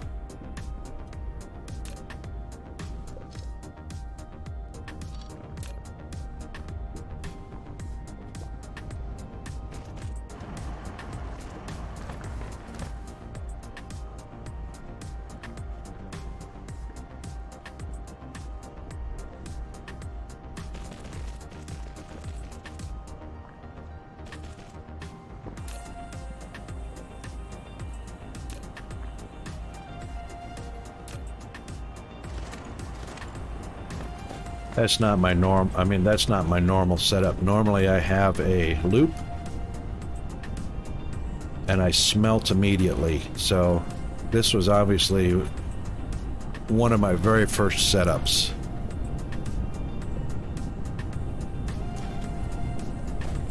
But I'm actually glad that this is not a smelt setup, because I would like the ores proliferated, so I'm actually going to have to come up with a brand new design for proliferating ores. Actually, yeah, but just because it's a speed up issue.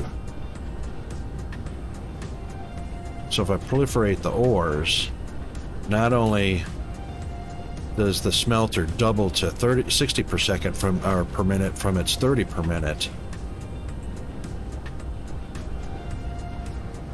I can still run twice as many of them and still beat plain smelters.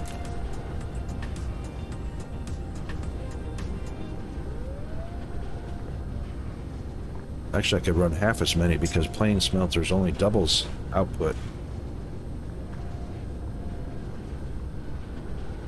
So I have doubled that, so I have effectively turned these into plain smelters just by doubling its production.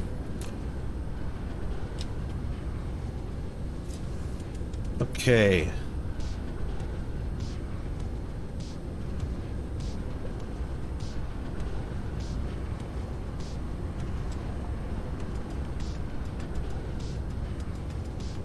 That's what we can do. I bet every one of these is full up. They are. They are. All right, Rocket, new idea.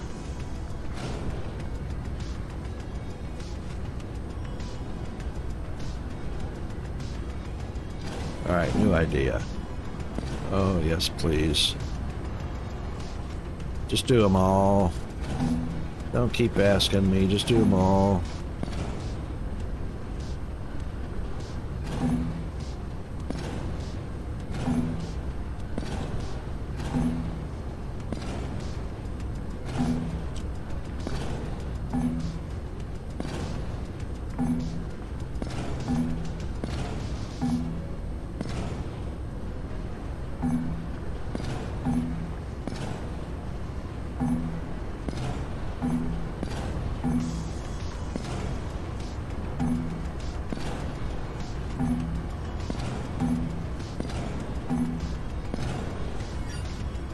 Alright, now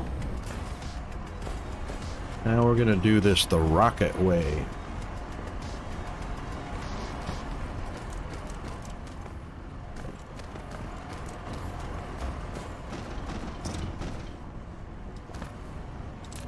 And we're gonna stop this baloney right here.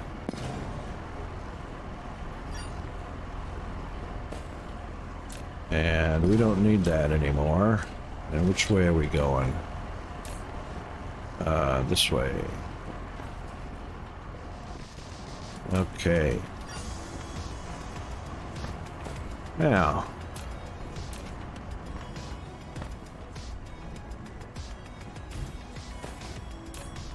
We are going to turn these into ingots.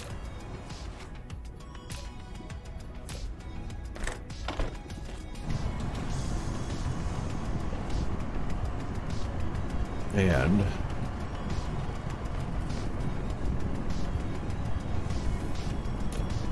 we're going to put them in a box, which is probably too close, of course. That's just ridiculous. It's just all ridiculous. All right.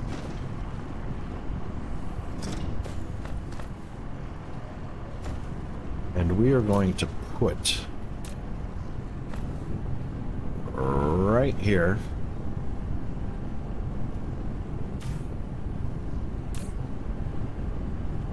yeah, let's get rid of this.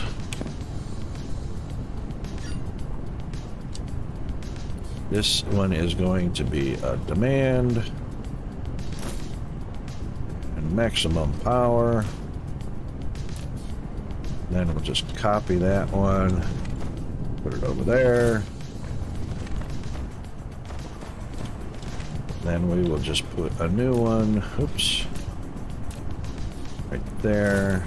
This will be a, oops, this will be a distribute.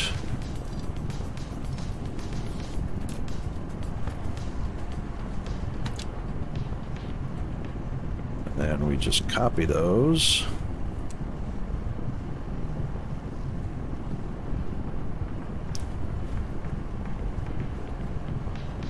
Yeah, I figured that was too close.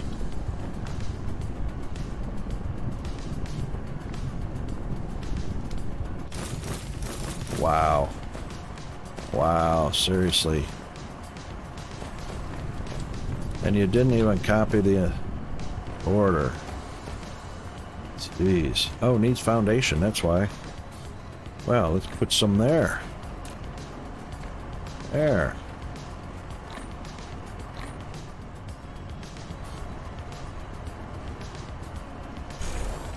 Alright.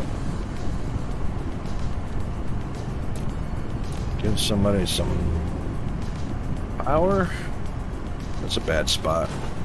Let's put it... Yeah, that gets them all.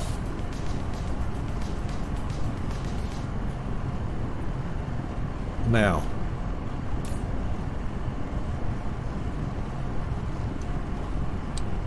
All of those are...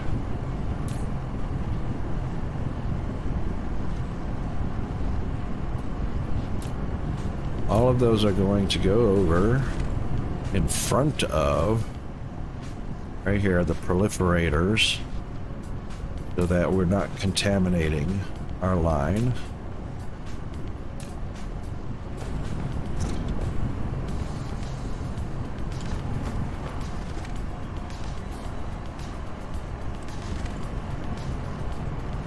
Let's see if we can sneak in here and grab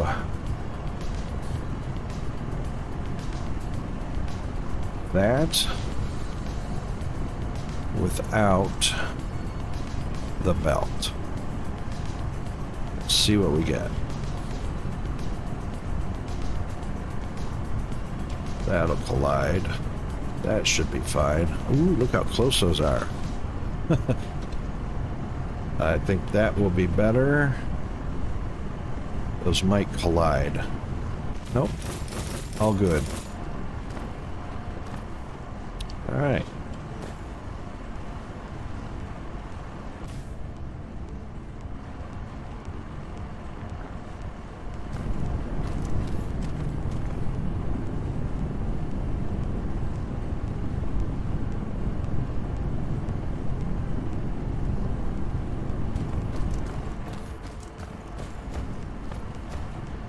Now.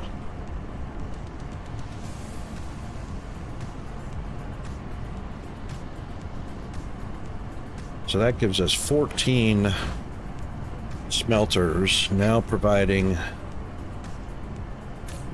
smelted product to the PLS.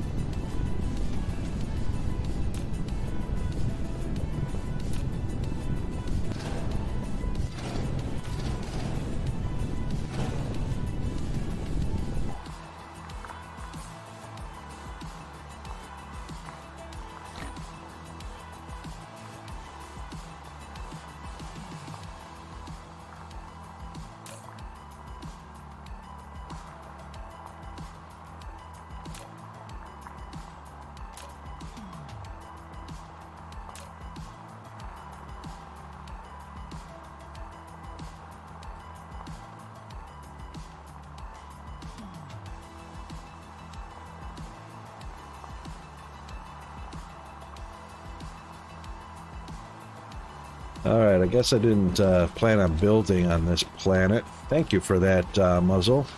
I don't know why that button is so finicky. Alright, so we need some boxes to finish that up, but I'm not exactly sure why.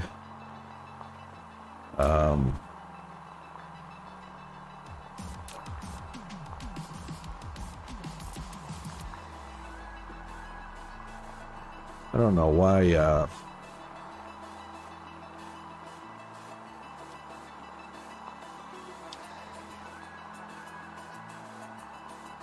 I guess I never really, I mean, I know there's silicon and titanium on here. It is in the home system.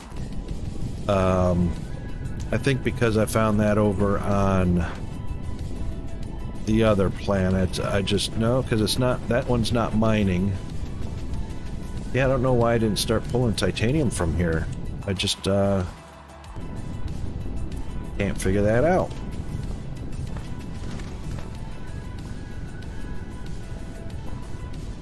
Ah, 100. Okay. Yeah, it's only going to bring me 100 at a time. It's alright. It's all we need. So let's go ahead and grab 2, 4,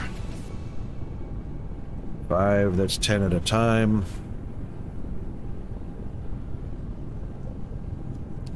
That should be fine. Skip, skip. Don't need that one. And certainly don't need that one. But I don't know why I didn't get those last... Those last ones. That still didn't copy those freaking inserters. Oh, that's horrifying. Come on now. Alright, let's fix this while we're here.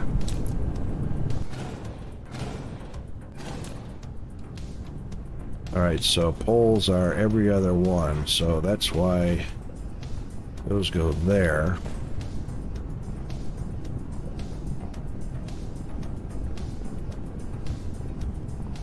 Now, can we please... Will certainly look like they're highlighted to me.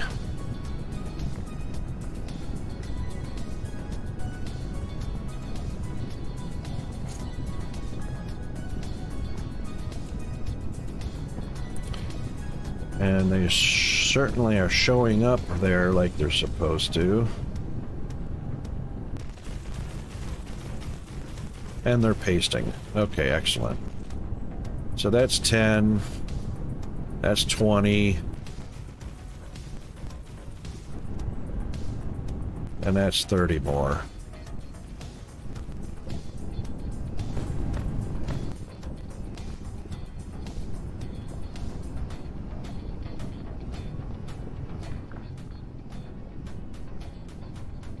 I don't know what's going on with my sound.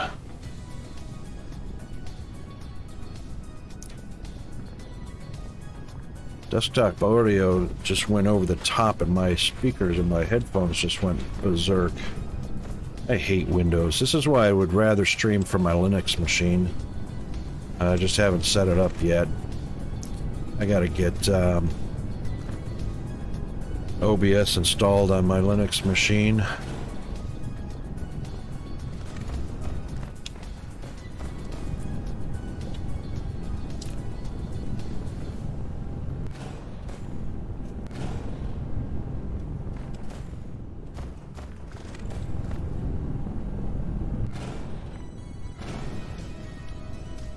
Alright.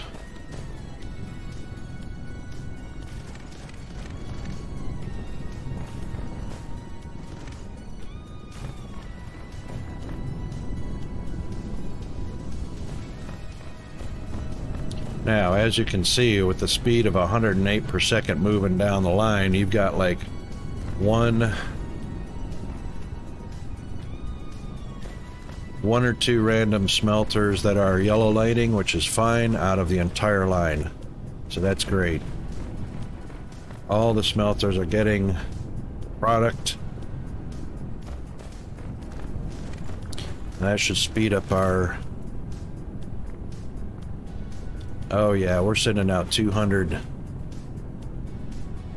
Okay, so that's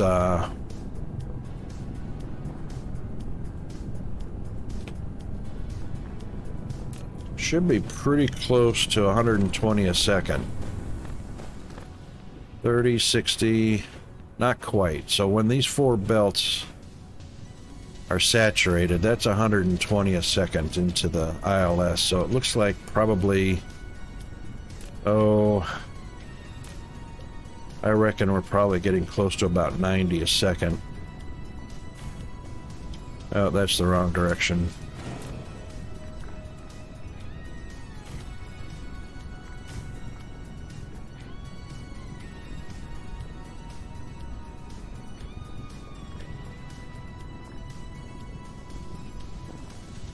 Oh, well, look at that. 1080 a minute. So that's 2160. And that's an awfully familiar number. 2160 a minute, I believe, is 60 a second. No, 36 a second. So why is that 36 per second coming out across 2 belts? Because as I said, these belts are only 12 per second, 12, 24, 36. So since, inserters. So since we've only got 3 inserters, that's the maximum, 36 per second. And there you go. 2160 per minute is 36 per second. That is the maximum the inserters can go at 3 trips per second over 2 grids. The traffic monitor don't lie. That's how fast it's coming out of the splitter, as at 36 per second.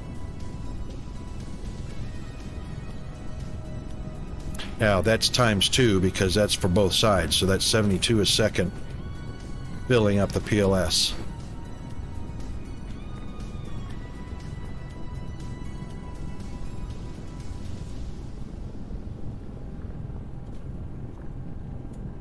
That looks pretty spot on to me.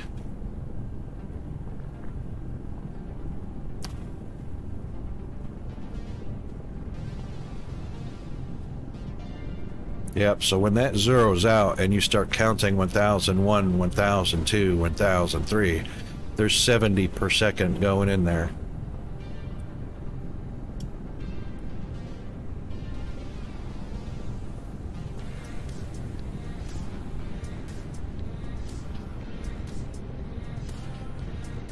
So, regardless of what anybody else anywhere in the world tells you,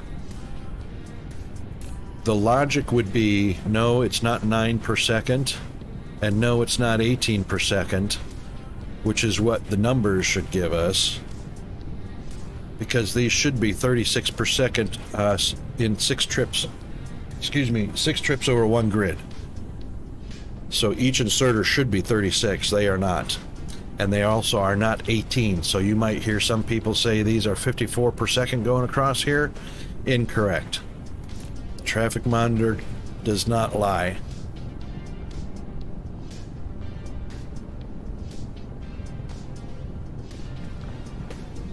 Those inserters are 12 per second.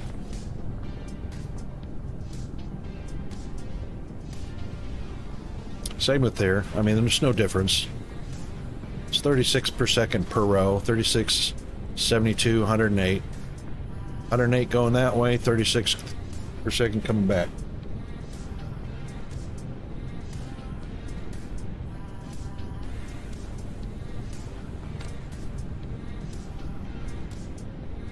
I could increase that a little bit. Let's take 1. Okay.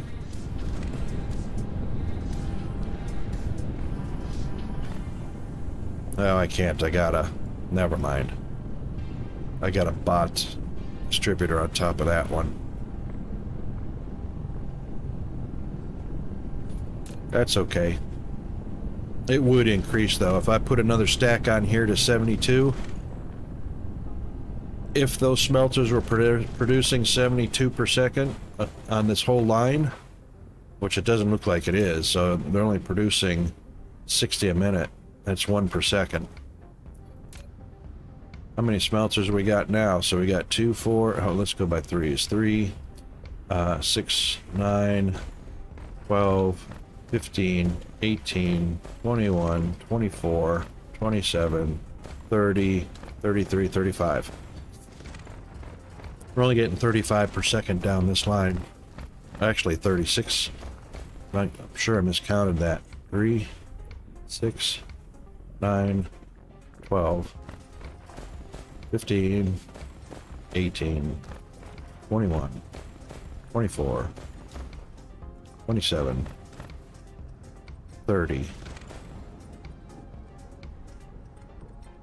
33, 34, 35, 36. It's actually 36. Some of them are idle anyway. Why? Because this line is now moving so fast, we can't get enough ore. Oh yeah, it is. How about that?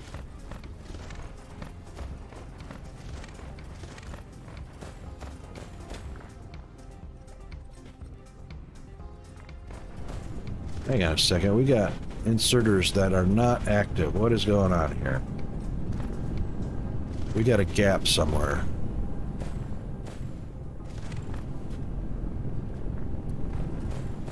If we got a gap,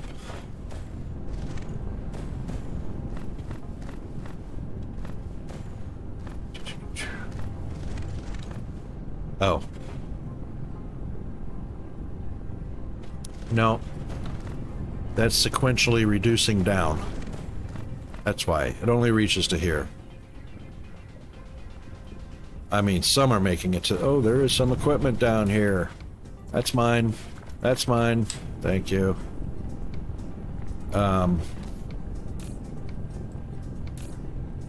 That's mine. Oh, oh, oh.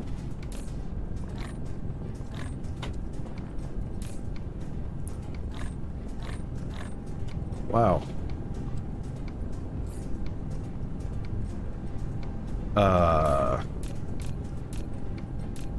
Rocket, you are such a derp.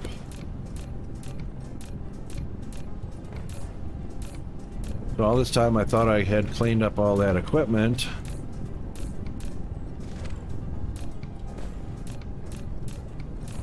There were some still stuck in the inserters.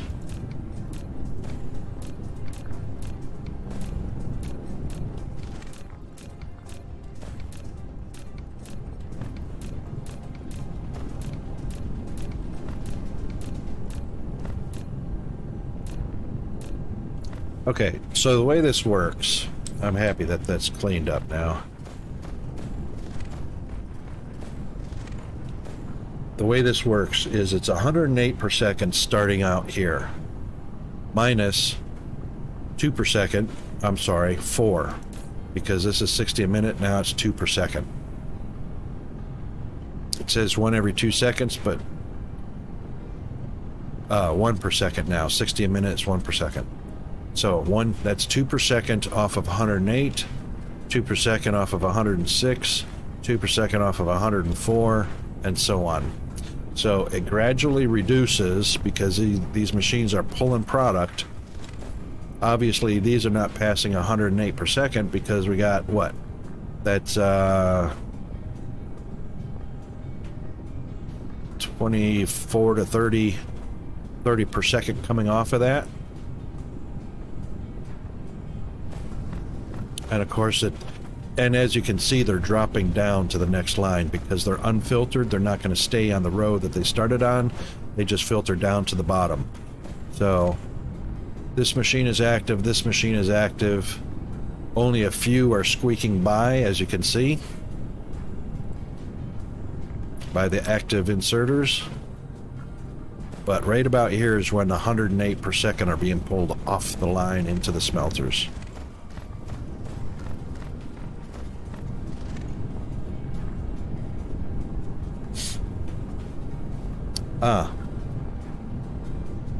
Let's change that.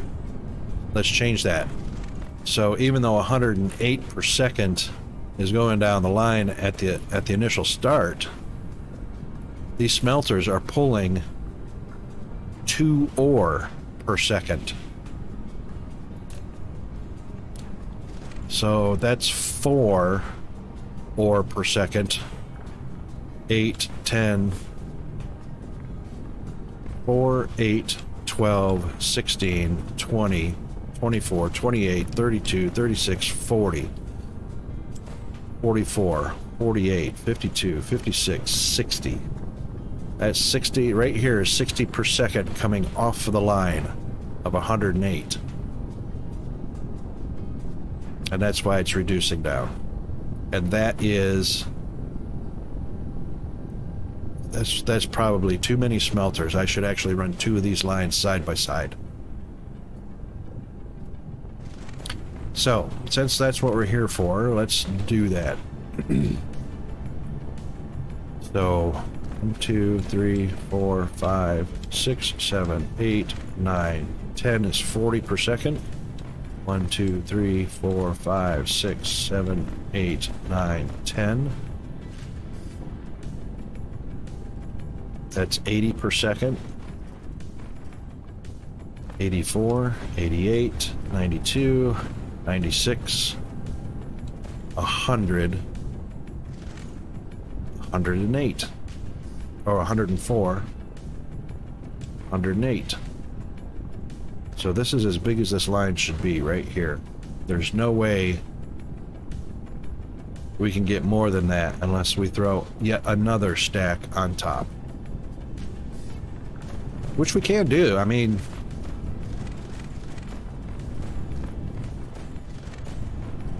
$108 and another 36 is 144. I mean, thank you, autosave. There's nothing that stops us from doing that other than height. So if I go higher, they're probably not going to get enough power to the inserters, which is fine. We can throw some substations. Satellite substations on it. Lack of item. Did that last one make it? Yes, it did. Okay. I smell rain.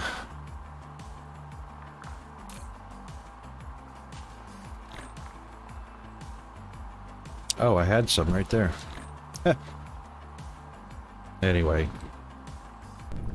So we'll just throw some satellite substations down and solve the power issue.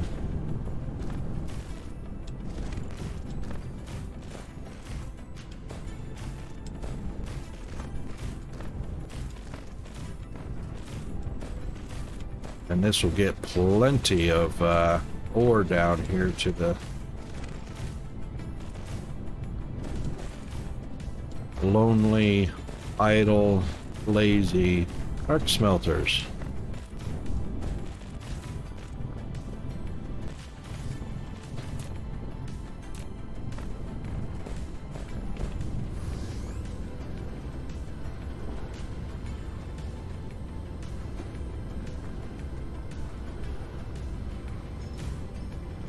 Oh, pardon me.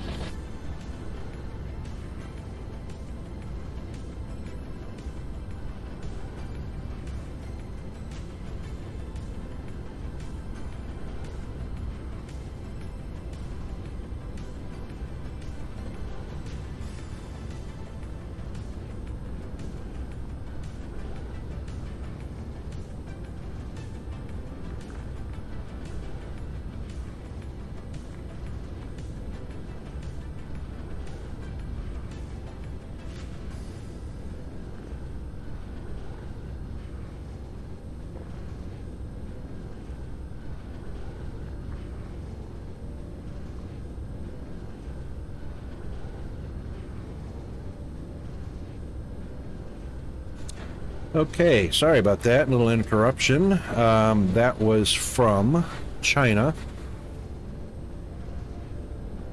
They were calling me imitating the Australian Post, trying to get me to enter my details to collect a delivery that I know I'm not receiving or expecting or getting. Ain't gonna happen. Filthy fishing attack animals. So apparently my mobile number has gotten on somebody's mailing list. So it pretty much sucks to be me now.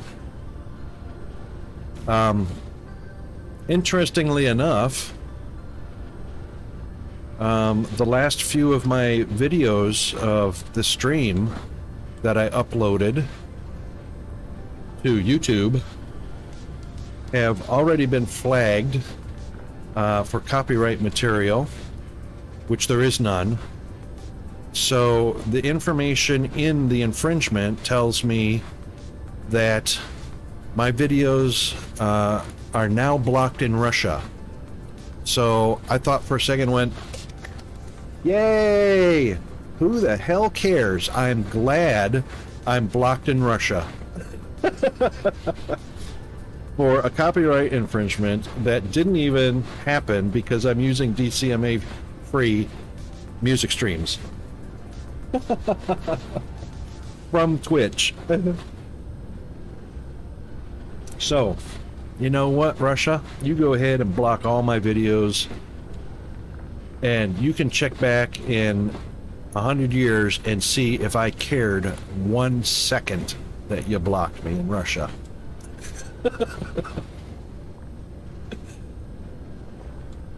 All right, there we go. Now it's getting down here a little further. Only about 3 or 4. 1, 2, 3. All right, only about 3 or 4 random machines not getting material, but there you go. Now let's see what our production speed is now. Oh look, still only 36. Why? Because it's the same number of inserters. So it's all good. All right then.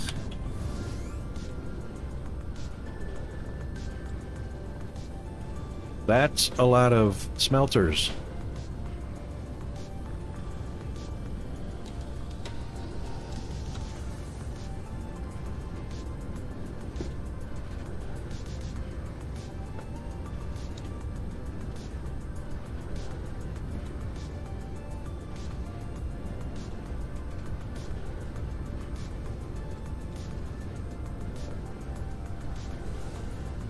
So that's 70 smelters.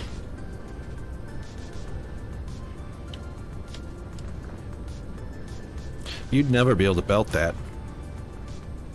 You'd never be able to run 70 smelters on belts in a single line off a PLS. And that's why I use box method.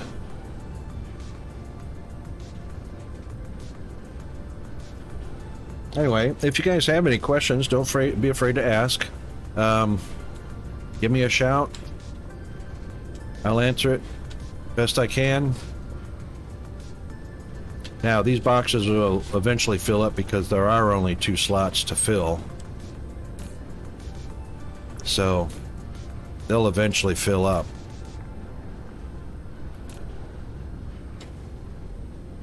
Because we'll eventually be full on ingots here. Let's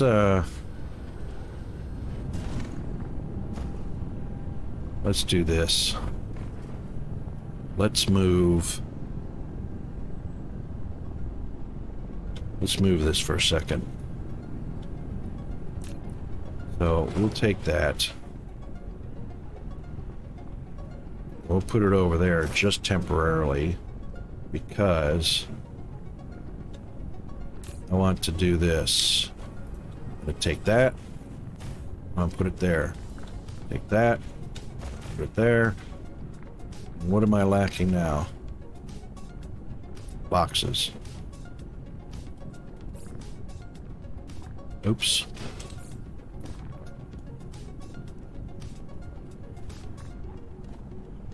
Yep. All right. Let's grab some boxes.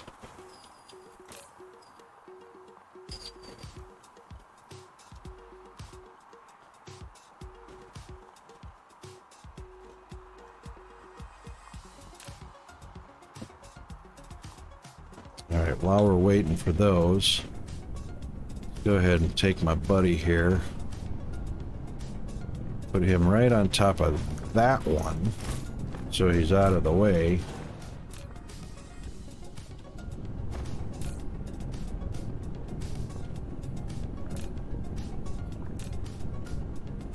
Okay.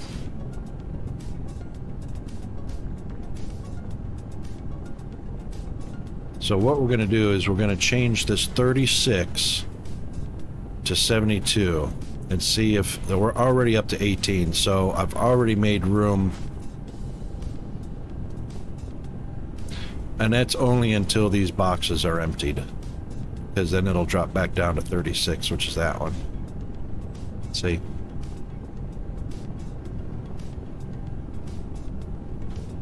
It's still going to drop to 1080.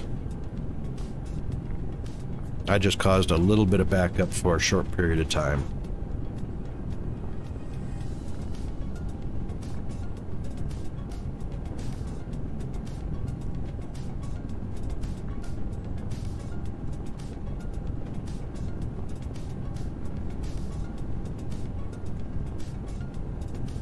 Well, that's interesting. 100.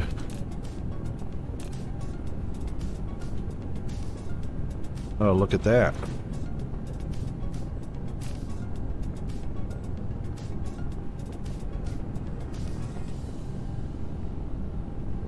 So roughly 1340 on average, because it goes 1320 up to 1350. So 1335. What's 1335?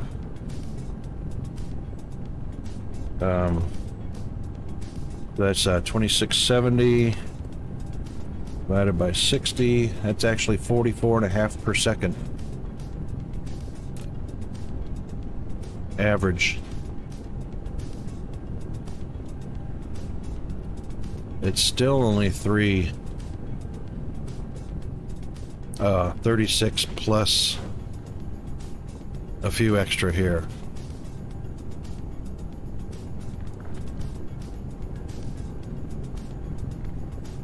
$44.5 divided by 6. Yeah, see, that's 7. So that's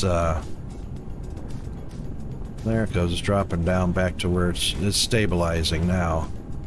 It's still going to stabilize down near 36 per second, because that's as fast as 3 inserters can go.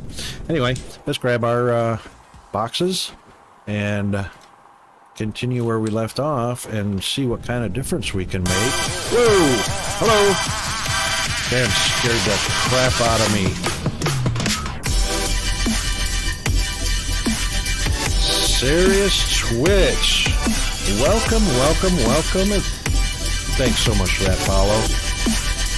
Even though I have to go and change my pants now. Adjust the volume after today's stream. That is,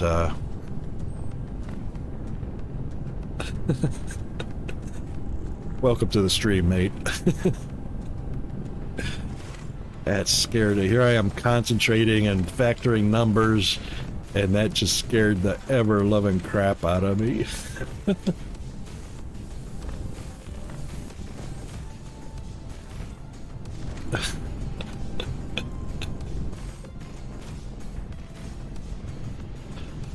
Oh, that's not you. That's my karma coming back to pay me a visit, because I don't know which bot is controlling my alert. I don't know if it's Owned 3D. I don't know if it's Streamlabs. I don't know if it's Nightbot, Cloudbot. But there's a volume control in one of them for the alerts that I have to turn down, because holy smokes. Welcome to the stream, and thanks very much for that follow. That really helps. I am so close to my goal.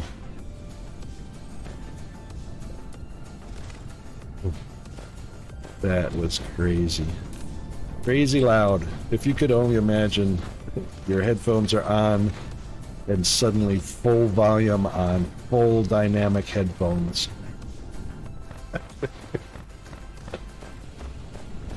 Oy.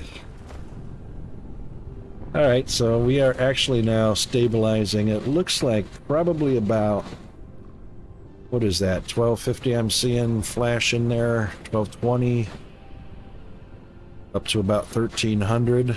So that's what, about 1260 average. That's 24, 25, 20. What's 25, 20 per second? Or 25, 20 per minute is 42 per second. So now we are stabilizing at a nice 42 per second coming out of the smelters with an availability of 72 per second coming down that line. That's just on this side. So I can do that on the other side now.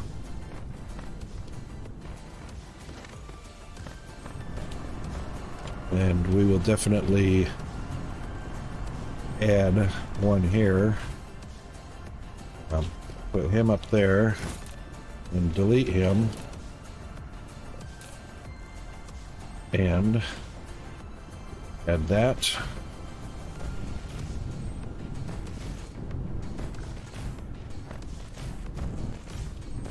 Oops, that's too many.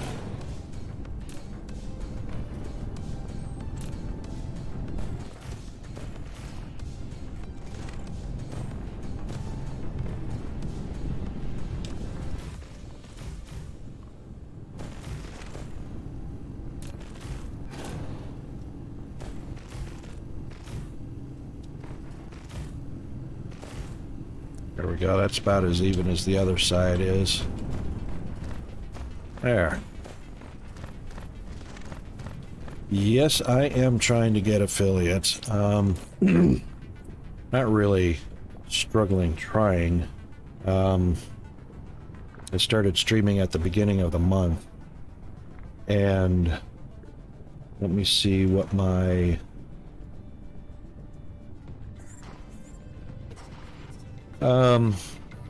we are at... it's probably going to take about a day or two for the stat numbers to update. I'm at 2.74 concurrent viewers. I'm not sure how they calculate what concurrent viewers mean, and whether that's per hour, per day, or what. But that's all I lack is getting to 3. So I'm at 2.74.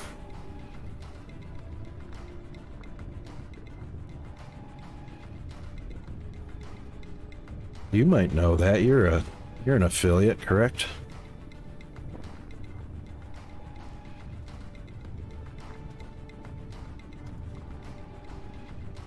Ah, okay. Yeah, I'm not exactly... I used to stream on Mixer, so there's a lot of difference between what Mixer was and a professional lurker. That's completely fine. Yeah, Muzzle, I figured that might happen. However, I stream while Peanut's in school, so between 9:30 a.m. and 3 p.m. or 2:30 actually is my normal stream, and there'll be times when I go outside that schedule, but the weekends are probably more likely for that to happen, but only if Peanut is not taking up 100% of my time, which he normally does, which is why I only stream while he's at school, because he's got ASD, and he's a true test of parenting and a true challenge for anyone. As wonderful as he is, his brain is quite unique. Yeah, I reckon it'll happen. I mean, what is it, a 30 day, it's calculated over a 30-day stretch? Not sure. Stream 8 hours per month. I'm already at 71 hours. Stream 7 days per month. I've streamed 16 days. 50 followers was the first goal and an average count. And I believe that, yeah, that all that says is all within a 30-day time period. So per month, 30 days per month. So, let's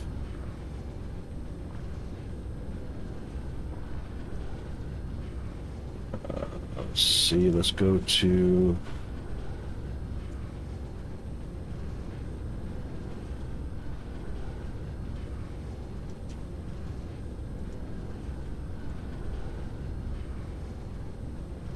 path to affiliate says I have 54 followers, which that's inaccurate because I actually have 58.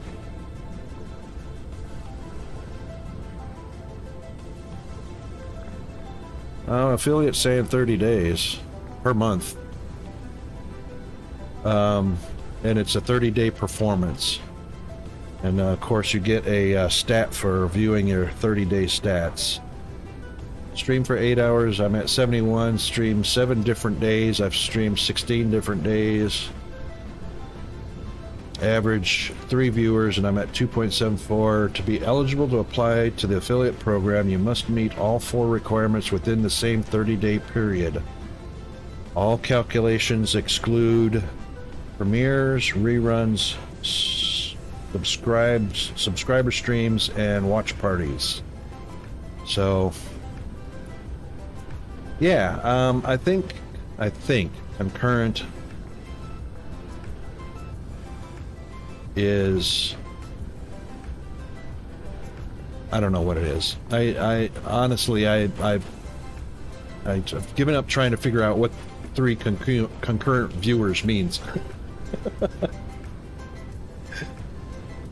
So yeah, that's all right though. I'm not really. That's all right. It'll work out. I'm not really striving for it. I am enjoying streaming, and if I hit those milestones, I hit those milestones. So it's kind of like, okay, I got an achievement. It's just like in Dyson Sphere. Oh,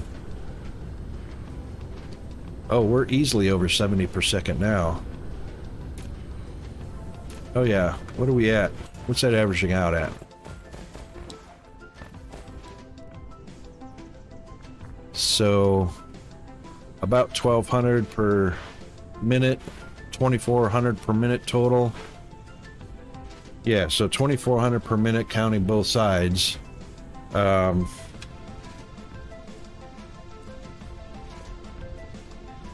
That's an easy 40 per second right there. It's actually... Oh, you know what? I bet you got some machines off. That's why. Yellow dots, yellow dots. No yellow dots. Okay, 70 machines. 70 machines producing 1 per second. That's 70 per second. There you go. That's exactly what we're doing. And we can double check that right here. This is the wrong system, buddy. How about home system? And let's scroll on down. Let's get that. Yeah, that's per minute. Titanium ingot. 4770. Calculator. 4770 divided by 60. Yep. That's 79.5 per second. And there you go. That's not bad. That's not bad for one line. One line and half of a part of a square of smelters. Anyway, that takes care of that. Our white is still balanced out nicely. We're not short on our antimatter. So antimatter is producing well. And there we are floating up, teasing the 8,000 mark on that. Looks like we do got a couple of stacks of... Thank you, autosave. couple stacks of red and blue that are not getting, oh, and yellow as well. They are not getting siphoned off fast enough, so that's going to take a double belt like our green and purple to siphon them off. Oh, they might be, they're full, that's why they're not siphoning off. Never mind. Yeah, so that's how fast that goes. 10,000 blue, 10,000 red, 10,000 yellow, 10,000 purple, 10,000 green, and let's get this sadly neglected veins utilization going. Alright. So that took care of a great many inadequacies in my build. And now we have freed up this room between the energy exchangers to charge batteries. I don't know what I'll use that room for, but it was just stupid to have smelting titanium in here. Anyway, I could stretch, there's actually enough room to stretch if I need to.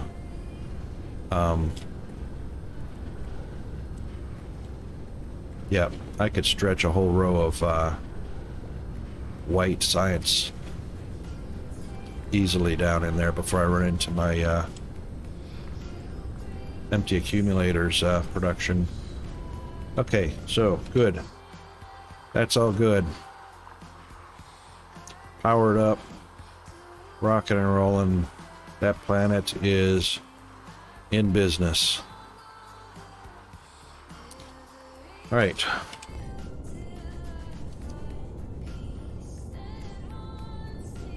Now,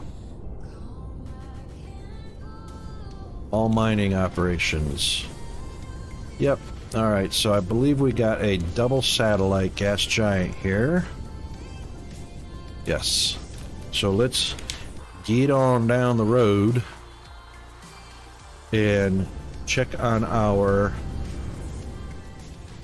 I believe that's all mining, so that's all ores being mined so that we can keep our iron and copper in production, because iron obviously goes into 20 recipes. Yeah, speaking of which, we're going to take a peek at that for just a second. In 5, 4, 3, 2, 1, and we're here. All right.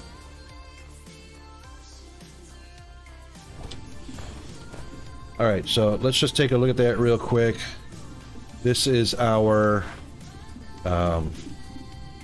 recipe chart, as you can see, and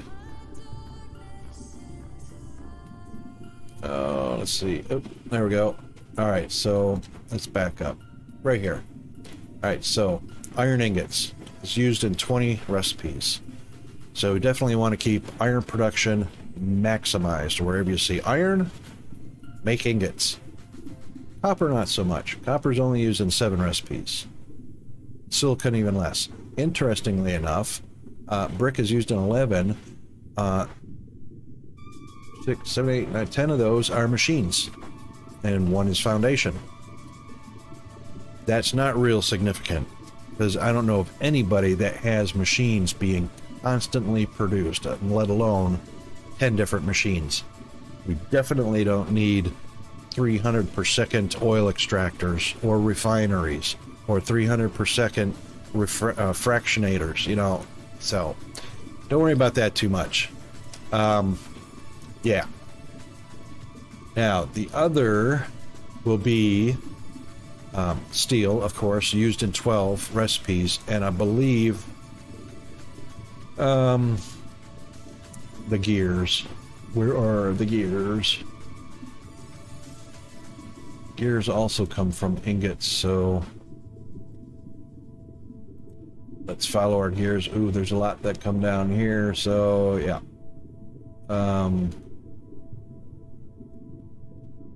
if you save this, you want to copy that website down, that web address to this graphic. If you save this and use an image viewer, you can resize it and move it around a whole lot better than in a browser.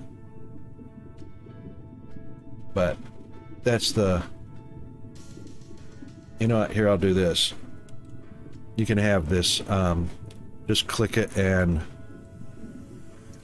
copy it or whatever. Fantastic recipe of every single thing in Dyson Sphere, including this cool graphic, which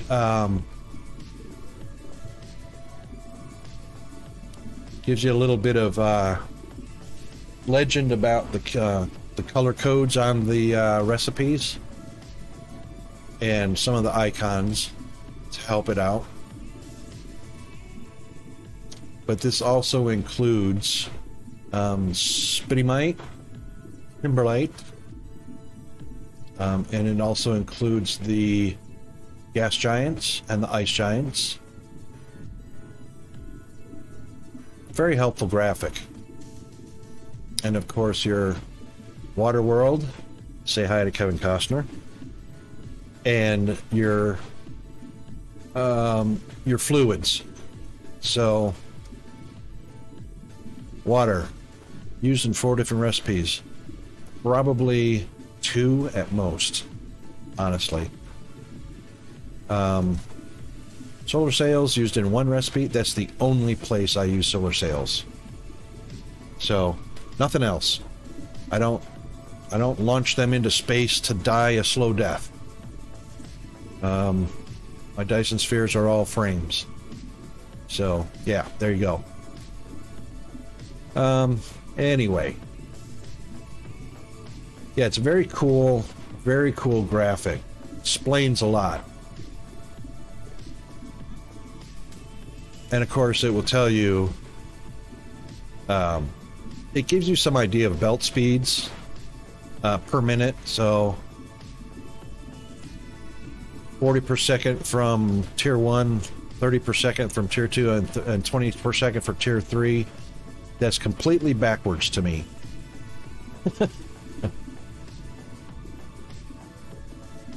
Yes, indeed, that is giant. Yeah, 15,390 by 8661. Which is why I say, if you have a graphics program or Adobe or something like that that you can view the graphic in, you can resize it and zoom around in it far better because it's running in its own app instead of in a web page or in a web browser.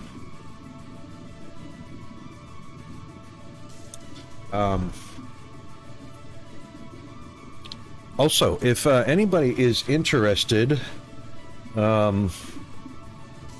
in a game called Vintage Story, Peanut and I play it multiplayer at home, but it is open. All you need is password to connect to our server. If you want to play some multiplayer Vintage Story, just give me a shout. Let me know.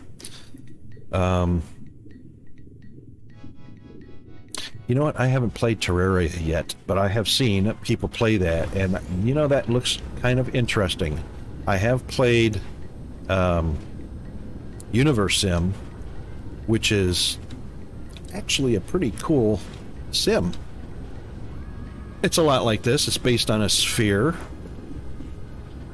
They're actually pretty similar in size, as a matter of fact, but Universe Sim has some interesting graphics. Oh, all done. Okay.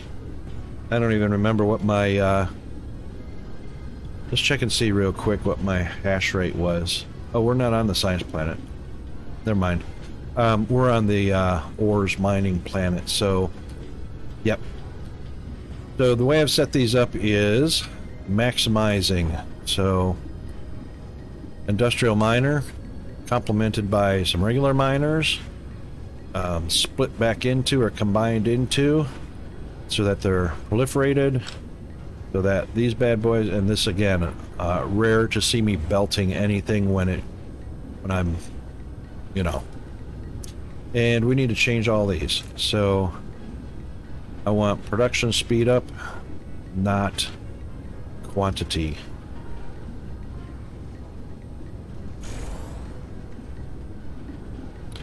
Production speed up gives me 2 times, not 1/4.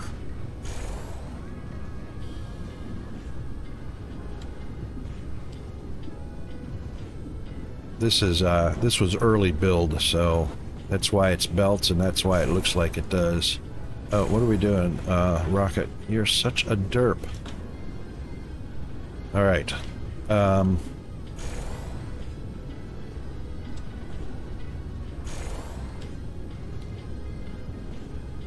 This, of course, is going to empty the belts. There's no way 30 per second is going to feed all the way down to that many smelters running at twice its normal speed.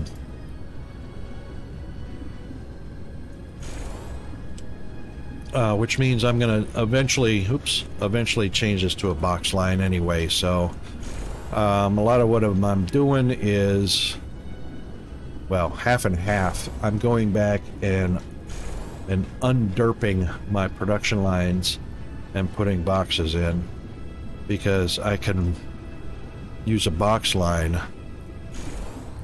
of 40 smelters and outproduce this belt line of 120 smelters. I don't even know how many that is. I'm sure that's pretty darn close to 120 smelters, but yeah. These belts would never keep up.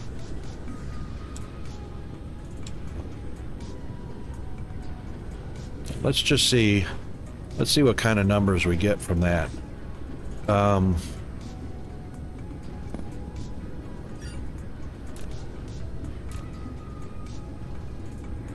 Oh, sorry. Thank you. Thank you.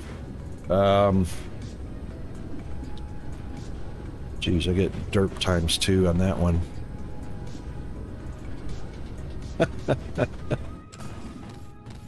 Freaking rocket. Okay, so anyway, 1800 a minute, 3600 or 36 per second. 30 per second. Sorry, not 36. 30 per second. That's the max a belt can give you if it's not stacked. So 60 per second.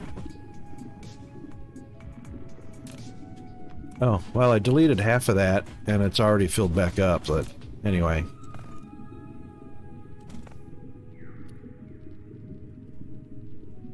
It's because of what's sitting on the belt.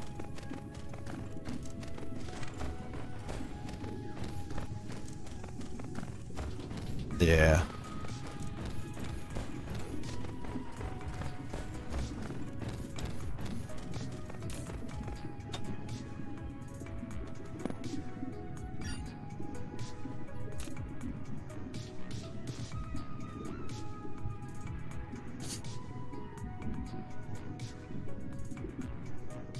Yeah, that's 60 per second. That's the most we're going to get out of belts. That's why I use the boxes. At least I can get the output line up to anywhere between 72 and 108 per second, depending on how many of these guys I line up.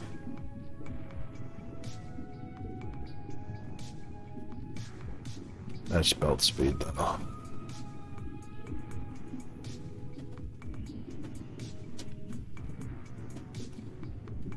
You know, it's thanks for that, Muzzle. You're always quite helpful. What's funny is I've got my laptop with my YouTube stream, my Twitch stream, and my Discord stream being displayed so that I know that everything is going through smoothly, and I am rarely looking at it because my PC, desktop PC, is where I am streaming from and playing the game from. So I don't even know why I even have my laptop sitting next to me if I don't look at it. But yeah, there you go. All right. I believe what I did is right. So this was the raws, so we started because I wanted to see if we were going to be using short lines next to each other or whether we're going to be using long lines. The short lines with boxes are much faster, and the long lines not so bad, but yeah, still experimenting with that. I'm not hurting, that's for sure. There's plenty of everything. It's just that there is plenty of ore on this planet, and funny enough, this planet and its sister right here have tons. So it just made sense that because it's so close to the home star system, that these two planets be turned into smelting pots. So they will provide everything in raw materials to our local system. So home is here. We got our factories and whatnot. So this group right here is going to be well supplied by this bad boy. Well supplied. Plus the fact this one's got sulfuric acid, and the other one, is there anything special on this one? No. Nothing special. Solar energy is exactly the same on both. Wind energy is exactly, well, not exactly, 170, 180. But there you go. But they both have plenty of titanium. Titanium, iron, copper, and not a horrible amount of silicon. It's got some, but it's got sulfuric. And yeah.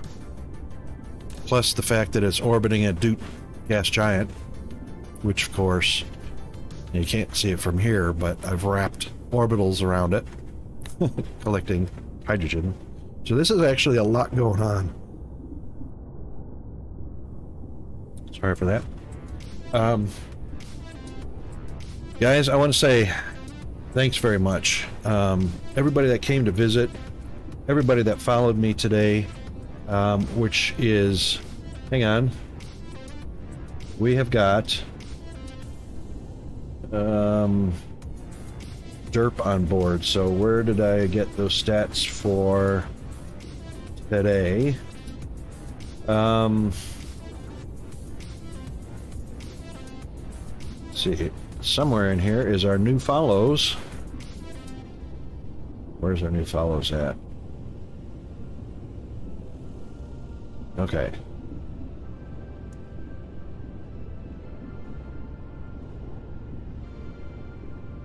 Well, that's a stat with no name. Serious Switch, thanks very much for the follow. That would be Muzzle. Thank you very much for the follow. And Big Meat Swinging and GFA Undead. And It's Zombaroni. Great guys. Umabel, always good to see you as well. Quite the regular here now. Anti-K came in. Follower. Mega Void. Thank you very much for that. Anti-K, thanks for the raid. Thanks for everybody that came by. Let's and speaking of raid, who is on playing the almighty Dyson Sphere? And it looks like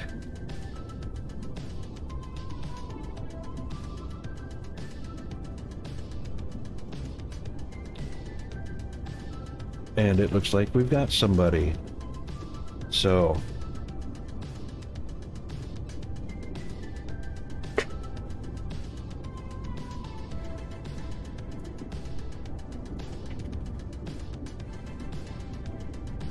thanks everybody for coming by. Really appreciate it.